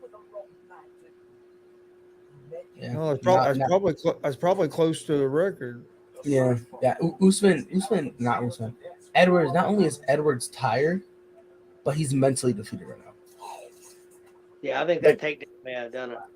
And I even think it's a takedown. I think it was before when he got slapped. I think you know how some guys react good to getting slapped. I think in his mind, Leon Edwards was like, I was doing good. He goes to the bench for that his stool for that 3rd round, and they're telling him, you're doing bad. You need to step up. Imagine as a fighter how your psyche's going to be messed up. If you're thinking I'm good, because as soon as he got pulled off that stool, his entire body language was different. It was not good. It was different. It was like type of body language. Luke Rockhold had better body language, bro. He almost died on the stool in between every round, bro. Like, Luke Rockhold was crazy. Yeah, it was. give him the bonus of the night, man. I don't care. Yeah. Just give it to him. Oh, that has to be fight of the night. I don't know who else you gonna give it to. Oh, give it to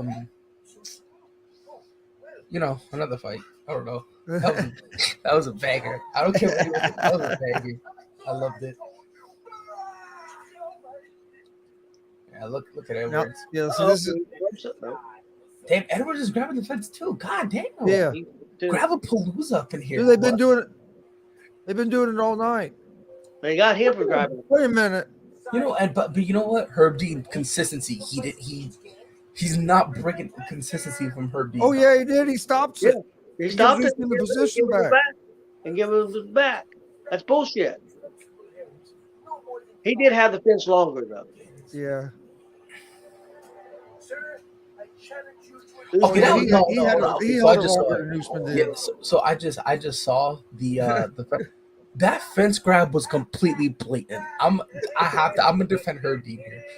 He was about to get taken down and he reaches out like it's wrestling. He's about to he's Angelo Dawkins about to tag Montez Ford. Like that's how come on.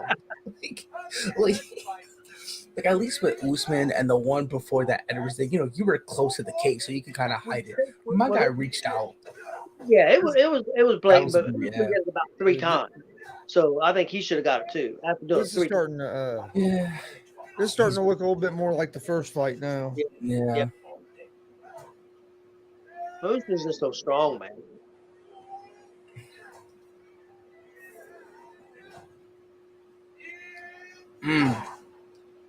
I think Usman's a little tired too, though.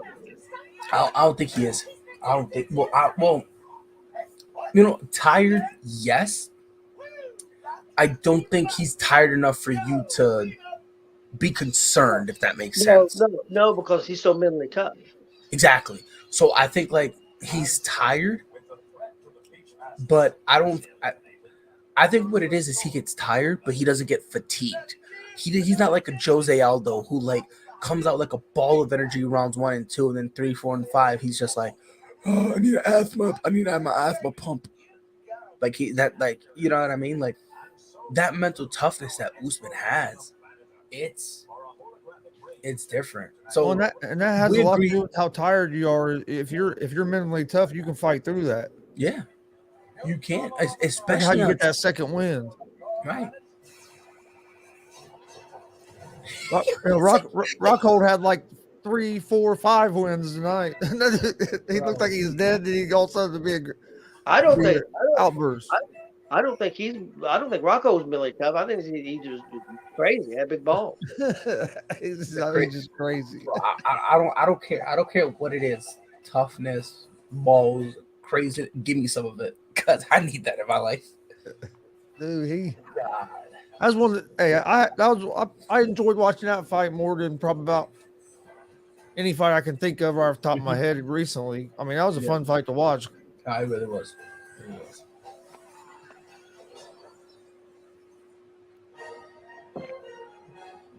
Edwards going to have to show some urgency here. He's going to take a chance, even if it gets him knocked out. If he wants to win, he's going to take a chance because he's going to have to get a knockout Knockout or choke out. or submission. I don't think that's possible. And I don't think it's going to happen. He's not getting it, and the only reason why I say that is just because there's just something about Leon Edwards. He's not fighting the same way he fought round one.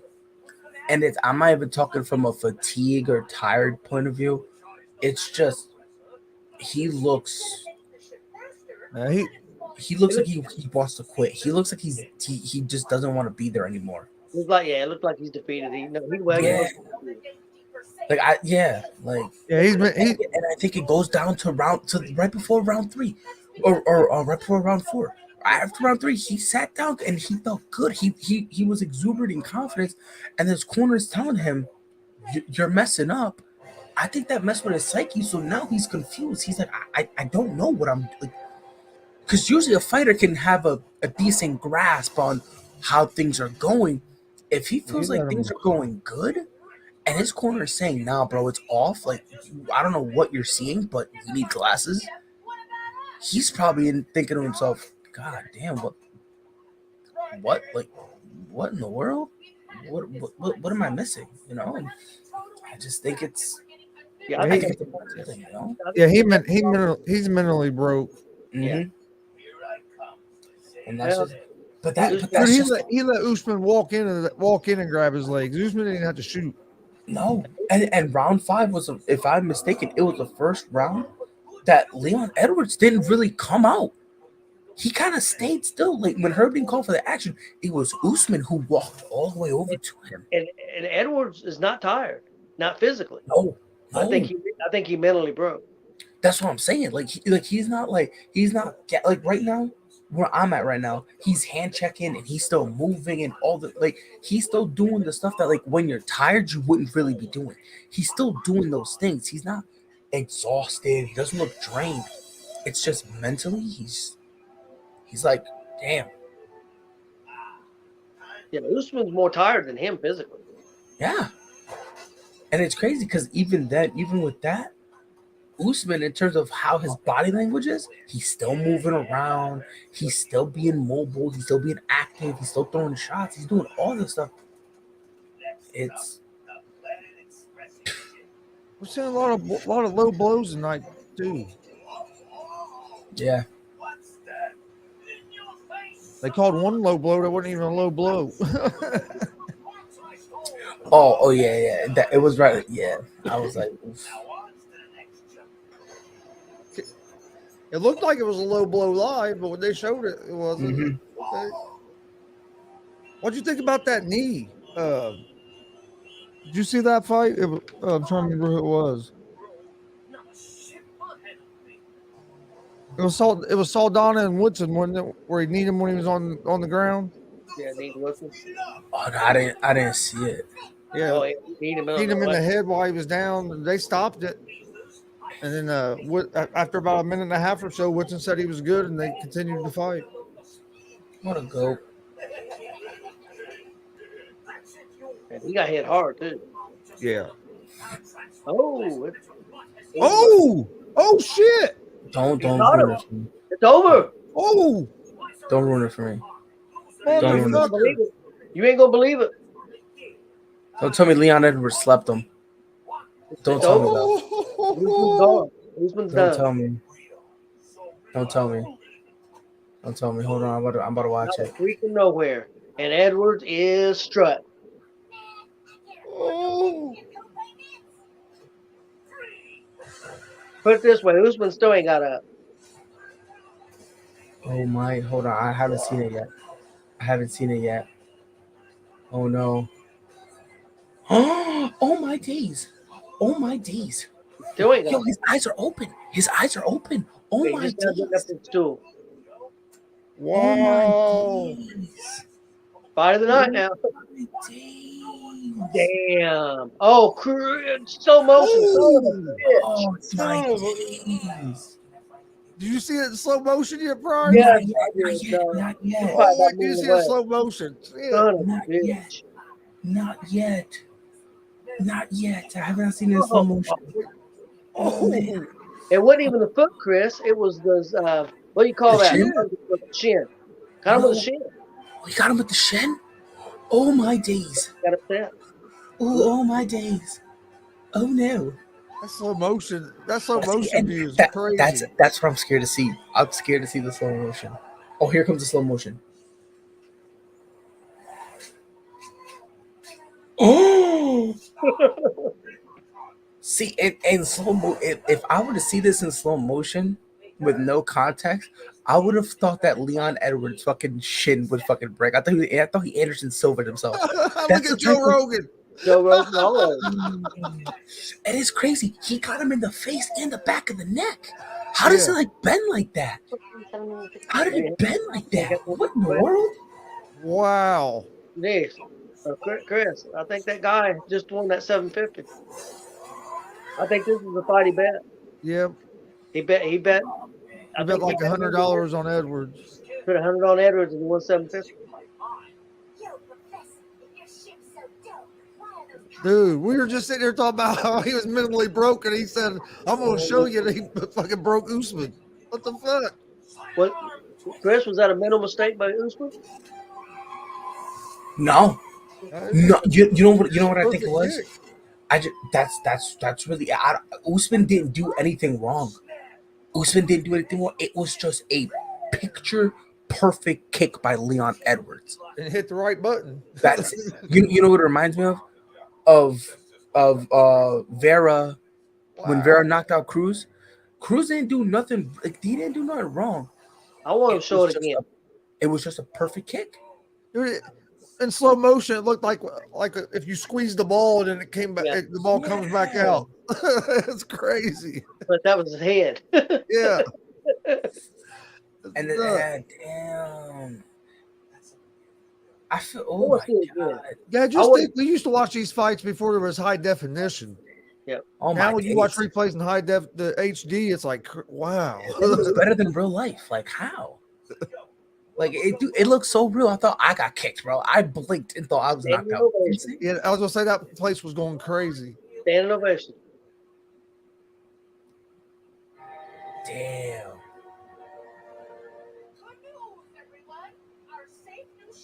Well, his first title defense probably is going to be a rematch, right? And Usman's probably going to kill him. You would have to. You would have because That he was has to getting. be his first title defense. He was getting destroyed. He was getting Yeah, he did. dominated. Let's just be like. So you would have to run it back. You would have to. Yeah, because yeah, Okay. Okay, guys. How big of an upset? Where does this rank? whew. Can I be honest? I don't think I. Well, I think you got to call it a big upset because he was losing. The fight was over. I mean, yes. So I do call it an upset, but in terms of like big, I mean, Leon Edwards, first, he's not a bum. Two, he should have had his, you know what I mean? He should have had his chance a while ago, type of thing, you know? So I'm not going to say it's the biggest one. It's definitely an upset.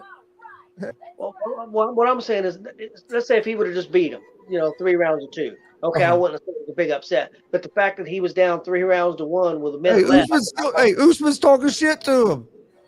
I mean, I love it. if you're Usman, you would almost have to. Because if I'm Usman, I would do the same thing. Because I'd you be got like, set dude, I up. was whooping your ass. Yeah, You got lucky. You got lucky. Let's run it back. Yeah, exactly. Hey, Like I'd and be like, you know what I would say if I was Edwards? I'm the champ. I would say we fought twice. You've never knocked me out. Did I knock you out? That's what I would say. Wow, man, I couldn't believe it. I want to see the replay again. I I want to thought see the where fight was over. I thought wanna it was see- over with. I I mean, want to see where Usman's hands were. No, so he had so what happened? He had dropped his hand, so he wasn't really guarding his outside. So they were kind of inside. So I think, if I remember correctly, his left hand was kind of down, Yeah. like kind of near his rib chest area, and then his right hand was in front of his chin. I went So, from no like- lighters to 3 lighters. What So the fuck? so let's say he kind of threw something in front, it wouldn't have hurt him. First But- ever Jamaican-born champion. Oh, dude! Imagine when he goes back to Jamaica.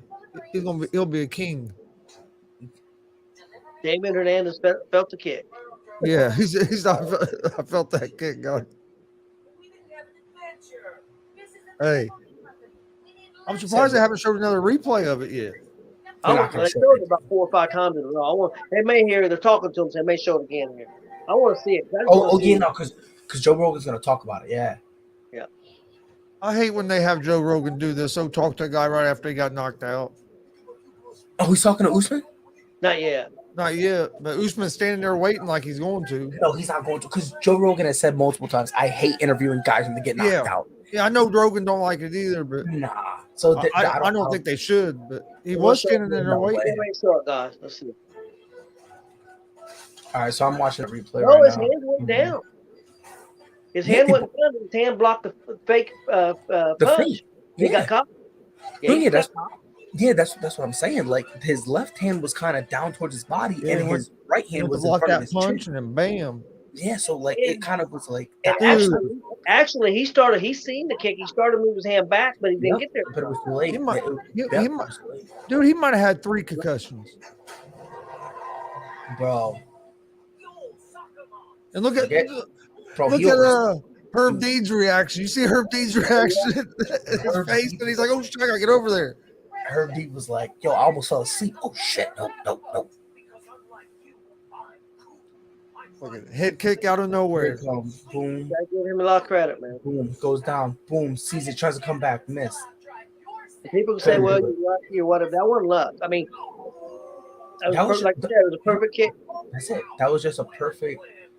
That was a perfect kick, and that's what I can't watch that knockout because every time I see it, I feel like Leon Edwards his shin bends, so he kicks the front of Usman's face and the back of his head. I don't know how you do that. Dude, Oof. And you know what? If you don't catch him with his chin, if he catches him with a foot, he don't knock him out. No, he doesn't. No. Again, picture perfect. That was like people are gonna say, "Oh yeah, that was luck," and I'm like, if you look at the context, because he was losing, sure. If you want to go that route, but Yeah. that kick, but if you know fighting and you watch what happened, and you're like, "That was just Exactly. the perfect move at the perfect time." that's what it was. I'm not gonna sit here and say that he was lucky or anything like that. It's No. the same thing with Juliana Pena, But, right? yeah. When she beat Amanda the first time. I'm not calling that luck. It was just. And you know what? You know what's going to happen? It's going to be like that. They're going to fight again, and Edwards will be the champion and be the underdog. Oh, yeah. Mm-hmm. In the rematch, he'll still be an underdog. Look, Chris, the first time I fought, I don't think Edwards won a round, did he? I think if you can make the argument for the first round, I'd have to The first say fight. maybe I don't think he one. won a round. I think the first round you can make the argument. I can't remember that far back, to be honest with you. I think he dominated the whole fight last time. Oh yeah, Usman dominated him pretty good. I don't think Edwards won a round that last fight. And then this one, going into the 5th round, he'd only won 1 round. So I mean, yeah, he's going to be he's going to be an underdog. I love the way Joe Rogan grabs Edick and Yeah. Cormier. And Cormier's like, And look at these people at his. yeah, at his gym. they're going nuts. That was a banger of a head kick. That was a banger. Look at that. Hey, we said it was going to be a Hey. good UFC pay per view, and it was. You know, Rocco saying, "Son of a bitch." Now I'm not gonna get fired of the night. Nah, if I'm Dana, I give it to him anyway. I don't care. I don't. If I'm Dana, I give it to Luke Rockhold anyway. Well, do they still do? Do they still do the knockout of the night or whatever? Sometimes They give out a few different. yeah, they don't just give out one; they give out multiple. But now they don't. I don't think if there's a knockout, sure, that's worthy of it. They'll do a knockout or whatever. But they give like a few performance bonuses. Like Yeah. they give multiple things. So I think they'll both get one. Well, the main event was way better than I thought, or the co-main event was way better than I thought it was going to be. And then the main 100%. event surprised the hell out of me. Because I didn't think Rockhold was going to do what he did. That was awesome to watch. That was great, dude. And then this, it went from Usman's winning this to boom, he's out. Knock the fuck out. Yeah, bro, it's crazy. Well, I never expected him to have a chance to knock him out. No. Going into the fight, or no, I didn't think he had any chance to knock him out. Well, I'll show it again. Yep. Oh, that's full. They showed it full speed that time, though. no, I mean, hey, listen, I'm not even trying to be. Oh, here's Watch his head hit off the mat, man. Oh yeah. Oh my god. He hit his nose and like you said, his nose and the back of his neck. How do you do that? I don't know, but he did. Look like a boomerang.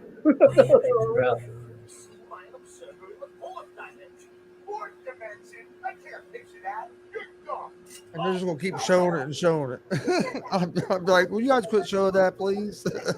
They just said that he had his. They're saying because they did a thing there that he had his arm too low,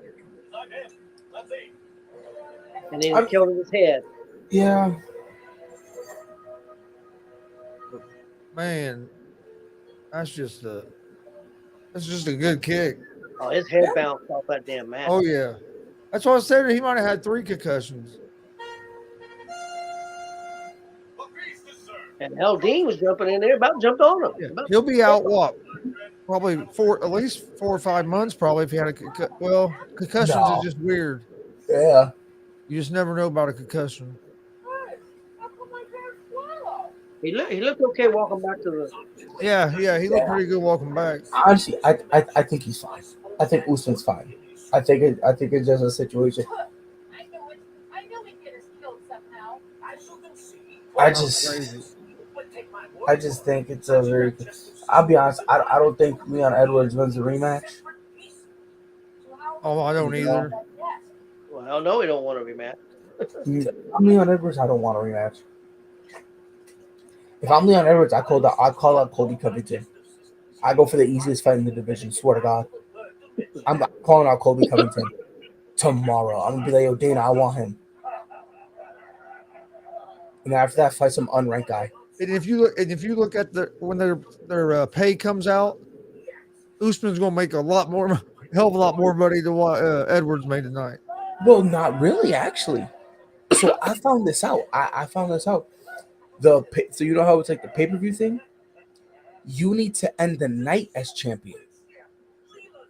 So if you don't end the night as champion, you don't get that pay-per-view share. I found that out.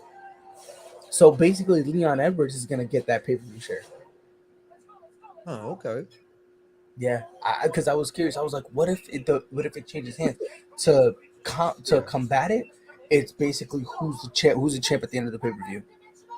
Whoever's the champion. Like that because if you just go off what their salary for fighting was, Usman was getting paid a hell of a lot more than Edwards. Mm-hmm. So I think that's right because that at least gives Edwards more money because yeah, gives him a chance. Oh man, that's hilarious, man. When they changed that? They changed that like a year or two ago. So I remember when it used to be. They used to not have that rule. It used to just be whatever you got paid because you'd see guys win an upset and make $10,000 and they're gonna be making 100,000. It's Well, like, well, dude. well. For this one, because you know how the champions get a share of the pay-per-view sales or whatever. It's only specifically for that. So if it's a non-title shot, like for instance, let's say it's like Luke Rockhold versus Paulo Costa. If Paulo won, or I'm sorry, if Luke won, Yeah. then Paulo it's would not win. like since it's not a title, since it's not a title shot. There's no you getting a piece of the pay-per-view stuff. Yeah. Right. So Well, go ahead, not to change the subject, but I got a question to ask you. go ahead. Hold on one second. Oh, take your time. Uh, Before I got you on here, I want your take. What do you think about them having Moxley and what's the dude's name? Punk, Punk on free TV? I like it. I like it. I think it kind of gives it gives you a reason to tune in. You know what I mean? Do you think they're trying to get mainly what's more important to them is the rating? Because Right. they're getting their. I mean, they're going to get their pay per view sale. And but the And problem they've is always their put out. ratings have been tanking. They've been having problems with the rating. So that's why, like, if I'm them, I'm not mad at it at all. It's just very interesting how people are mad and upset and frustrated with CM Punk. I will never understand the You, anger and the vitriol that's being spewed Punk's way because all of a sudden everyone wants to defend Hangman Adam Page, where 2 months ago everyone was saying Hangman Adam Page had the worst run with the title in the history of AEW. well, the problem I have with Page is if and it's, you don't know what all the truth is. The problem I have with Page is the fact that they're saying that he don't want to take advice from veterans. They're saying Which, that, yeah, and he said that himself in an interview. He said, "I don't like to take advice from veterans." Well, saying statements like that is going to cause a problem with the veterans. no, I'm referring to CM Punk because I don't know if you heard about it, but basically CM Punk Yeah. doesn't. There's basically certain people that he wants to lose to, and this is where it's weird, right? The same fickle fans that are upset for Punk doing that was deep throating Stone Cold Steve Austin nuts when he didn't want to drop the title. Who was it? I think it was Sean. Was it Sean? Either Well, he, Sean or Brett. He well, didn't no, want to. They had to throw. he didn't want to lose. He didn't want to lose to Brock Lesnar, and he went home. Yeah. And went home. No. I'm like, that's just one example. I'm talking about the one where they had to throw Mankind in there. Okay, but yeah, I know the Brock Lesnar thing. He took his ball and went home. Yeah, I'm like, it was that. How many times did Shawn Michaels lose a smile? The And only, people the still call only him the greatest. yeah, they all got egos and bullshit, Yeah. But the only problem I have with Punk, the only problem I've ever had with Punk is that, and I know he had problems with WWE, and I have no problem with that. But the bottom line is, and I don't care what everybody says, without the WWE, he wouldn't be where he's at right now. And I think he understands that to an extent. Because it is true that that kind of was the biggest platform that he had. Because it was the biggest show in town. Yeah, but what I'm saying is, if he never goes to WWE, he don't be making the money he's making right now in I AEW. disagree. I don't think so. I disagree actually. I don't think he would still got the exposure with because WCW was done, and then I mean, and I don't think he gets the But exposure in Ring of Honor but the to thing, get that but to get a $5 or $6 million contract. I'm not saying he could have made $1 million or $2 million, right. but not 5 or 6. No, I think so. And the only reason why I think so is because even in Ring of Honor, he was still getting paid a handsome amount of money. And then with his appearances too, he was making money because he had it all. The only thing that the WWE really did is kind of give him an audience to reach the casual fan base, right? Yeah, But he could have went to New Japan. he could have made good money in New Japan, no doubt. So what I'm saying is, if he goes to, because think about this, because why do you think Hangman Adam Page is in AEW?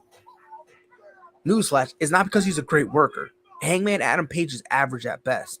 Yeah. He's average dude who just stumbled and accidentally said cowboy shit one time, and the crowd said it back. That's all Hangman Adam Page really is, right? But why is he there? Because he was cool with Kenny Omega. Yep. That's why. It's because he was part of the elite. He was cool with Kenny Omega and the Young Bucks and Cody, and he was in Bullet Club.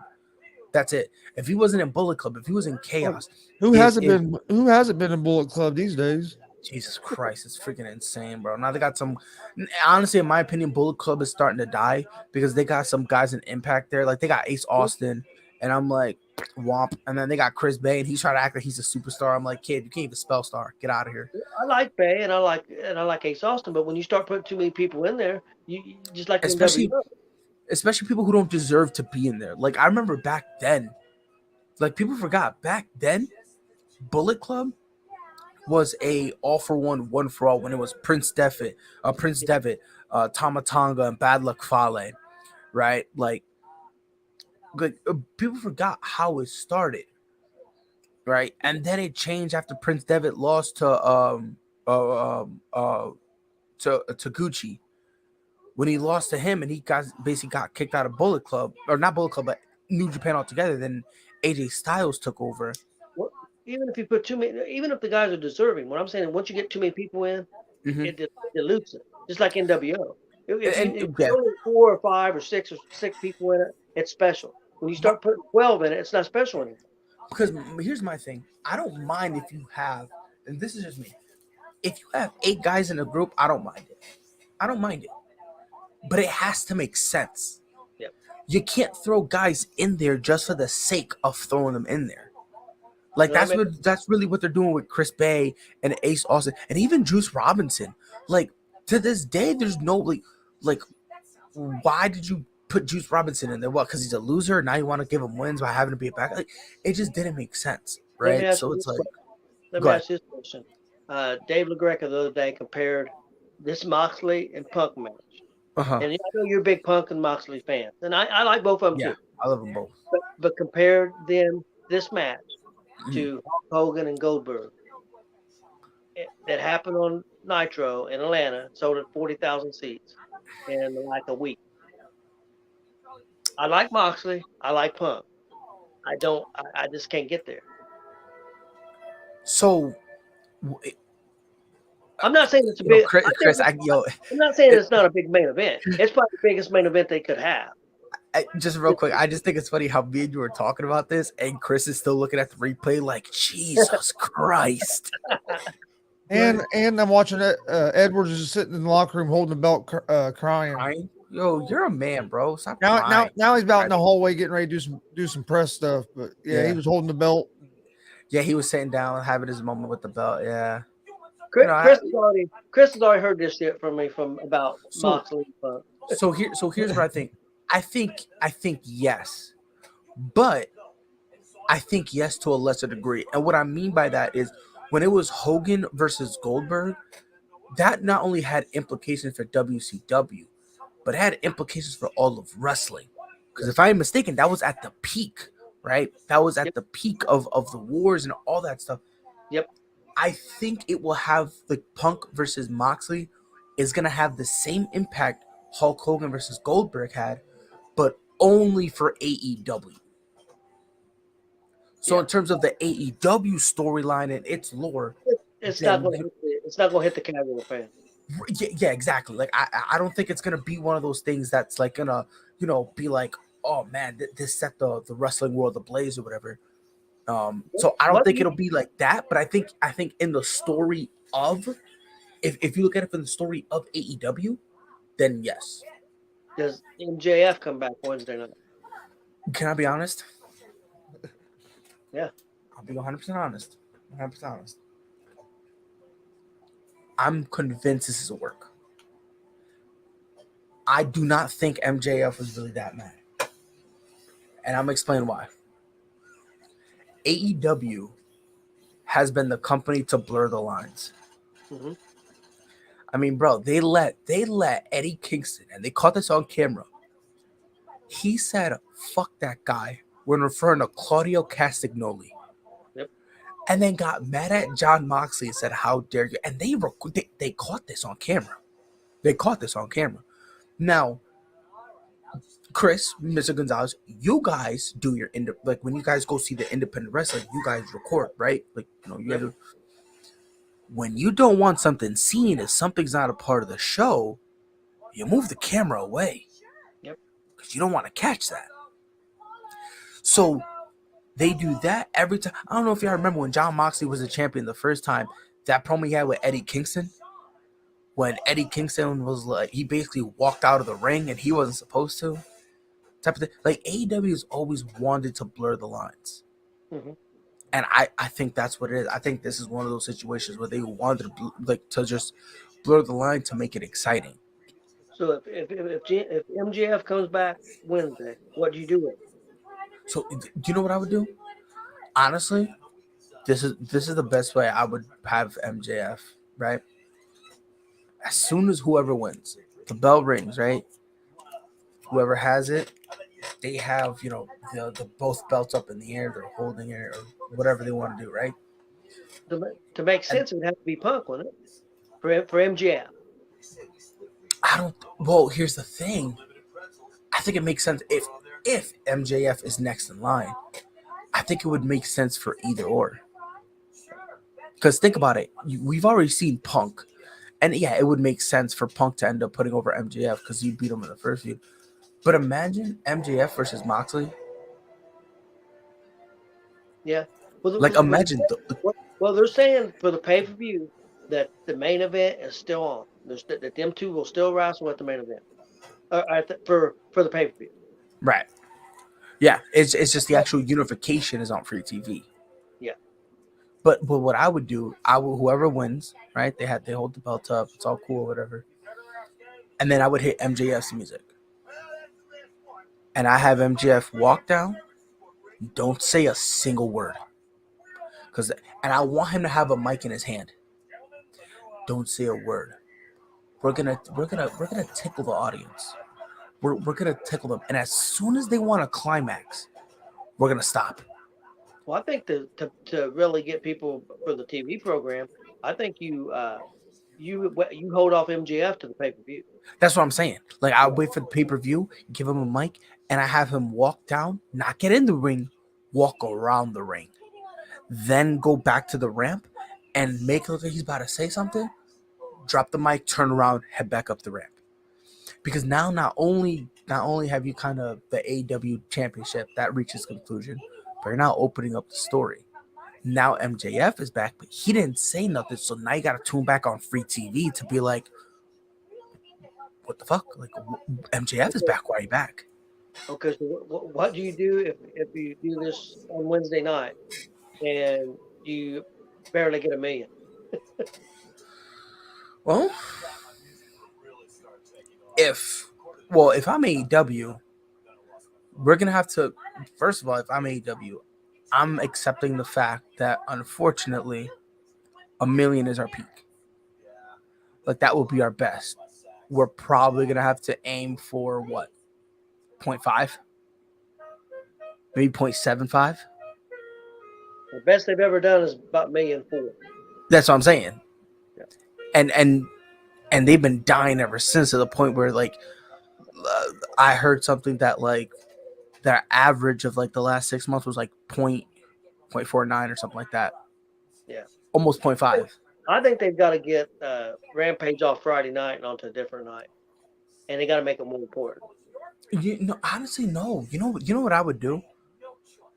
Rampage is just Dynamite, and it's just whoever. It reminds me back then of what happened before when it was like Monday Night Raw, and then to complete story, like whatever wasn't on Monday Night Raw, they put them on SmackDown. And it's like, if I'm a fan and I watch Rampage, I'm gonna be lost, because then I gotta watch Dynamite to figure out what's going on. There's no diversity. It's really nothing. And then if you go to AEW Dark, since it's quote dark, right? There's no really storylines there. Yeah. So for me, what I honestly would do, if I'm AEW, I do a brand split. Yeah. I do a brand split, and what I do is on Dynamite, Because how dumb is it for you to have a trios championship and a tag team championship? That's stupid. You know when it won't be stupid? If you got a brand split. Are you a fan? Are you a fan of trios? You like that? Come over to Rampage. If you prefer a purer, traditional tag team match, Dynamite's a show for you. Do you want to see the champion? Head on over to Dynamite. But if you want to see the TNT championship and a more flippy type of thing, come over to Dynamite. They just need to make it different. Well, see, the problem I have, they made talk about tag team championship. They made uh, two of my favorites, Swerve and Chris. Help me with his name. Keith Lee. Keith Lee. Make them champions, but now they're not fighting nobody. Yeah, if I'm mistaken, they just had their first title defense. Well, after they won the tag team, they fought. Who was it? It was that one dude that was on WWE 205 Live. Tony Nese. They fought. That was their first match they had on TV. Nese and somebody fight somebody. Yeah. But the thing is, if I'm mistaken, that Nice one wasn't even for the title. No, that one for a title. So it was it's like, what in the world is going on? I don't understand the booking of some of the guys. And you got Wardlow going to be on the pay-per-view in a 6-man. Wardlow going to be in a 6-man with FTR. Who wants to see FTR in a 6-man against Jay Lethal, the 7'4" basketball player who can't even hardly walk, in the other dude? It's not even Sanjay Dutt. Yeah, against Sanjay. Who wants to see that? Well, one of the guys that was on one of the independent shows we done a few months ago, Mickey Midas is what he goes by in the independent scene. I'm not sure what if they said his name or what he went by, but he was on Dynamite Wednesday night. He was out there when Punk was out there. He was on one of our shows. When was that? February. I think it was February. I think so. We was in Jeffersonville, Indiana. Now Ace Austin was on that card. That was remember when I sent you that picture where Gallows. Yep. That was that show. That Midas was on that show. Ace Austin was on that show. I just want to say one thing. So Luke Rockhold in like in his retirement thing, the final sentence, man, I'm fucking old. I used to hate Luke Rockhold, but now let's put him in the Hall of Fame. What a guy. Blue Jays beat the Yankees again. Oh, I love it here. I love it here. But I mean, look, I think right now AEW, and unfortunately, it sucks because you can't criticize AEW without the Uber fanboys to be upset. But the reality of the situation is AEW tried to compete with WWE. That was their first mistake because their thing was we want to be different.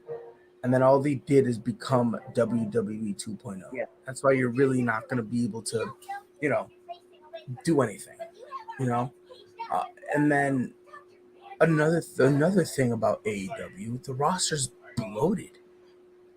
Yep. It's bloated. Like you said, why are we going to put FTR, the best tag team on the planet? What can we put them against the Young Bucks? Young Bucks can't lose to them, or FTR can't lose to them. I don't even care about the Young Bucks. Any of those tag teams. But like to your point, like it could have been them. You could have had a situation where my thing is, there's no way we're gonna sit here and say FTR trios champ and their trios championship. That's it. Like that's what we got to build. That should not be it. If FTR beats Keith Lee and Swerve, is that going to kill them? No. If they beat, wouldn't it make Swerve and Keith Lee huge if they beat FTR? No. The only reason why I say that is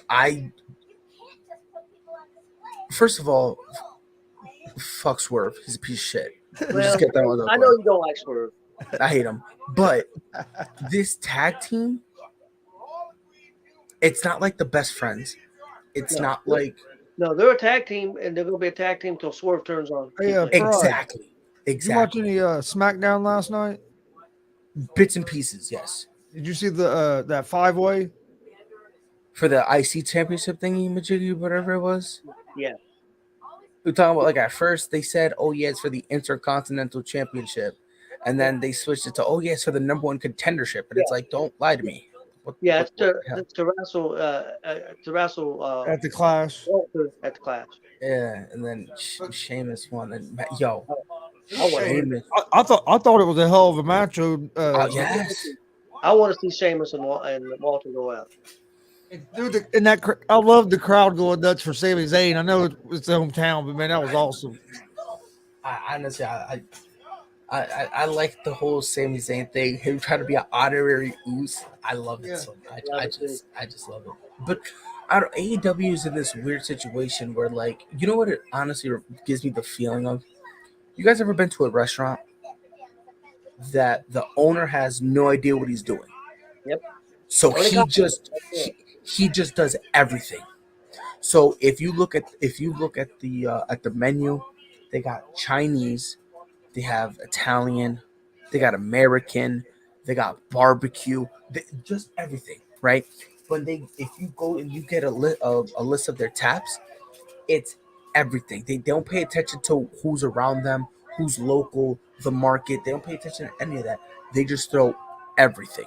Well, I think Tony Khan's problem is if he'd have kept his mouth shut and just focused on his own product and not worried about the WWE, he'd have been better off. And That's now, I think he's in trouble with Triple H taking over. He's an Uber. I'll be honest with you. I thought he was in trouble with Vince in charge. Now 'cause Vince- imagine Triple H. And I love that they made Shawn Michaels the vice president of the talent. Because think about it. You're now looking at the two men who made black and gold NXT when NXT was at its best. And when WWE was dying, who came up with the Attitude Era and DX. Like, you know what I mean? And Shawn and Triple H. And here's another thing that people don't realize, because people say NXT Black and Gold was a one-hit wonder. Some people say that. I go, okay, what about NXT UK? People forget that when it first started, who was in control of it? It was Triple H. He took control over it, and then Shawn was running Black and Gold. Yep. People forget that. So you can't tell me it's a one-hit wonder when he did it twice. He did it twice. He did it one for NXT to the point that people called NXT the A show. When there was whose idea was it for Evolution? like, Triple H. you know what I mean? It's like, look, I'm not gonna call Triple H an all-time great in terms of wrestling because I think he's a very generic wrestler. But in terms of the mind, there's no way. Like, if you wanted to question his mind after he retired, okay, fine, that's cool, whatever. But since NXT Black and Gold, in my opinion, there's nothing you can say about Hunter. There's nothing you can say about him not having a good mind for wrestling. And you know In what? my opinion, there's nothing you can say. And what he built the NW or the Black and Gold on was the NWA wrestling from the 80s. Yes, that's what. Imagine this. He basically kind of went back in time with the bodies of today's athletes. Like back then, it was all about, oh, who's strong? Grr, I'm a strong guy. Grr, type of thing. You know what I mean? And he's like, that formula worked, but now I have a locker room full of guys who can work hard, like Kurt Hennig, like Bobby Eaton, like Bret Hart. We have these guys here that can do that. And then I can now sprinkle in some guys that are solid wrestlers, but more of a persona. I could sprinkle in guys that take on the honky tonk role, or the big boss man, or IRS. Like, guys who now are gimmick heavy, I can sprinkle those guys in to kind of give you a little bit of something extra. We're a wrestling show, but then we also have that little bit of extraness on the side. Well, he learned sports entertainment from Vince, and he Right. knows it's still to get the ratings, to get bigger ratings, you're still gonna have to have some of that. Exactly. And but the thing is, he doesn't oversaturate it. Like Vince was like, we're gonna go sports entertainment or buzz, and Vince and Hunter's like, hold on, I want the wrestling to speak for itself. But I understand, especially on Raw, where it's 4.5 weeks Yeah. to get through an episode. Like, I understand that straight wrestling will get boring. So this is where we'll sprinkle in some of this sports entertainment. That entertaining part, we'll sprinkle that in there. So that way now, you get some wrestling, then you get some fun. Have Wrestling, you fun. have you seen what Vince Russo has said? He has said that WWE programming hasn't changed at all. I mean, at all since Triple H just took over. None at all. It's been the He same hasn't product. been watching it. Then you can tell some of the changes. Yeah, it's not massive changes, It's but going to it's take some time before you see massive changes. I Right, mean, because the thing is, what Triple H has to do now, he's got to finish up the stories yep. that yeah, Vince had. He has to wrap those up. So it's not like, for instance, Drew McIntyre versus Roman, that was already set. The So he other can't thing, just scrap it. well, the other thing is WWE fans are conditioned Yeah, to a certain way. It's been this way for 10, 20 years. If you right. come in and one day change it completely, you may lose a bunch of fans. A lot. So Because you got to you got to remember, do it slowly. right now, That's what Billy Ray said. Billy Ray said you got to give it 6 months. yes, and Triple H understands that, and he goes, "Time is gonna go," and then his first official decision, because I'm telling you, his first official decision of the new era will be Roman Reigns losing the title. Who do you think former Triple H guy who was in black and gold, one of those guys? Who Karrion do you Cross. think? No, no, no. If that's an AEW now, is hating us the most. The wish they was back with Triple H. That regrets it. Yep. I can name a few. I would say the biggest is Adam Cole. that's who I was going to say. Just because how I much wouldn't say Triple H believed in him. I wouldn't say that. Only because Adam Cole isn't directionless. Like No, he's you know what I mean. So he's still been kind of and held the his girlfriend's there. right. So you know They who just I said think. You know who I think honestly not only regrets it but would go back in a heartbeat. Andrade. yep. He would go back if Triple H were to call him and said, "Come back, big guy." He's If he like, could "I'm already on the plane." if he could come back, yeah. Him. Him, I I think. would I would have said Miro, but now they're starting to utilize Miro more, so maybe they're kind of Guy, coaxing him back. I the know he's guy, not a wrestler, but I think William Regal would like to be over here with Triple H. Mm-hmm. Like as like a Samoa Joe, mind. I'm maybe trying Samoa, to think. I'm Who'd trying you to think say, Dad? who. Samoa Joe. I was going to say, I think Samoa Joe, when his contract's up, he's going to end up over at WWE, even if it's not as a wrestler, as a trainer. Mm-hmm. Yeah. Oh Because him my and God. Triple H are Guy tight. guy from House of Black. Buddy Murphy or No, Alice or Alistair. Malachi. Yep, Malachi. I I, think I I'll be honest. I think basically anyone who's been in NXT would honestly look and be at the bare minimum intrigued. Like the NXT that Triple H kind of when it really hit its peak.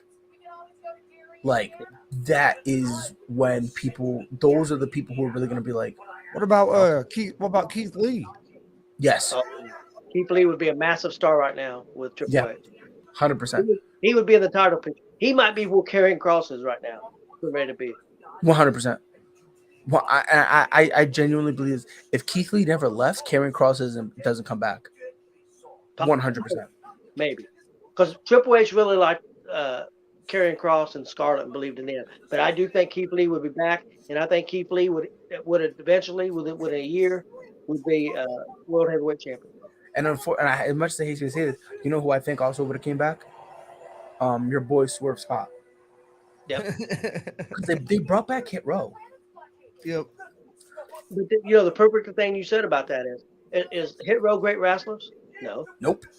But they that's had a sports entertainment entertainment. value. Hey, That's I watched the that sport segment. You know what the funniest thing to me about it was? What? Pat McAfee and Michael Cole over there. You look over there, Pat McAfee's dancing. You look over, and Michael Cole has his head kind of down, going, I was fucking cracking up, dude. I don't know if you guys have realized it, but Pat McAfee is rubbing off on Michael Cole. Yep. Oh where yeah. now it's because Oh. because when he first started, Michael Cole would literally look almost It angry. would seem awkward sometimes. You know what? A little You know bit. what McAfee, And now he's like, all right, cool. Let's be cool together. McAfee's got that job because of Michael Cole. Yes. Yep. I think like 2 months after he got the job, Michael Cole went on his show and they had a full thing. Like Hell, he was on there for like honestly, an hour and a half or something. Yeah. Kind of like Vince was. Vince was on there for a long time too. Yeah. And Lesnar stayed on there for a while. That Lesnar one blew my mind because not only did you have Lesnar laugh and make jokes and whatnot, but he kind of opened himself up because you don't get to see that side of Lesnar. Yeah, he's like, I don't like people, like, you know what I mean. And usually you hear that go around. I want to be on my ranch. Yeah, but that's where he went in detail. He was like, look, in terms of being around people, that's fine, but when people want to talk to me, he was like, I'm not antisocial. He was like, I just want to be left alone. I'm like, thank you for defining antisocial, but who am I to question you, Brock? Who am I? Be great. But like Pat McAfee has this talent where you want to talk to him. And you're like, you know who he kind of reminds me of? He's a more mainstream RJ City. Yeah. If you guys ever get bored, yeah, I know who RJ City is. Go on YouTube, look up Hey EW. He is by far the funniest dude. It's basically like his own little show, right? Where he kind of talks to people, right? And they're all with the company or whatever. My two favorite ones we had Eddie Kingston. And it's basically he was like, you always say you don't know words. I don't know what he's like. I'm gonna throw you some words. So he started naming some weird words. He goes, this word reminds me of you. Lackadaisical. And it's just him kind of saying stuff. And it's funny. And then the Adam Cole one, that had me I pee my pants. He was like, Adam Cole, baby. He was like, I'm an adult. You are an adult. Why do you call yourself baby? And then it's kind of funny because like the overarching theme around the whole thing is his their names being who they are. So he was like, so I heard you like the scuba. He goes, yup. He goes, well, it's weird because I would always think Bobby Fish was one who likes scuba, doing scuba. And you can just be a minor and Kyle O'Reilly can just be Irish. And I'm like, what? And he's like, And then ESPN messed up by not signing McAfee for Monday Night Football. You know what?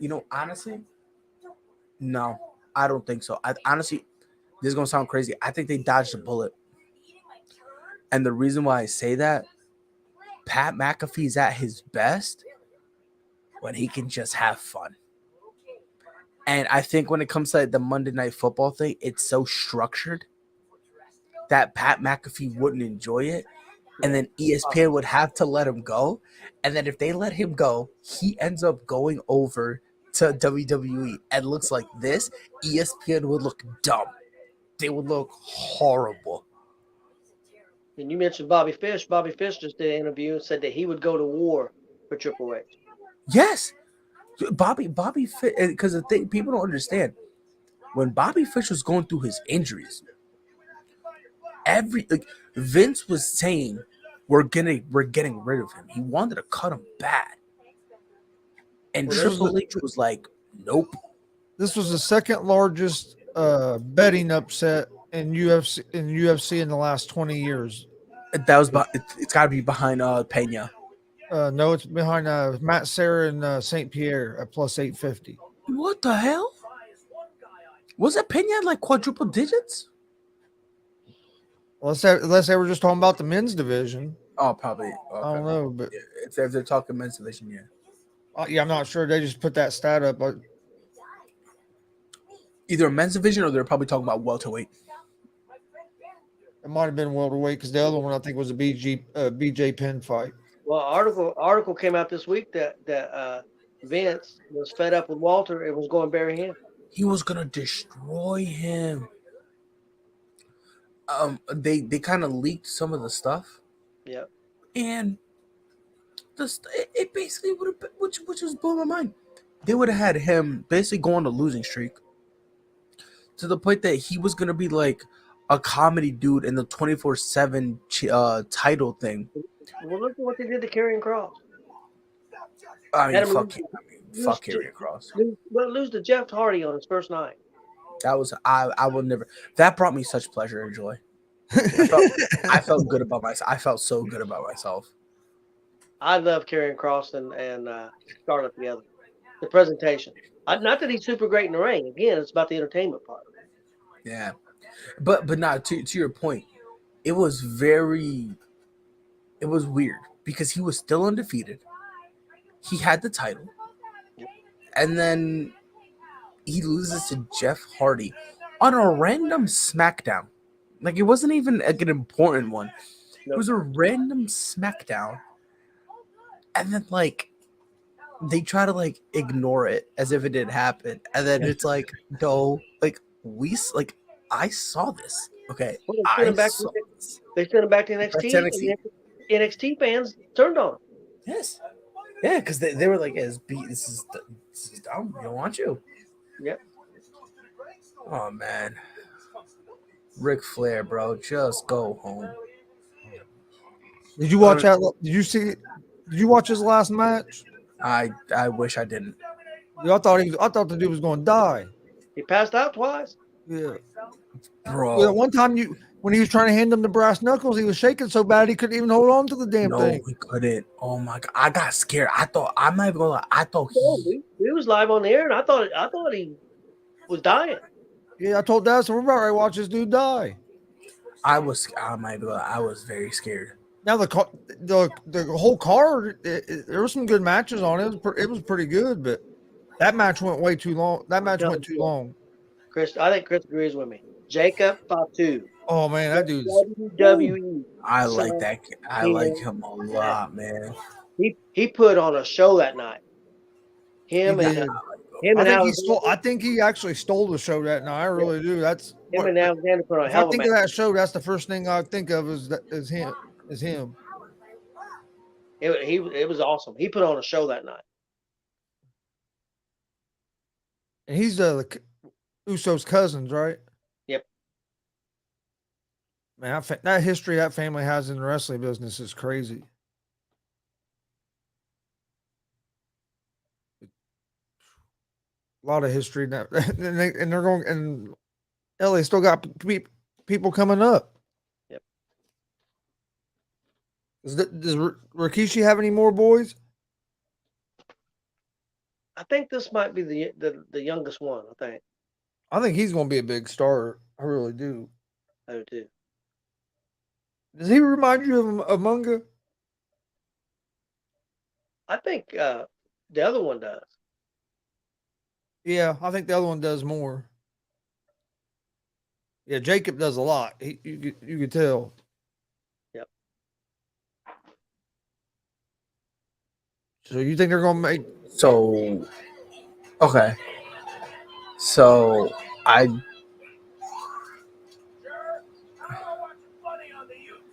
okay. So yeah. No, I just wanted to make sure that because I was listening to something. I just wanted to make sure I was. So, to piggyback off what you were saying earlier, Mr. Gonzalez, MJF is basically expected to be back within a month. Okay. Because this is more on like the other side of things because their TV deal needs to be renewed. Yep. And they basically kind of need all hands on deck right now. Yep. Which MJF would be one of them. So yeah, he's actually expected to be back within the next month. Which, with all that, you should probably throw him in the title picture. Jeez. When's his contract up? 2000. MJF? Yeah.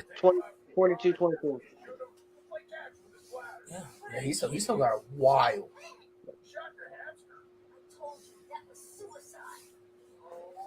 Hell, God. he wrestled here in Indiana quite a bit when he was in the independent scene. You know who wished that they wrestled Kamaru Usman, because Jesus Christ, my guy got fucked. Yeah. Jesus, he got Oh man, destroyed, they just keep showing it and showing it. dude. That's why I stopped watching, because like on right now I'm watching the thing on YouTube, the post fight conference, Oh okay. but I, like I turned it over to ESPN to catch some baseball highlights because I didn't watch no baseball today at all. because I just want to see, does Kamaru Usman kind of, does he come and talk? Because it looked like he wanted to talk in the octagon. It looked like he wanted to say something. Oh, did you see that where Dana White said that Brady was going to go? Brady and Gronkowski was going to go to the Raiders if it wouldn't have been for Gruden. I Really? guess he said that sometime tonight. I don't know if it's during the post press conference Jeez. or the pre. Says White says deal was so close that Brady was already looking at houses. Hmm.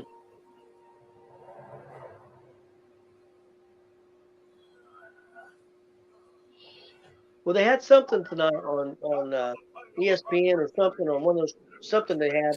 And it Yeah, said with the Gronkowski. Gronks. Yeah, this Yeah, is the coach for that. yeah. It's yeah, on ESPN Plus. It's like they did a watch along, so it probably was there. I think Dustin Poirier was there earlier too. So Yeah, Chris, who is it? The NBA dude? Was it Dwight Howard? It was him. Supposed to go WWE. Oh might yeah, have he was been. at the tryouts. Oh jeez. I think Usman got injured on that takedown. Look at how far his foot bent from his knee. That ain't got nothing to do with the knockout. Yeah, brother.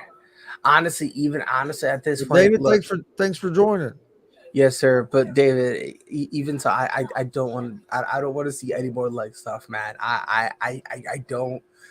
After, like I said, man, I'm 90% convinced that Leon Edwards broke his leg, because there's no way your leg should bend No, like that, bro. no. Like, what, dude? Did you see? How do you kick his nose, his cheek, his ear, and the back of his head at the same time? Like He did. that? What the? Yeah, I don't. and out of nowhere too, it was just boom. Like oh shit. Yeah. And it's crazy too, because like Usman wasn't knocked out, because like I saw him blinking and everything, but like when he was down, it was almost as if he was like, I'm up, I want to get up, I'm up, I swear I'm okay, and his body was just like, yeah, bro, y'all gonna need you to clock out. Like it's almost as like mentally he was like, I want to keep going, and his from his neck down, his body was like, We're gonna need no. It's like, no, man. I'm scared. I really hope he bounces back. I think he can. Yeah, I think he But will. oh my god, if he doesn't, dude, oh my lord. Yeah, I think he'll bounce back. I figured they'll rematch and he'll win that title back. Like I said, if I'm Leon Edwards, I do not want to fight. No. I don't want to fight him. I call out, like I said, I'm not joking. I call out the easiest fight in the division. Hold on. David says Usman is done at title elite level. He got taken down and knocked out by Leon Edwards. He's a 35-year-old with knee problems, and if that wrestling threat isn't there, the hands are not a threat. Well, but here's the thing, though. Heading into the fifth, he was winning 3-1. Yep. Yeah, he was So winning. Right. so to say that he's done at the elite title level, I don't think that's fair. I don't think it's No. fair to say, because he was like He was round 56 one, seconds. He was 56 seconds from winning right? that fight. And he got caught by a picture perfect kick. and by a good fighter also. Right. So Not a scrub. yeah, I don't think he's like that. You know, I don't think he's done. No, I I think don't. I think he's got a few more years. I think he's got like maybe 3 more years left. He'll win Yeah, that he title. hasn't. I mean, it wasn't like he had a bad fight. He hadn't looked like he was slowing down, and He'll win he that got title. caught. He got caught with a perfect kick at the right time. I'll make Right. a prediction. He'll win that title back, and he won't give it up until he retires. That could happen. Oh man, I Well, don't 'cause know. I don't know who in that division. Well, I didn't think Edwards was going to beat him either. I was about to say I didn't think anyone was going to beat him, and here we are. I didn't either. So I don't. But when he comes back, I'm telling you, gonna be a man on a mission. David Banner says, "Do you think that kick was lucky?" No, I'm not gonna say it was lucky because what I think it was. I think it was when you've been watching fighting for a long time, you just see certain strikes that are just perfect. Yeah, it was perfect. 'Cause like we said, if he would have hit him just with his foot, he would have knocked him out. Exactly. Like that was one of those things that he hit him. It was the perfect shot, hitting the perfect part of his body, using the perfect part of his own body Yeah. at the perfect time. Well, he threw the kick at the perfect time because Right.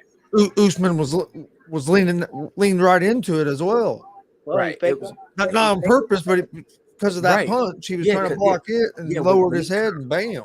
right when he kind of parried it, he kind of like put himself off center, which I'm not gonna say that's luck. I'm not gonna say that. No, that was his plan. Yeah, That's what he hoped to do, and it did it. yeah. He knew So he had to knock him out to win. right. He needed it, yeah, because like I he know. I was want to losing. ask you guys something. This is Well, let me hear it. off this topic, but have you guys ever watched it? That I think it was called Banana Ball. No, It was some kind of damn baseball game thing that was on last night, and they keep score by like each inning, and there was a guy on stilts hitting the damn ball, and then there was some guys that used to be in the MLB playing. I've never heard of it before, but never it heard was of the it. Bananas against the I forget what the other team was called now. But Gnomes was on the team. I don't know. It was crazy. Have you seen that? Have you ever seen it, Pride? So no, I haven't. But It was on like at 2 o'clock in the morning last night or something. It was some crazy shit. Like, what so the fuck is this? banana ball is like match playing golf. The team that scores the most runs during an inning Yeah, gets a point for that inning. The win goes to the team with the most points at the game's end. And then during extra innings, the defense gets only a pitcher, catcher, and one fielder. So basically, what I understand is each inning, if I score 5 runs, or let's say I score 15 runs, and Chris only scores 1, I win that inning, which is 1 point, and then we go on to the next inning. David says, "Okay, I entirely agree. Not hating. I just wanted to see if I was tuning into some filthy casuals talking MMA. No, I'm not gonna go like that. I know a lot of people are gonna say that it was luck, and those people are. And let me just preface this by saying I'm a Kamaru he Usman said no one fanboy. would have predicted Usman would have died on impact. No way, no, and it's crazy because I did not think, and it's kind of crazy because if you rewind it, right before that, I was saying how Leon Edwards looked not tired, but mentally, he did not look mentally there. Yeah, Like after the third round, when he went back to his stool, right before the fourth, he felt confident. He was like, "Yeah, I'm doing good." And then his corner was telling him, "You need to step it up." And Slapped him after in the that, face. Slapped him in the face. when Basically they said, "Wake slapped up." him, and they kind of pulled him off the stool, he then kind of looked dejected. And I think the reason why he looked dejected was because in his mind, I'm doing good. My coaches are telling me I'm not. It, what am I missing here? So for rounds 4, heading into the 5th too, he looked mentally out of there. And it wasn't fatigue or tired or anything like that. No. It was just, he just looked kind of out of it. And then like it's kind of funny because right before that, like that kick, he started kind of heading it. Like he started kind of not heading, I'm sorry, but he started setting it up because he was kind of pawing at him with that lead hand. And we started pawing at him with that lead hand, and he kind of, it was like he was doing that and then twitching his hips a little bit, right? So it looked like he kind of was trying to go for a leg kick, right? So when he kind of threw the, going with that lead hand, it almost looked like Usman was kind of blocking it, and it looked like he almost was. Maybe it's just me, but it almost looked like he was going for a check before he realized, oh wait, that thing is going up, and then he started moving his hand to try to block it. You know what I mean? Like, Yeah. it looked like that he was trying to check it at first, and that was just a beautiful. It was a good setup. I honestly, And another thing that people that don't watch fights very often don't understand is when they just kind of prod their hand out there, they're not doing that for no reason. They're doing it to get a reaction. They want to see how the guy reacts to it, so they can set up a kick or set up the next move.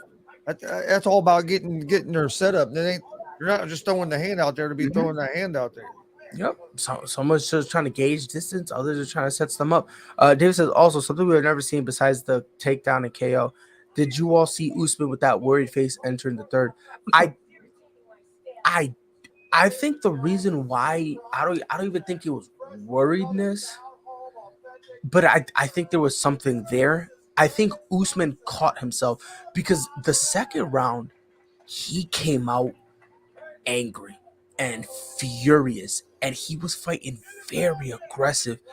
I think the third round he caught himself and he kind of was like, relax.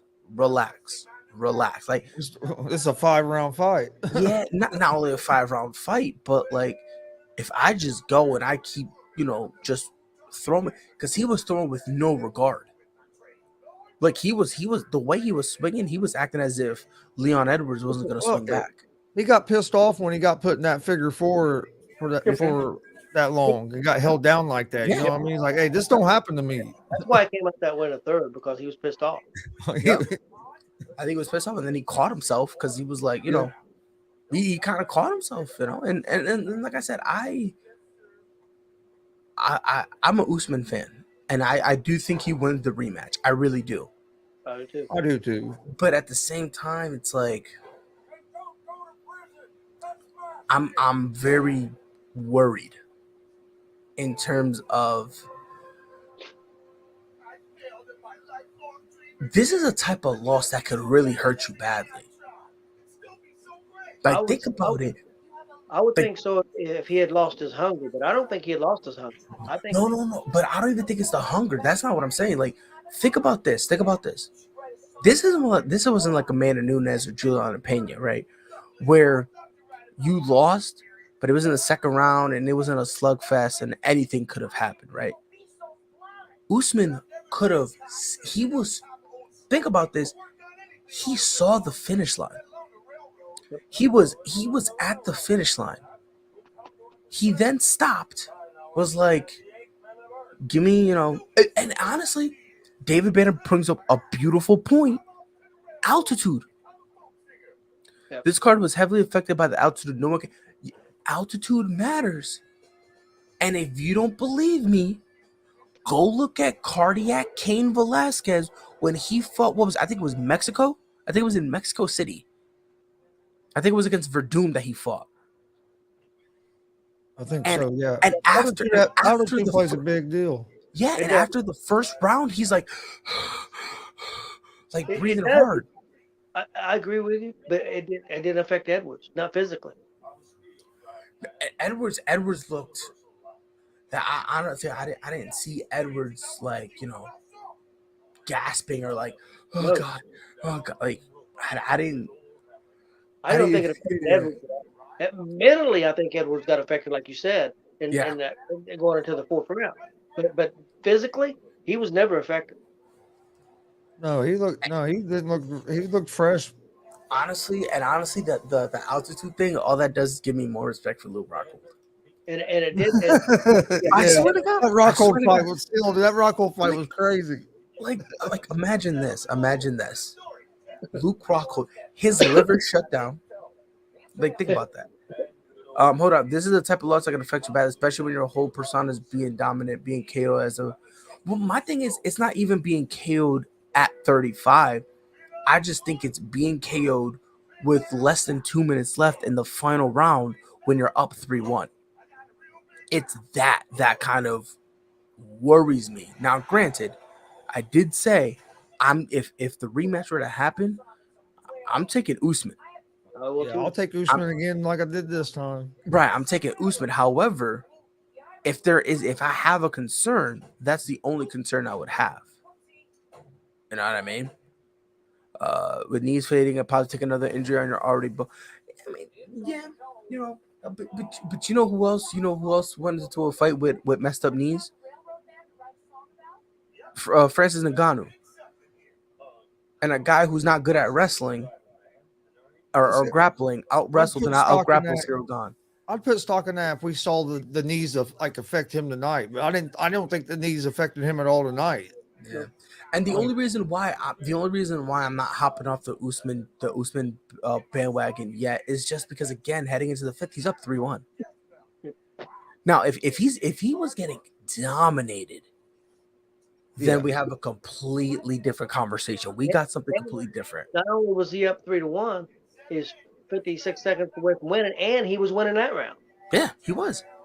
He really was, you know. So he ain't Cody Garbrandt just yet. All right, he ain't there yet. Jesus Christ, bro! Talk about a one-hit wonder. Yo, Cody Garbrandt. 2016 was his year. Fought 4 times, right? And the last time he rope-a-dopes Dominic Cruz, fights CJ Dillashaw, gets knocked out in the second round. He was like, "Hey, yo, hold my beer. I can do better." Rematches him, gets knocked out in the first round. What a time to be alive. Then goes on a whole thing where he only gets one more win. That Rafael Sensao knockout, that buzzer beater, which was beautiful, right? Then just still loses to the point where he goes, "You know what?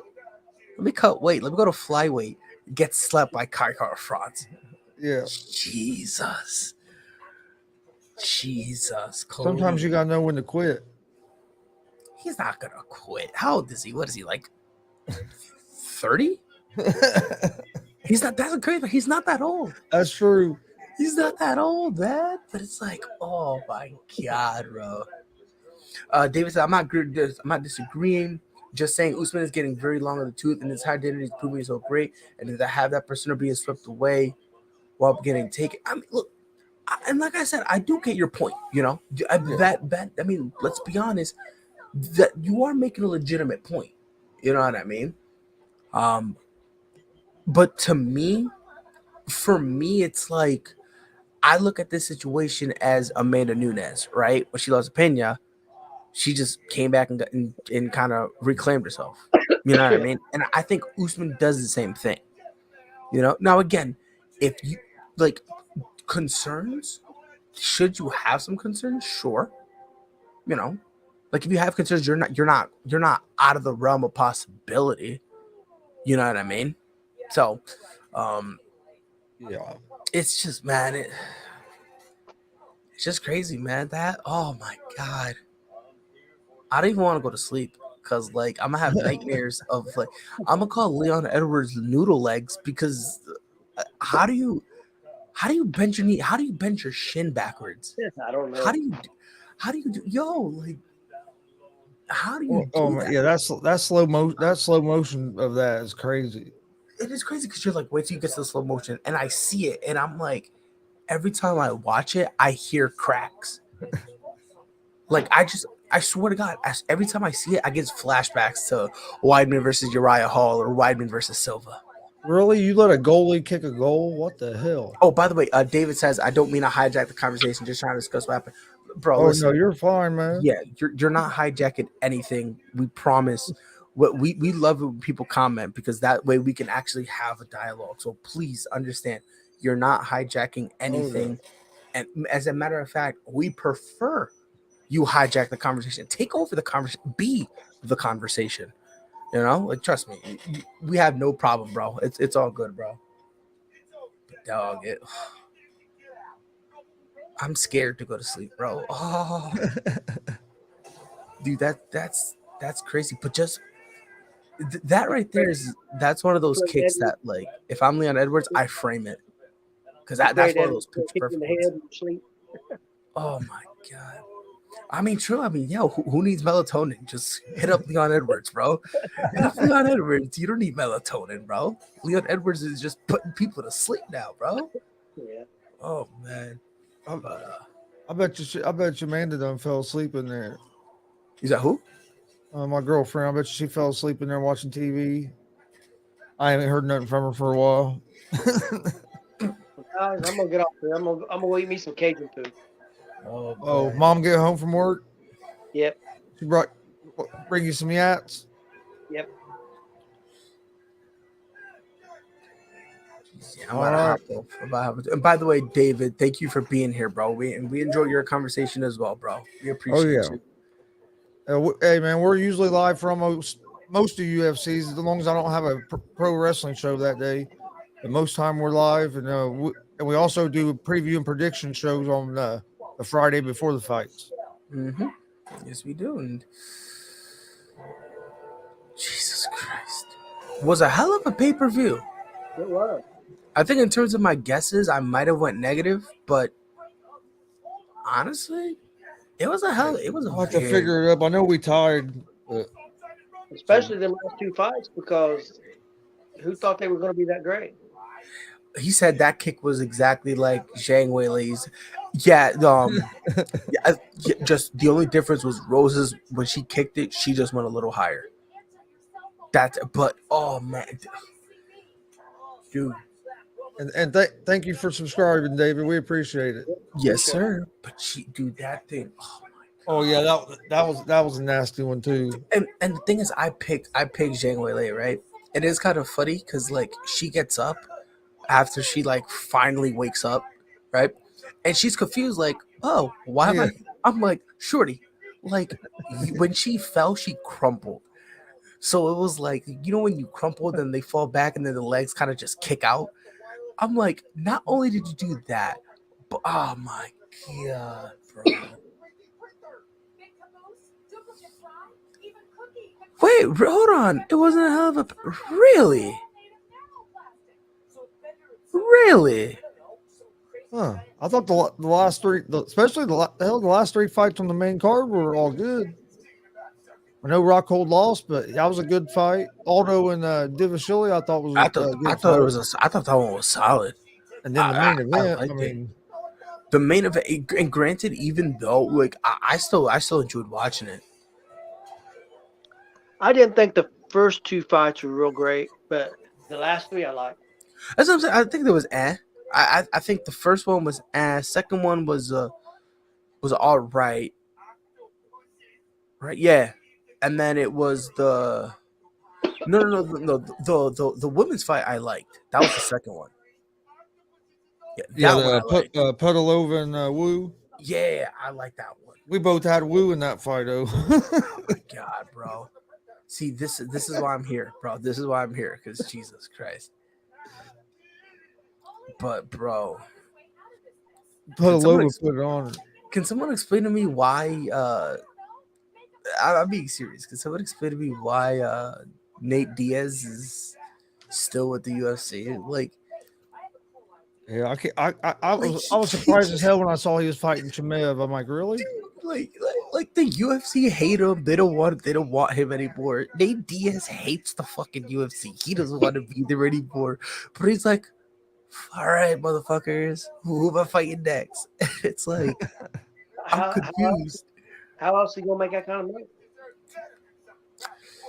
You want to know the God honest truth? I mean, if anyone could be a boxer, I mean, Oh yeah. now that Nate Diaz set Nate Diaz to bare knuckle. That'd be fun. That would be fun to see him on bare knuckle.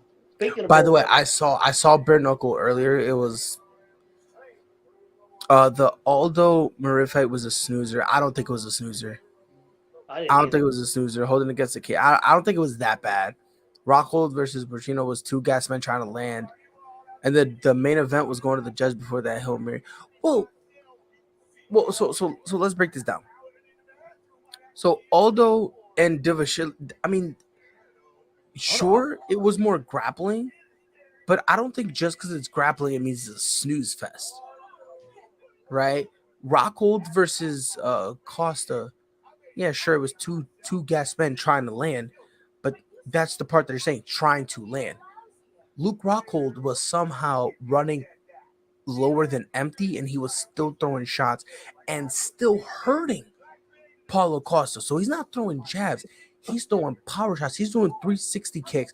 He's like still throwing stuff. Gets him down and rub his blood all over him. Yeah, like think about it, bro. It was entertaining. I thought there. Is it Yo, the best I've ever seen? No, but I thought it was. No, but that's what I'm saying. I thought it was entertaining because my thing is like the problem is like when he said two gas men trying to land, he's trying to make it seem like it was Dada 5000 versus Kimbo Slice. Nah. Where like It wasn't that bad. oh my God, to this day that is by like they threw punches how I dance. Like they were just like throwing punches, and I'm just like, and to this day, bro. If I ever don't know how to dance, I rewatch that fight, and it just I know exactly what to do. But they were making contact, and Luke Rockhold, for as old as he was hurting Paulo Costa. And the main event, yeah, just because the main event goes to the decision doesn't necessarily mean it's a bad fight. You know, I think it was still very entertaining with Leon Edwards having some moments and Kamaru Usman having some moments. You know what I mean? Boom. Well, Right. It was 2-1 going to the fourth round, where we thought Edwards needed to be at least to have a Right. chance to fight, of course. And then he loses the fourth round, so now he's in trouble. And of course, he the perfect storm happened and he won. Right. So I don't necessarily think it was a 4 out of 10. If I had to give it something,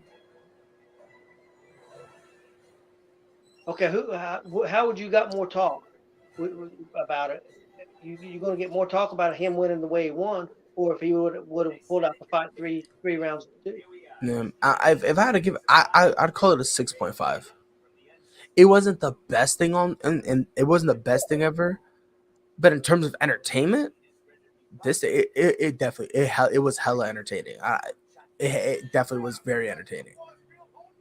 Before the last two fights, I'd give it a 5. I'd give it a 7 or 7.5 because of the last two fights. Yeah, right. Because again, the first fight, and I agree, the first fight was It was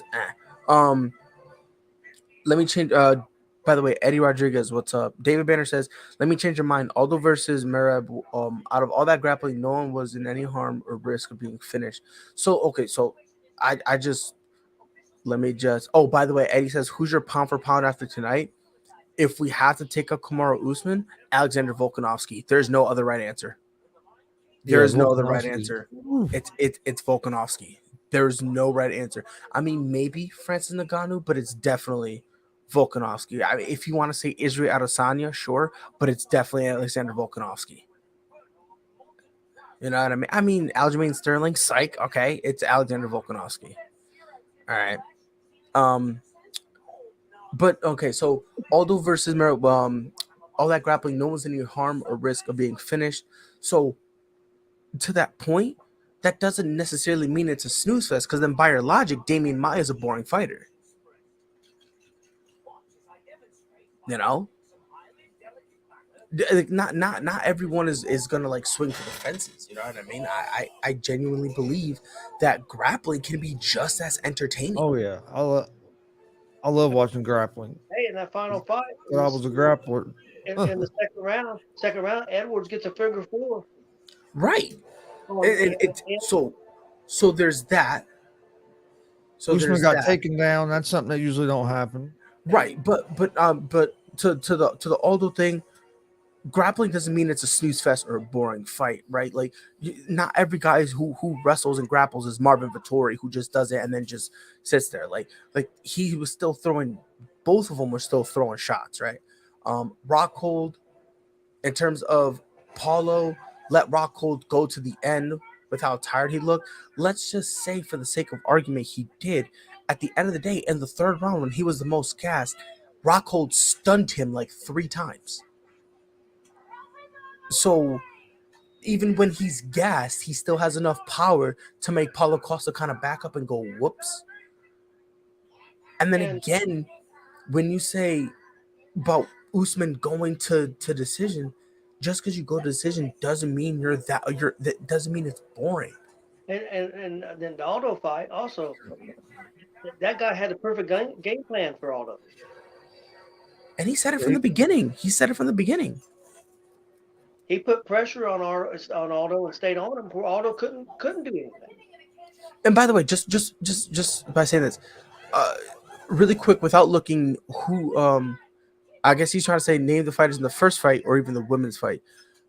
Let's say for the sake of argument, right? Let's say for some reason I can't do it. Let's say I can't do it. How does that prove it's a good card? Because if we're going by name value, if we're going solely by name value, then Conor McGregor is still one of the best fighters on the planet. Yeah, and I'll be straight up honest. I did not expect. I didn't think this card was a good card coming in. Neither did I, and that's the thing. And I didn't think it was going to be great. I thought it was going to be a 5 at best. Well, and we also thought that they didn't advertise it as well as they usually advertise the pay-per-view. That's another thing too. They did not. You guys on the show you guys did on Friday questioned why was Rockhold even fighting in this fight, and it was an entertaining fight. I mean, it was the best fight I ever seen, no, but it was very entertaining. And nobody gave Edwards a chance to win this fight, and he won.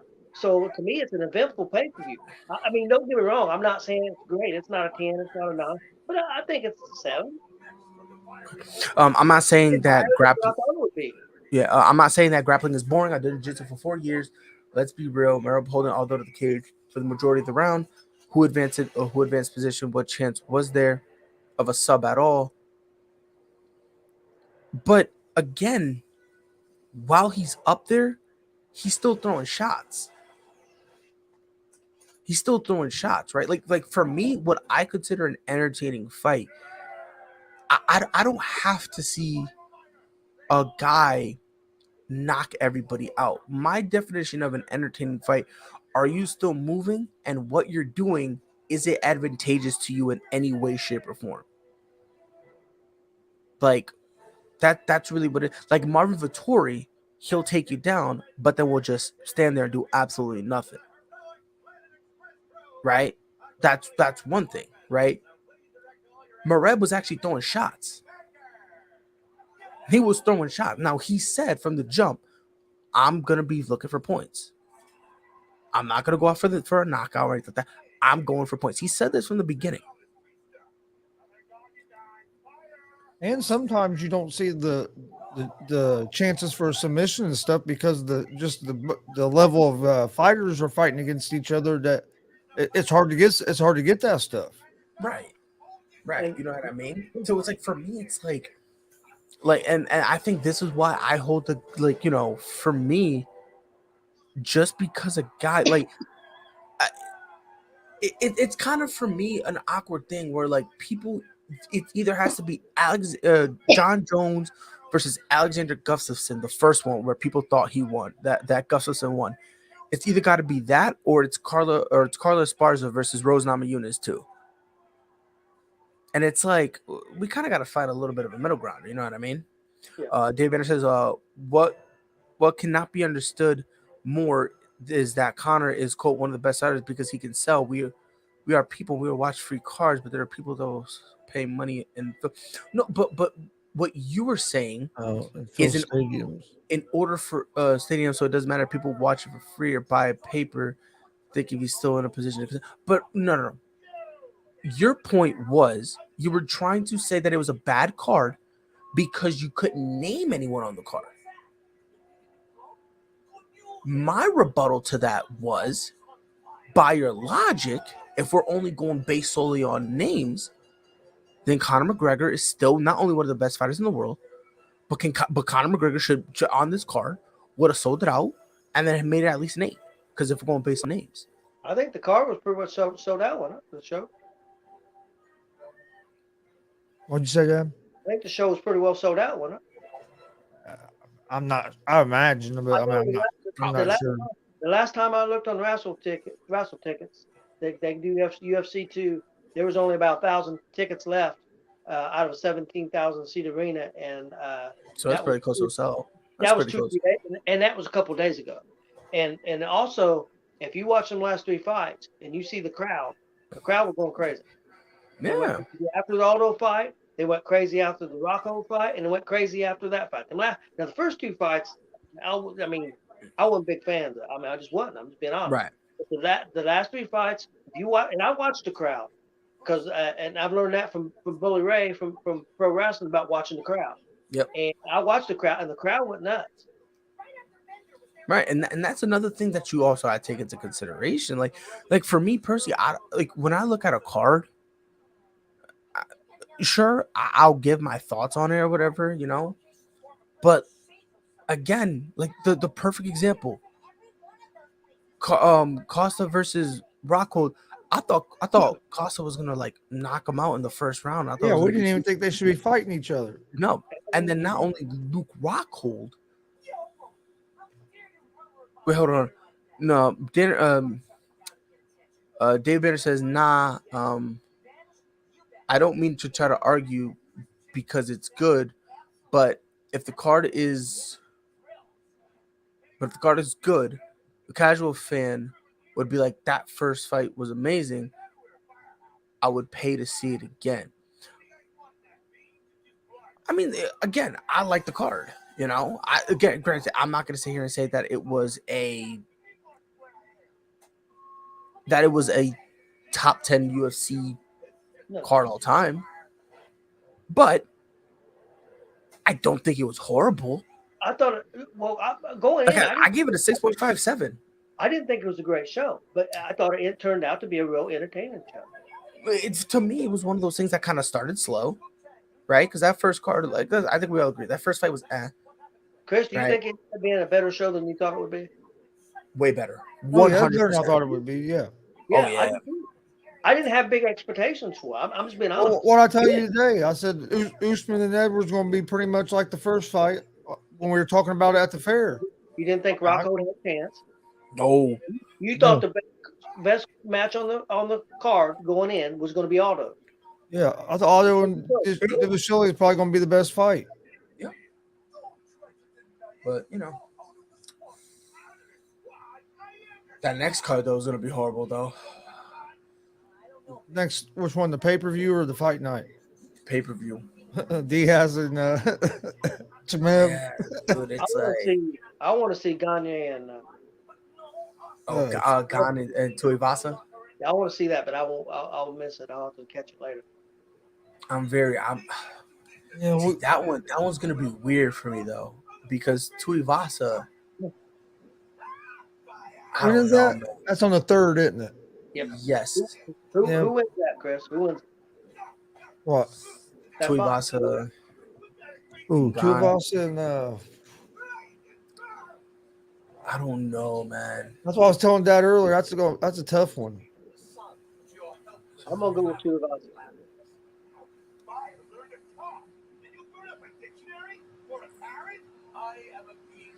Hold on, that's a reach from the point I was trying to make. Time to a card all the time is a big ask of any card. Just compare this to the free O2 card from earlier this year. Would this even hold the candle to it? Well, that free O2 card earlier this year when they went to that card was a banger. If I'm thinking the right one. Let me make sure. Hold on. Let me make sure that I'm thinking of the right one. I'm trying to think of what card that is. I don't know. Hold on, let me see. I'm pulling it up right now because I'm gonna. But no, I think for us, so none of us had real high expectations for this card, so it over exceeded our expectations. I mean, for me, like I said, I give it a 6.5. Yeah, I go right around a 7, right around there, and to me, that's not calling it a great show, but it also wasn't a trash show. No, either. It wasn't. Hold on, because I'm trying to find the O2. Let's get off. I'm missing. Is he hold on? But is he talking now? Is Leon Edwards talking in the post fight thing? Is he? Because if he talks, he's got to. So it is Leon Edwards right now. Oh, Edwards is talking. Yeah, Leon Edwards is talking right now, and Watching on what you say? It's on YouTube. yeah, it's on YouTube. Go to their UFC page. That this is where they always put their post fight press Okay. conference. Yeah, they put them all on YouTube. Damn, man. I'm genuinely curious if Kamaru Usman comes out and goes. Oh, the Astros lost today too. Damn. Fuck him. Oh, Jay's in trouble.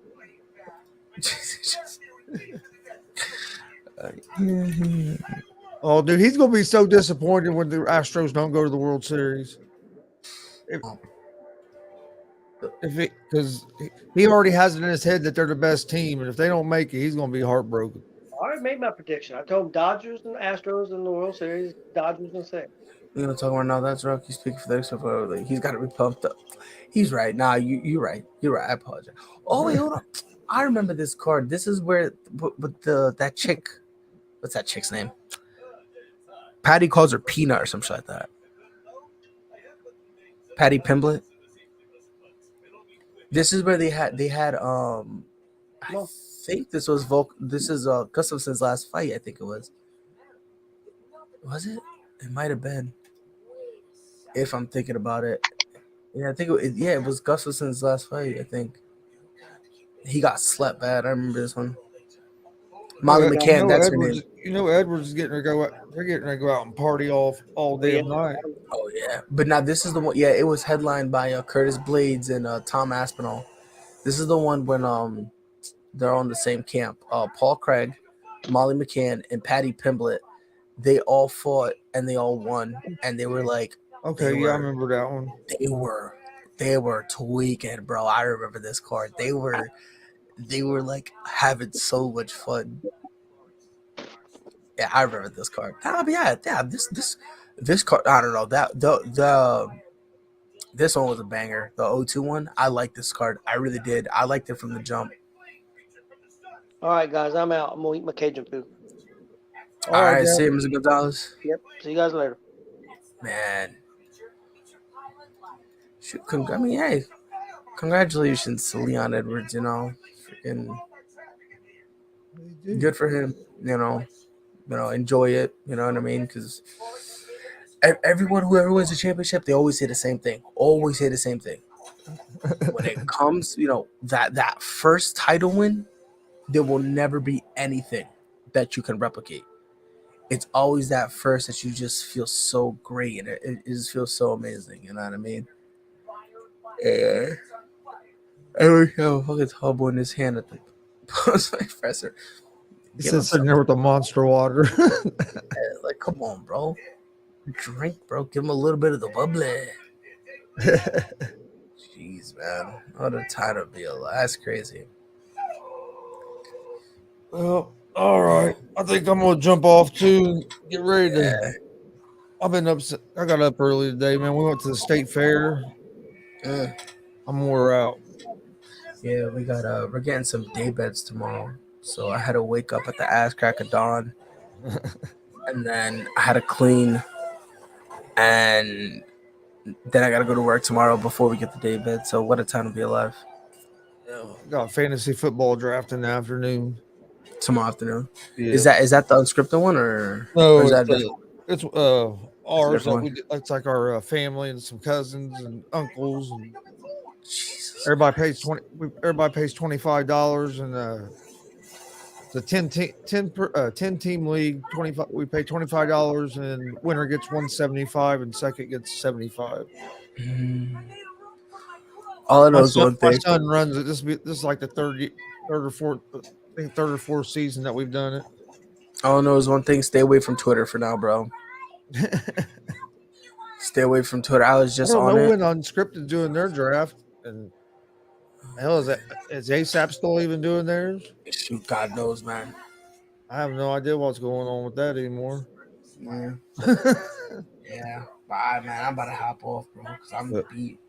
All right, man. Well, appreciate you coming on, and Appreciate you having me. sure if I don't talk to you tomorrow, I'll probably talk to you on Monday or something. Yeah, perhaps, maybe, who knows? All right, my guy, be safe, bro. All right, man. Later.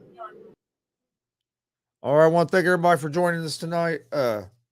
Please hit that subscribe button on YouTube. Like I said, we got live shows every day. We have a sports talk show Monday, Wednesday, Friday, 11 p.m. Eastern, on YouTube, Facebook, and Twitch called Gonzo and the Judge Sports Talk.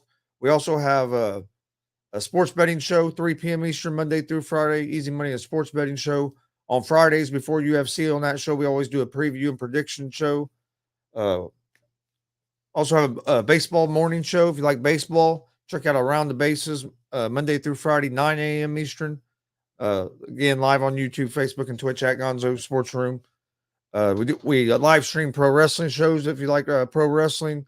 Like I said, we have some with some WWE Hall of Famers on there, so go check out our YouTube and Facebook. But everybody have a great night, and we will see you guys on Monday.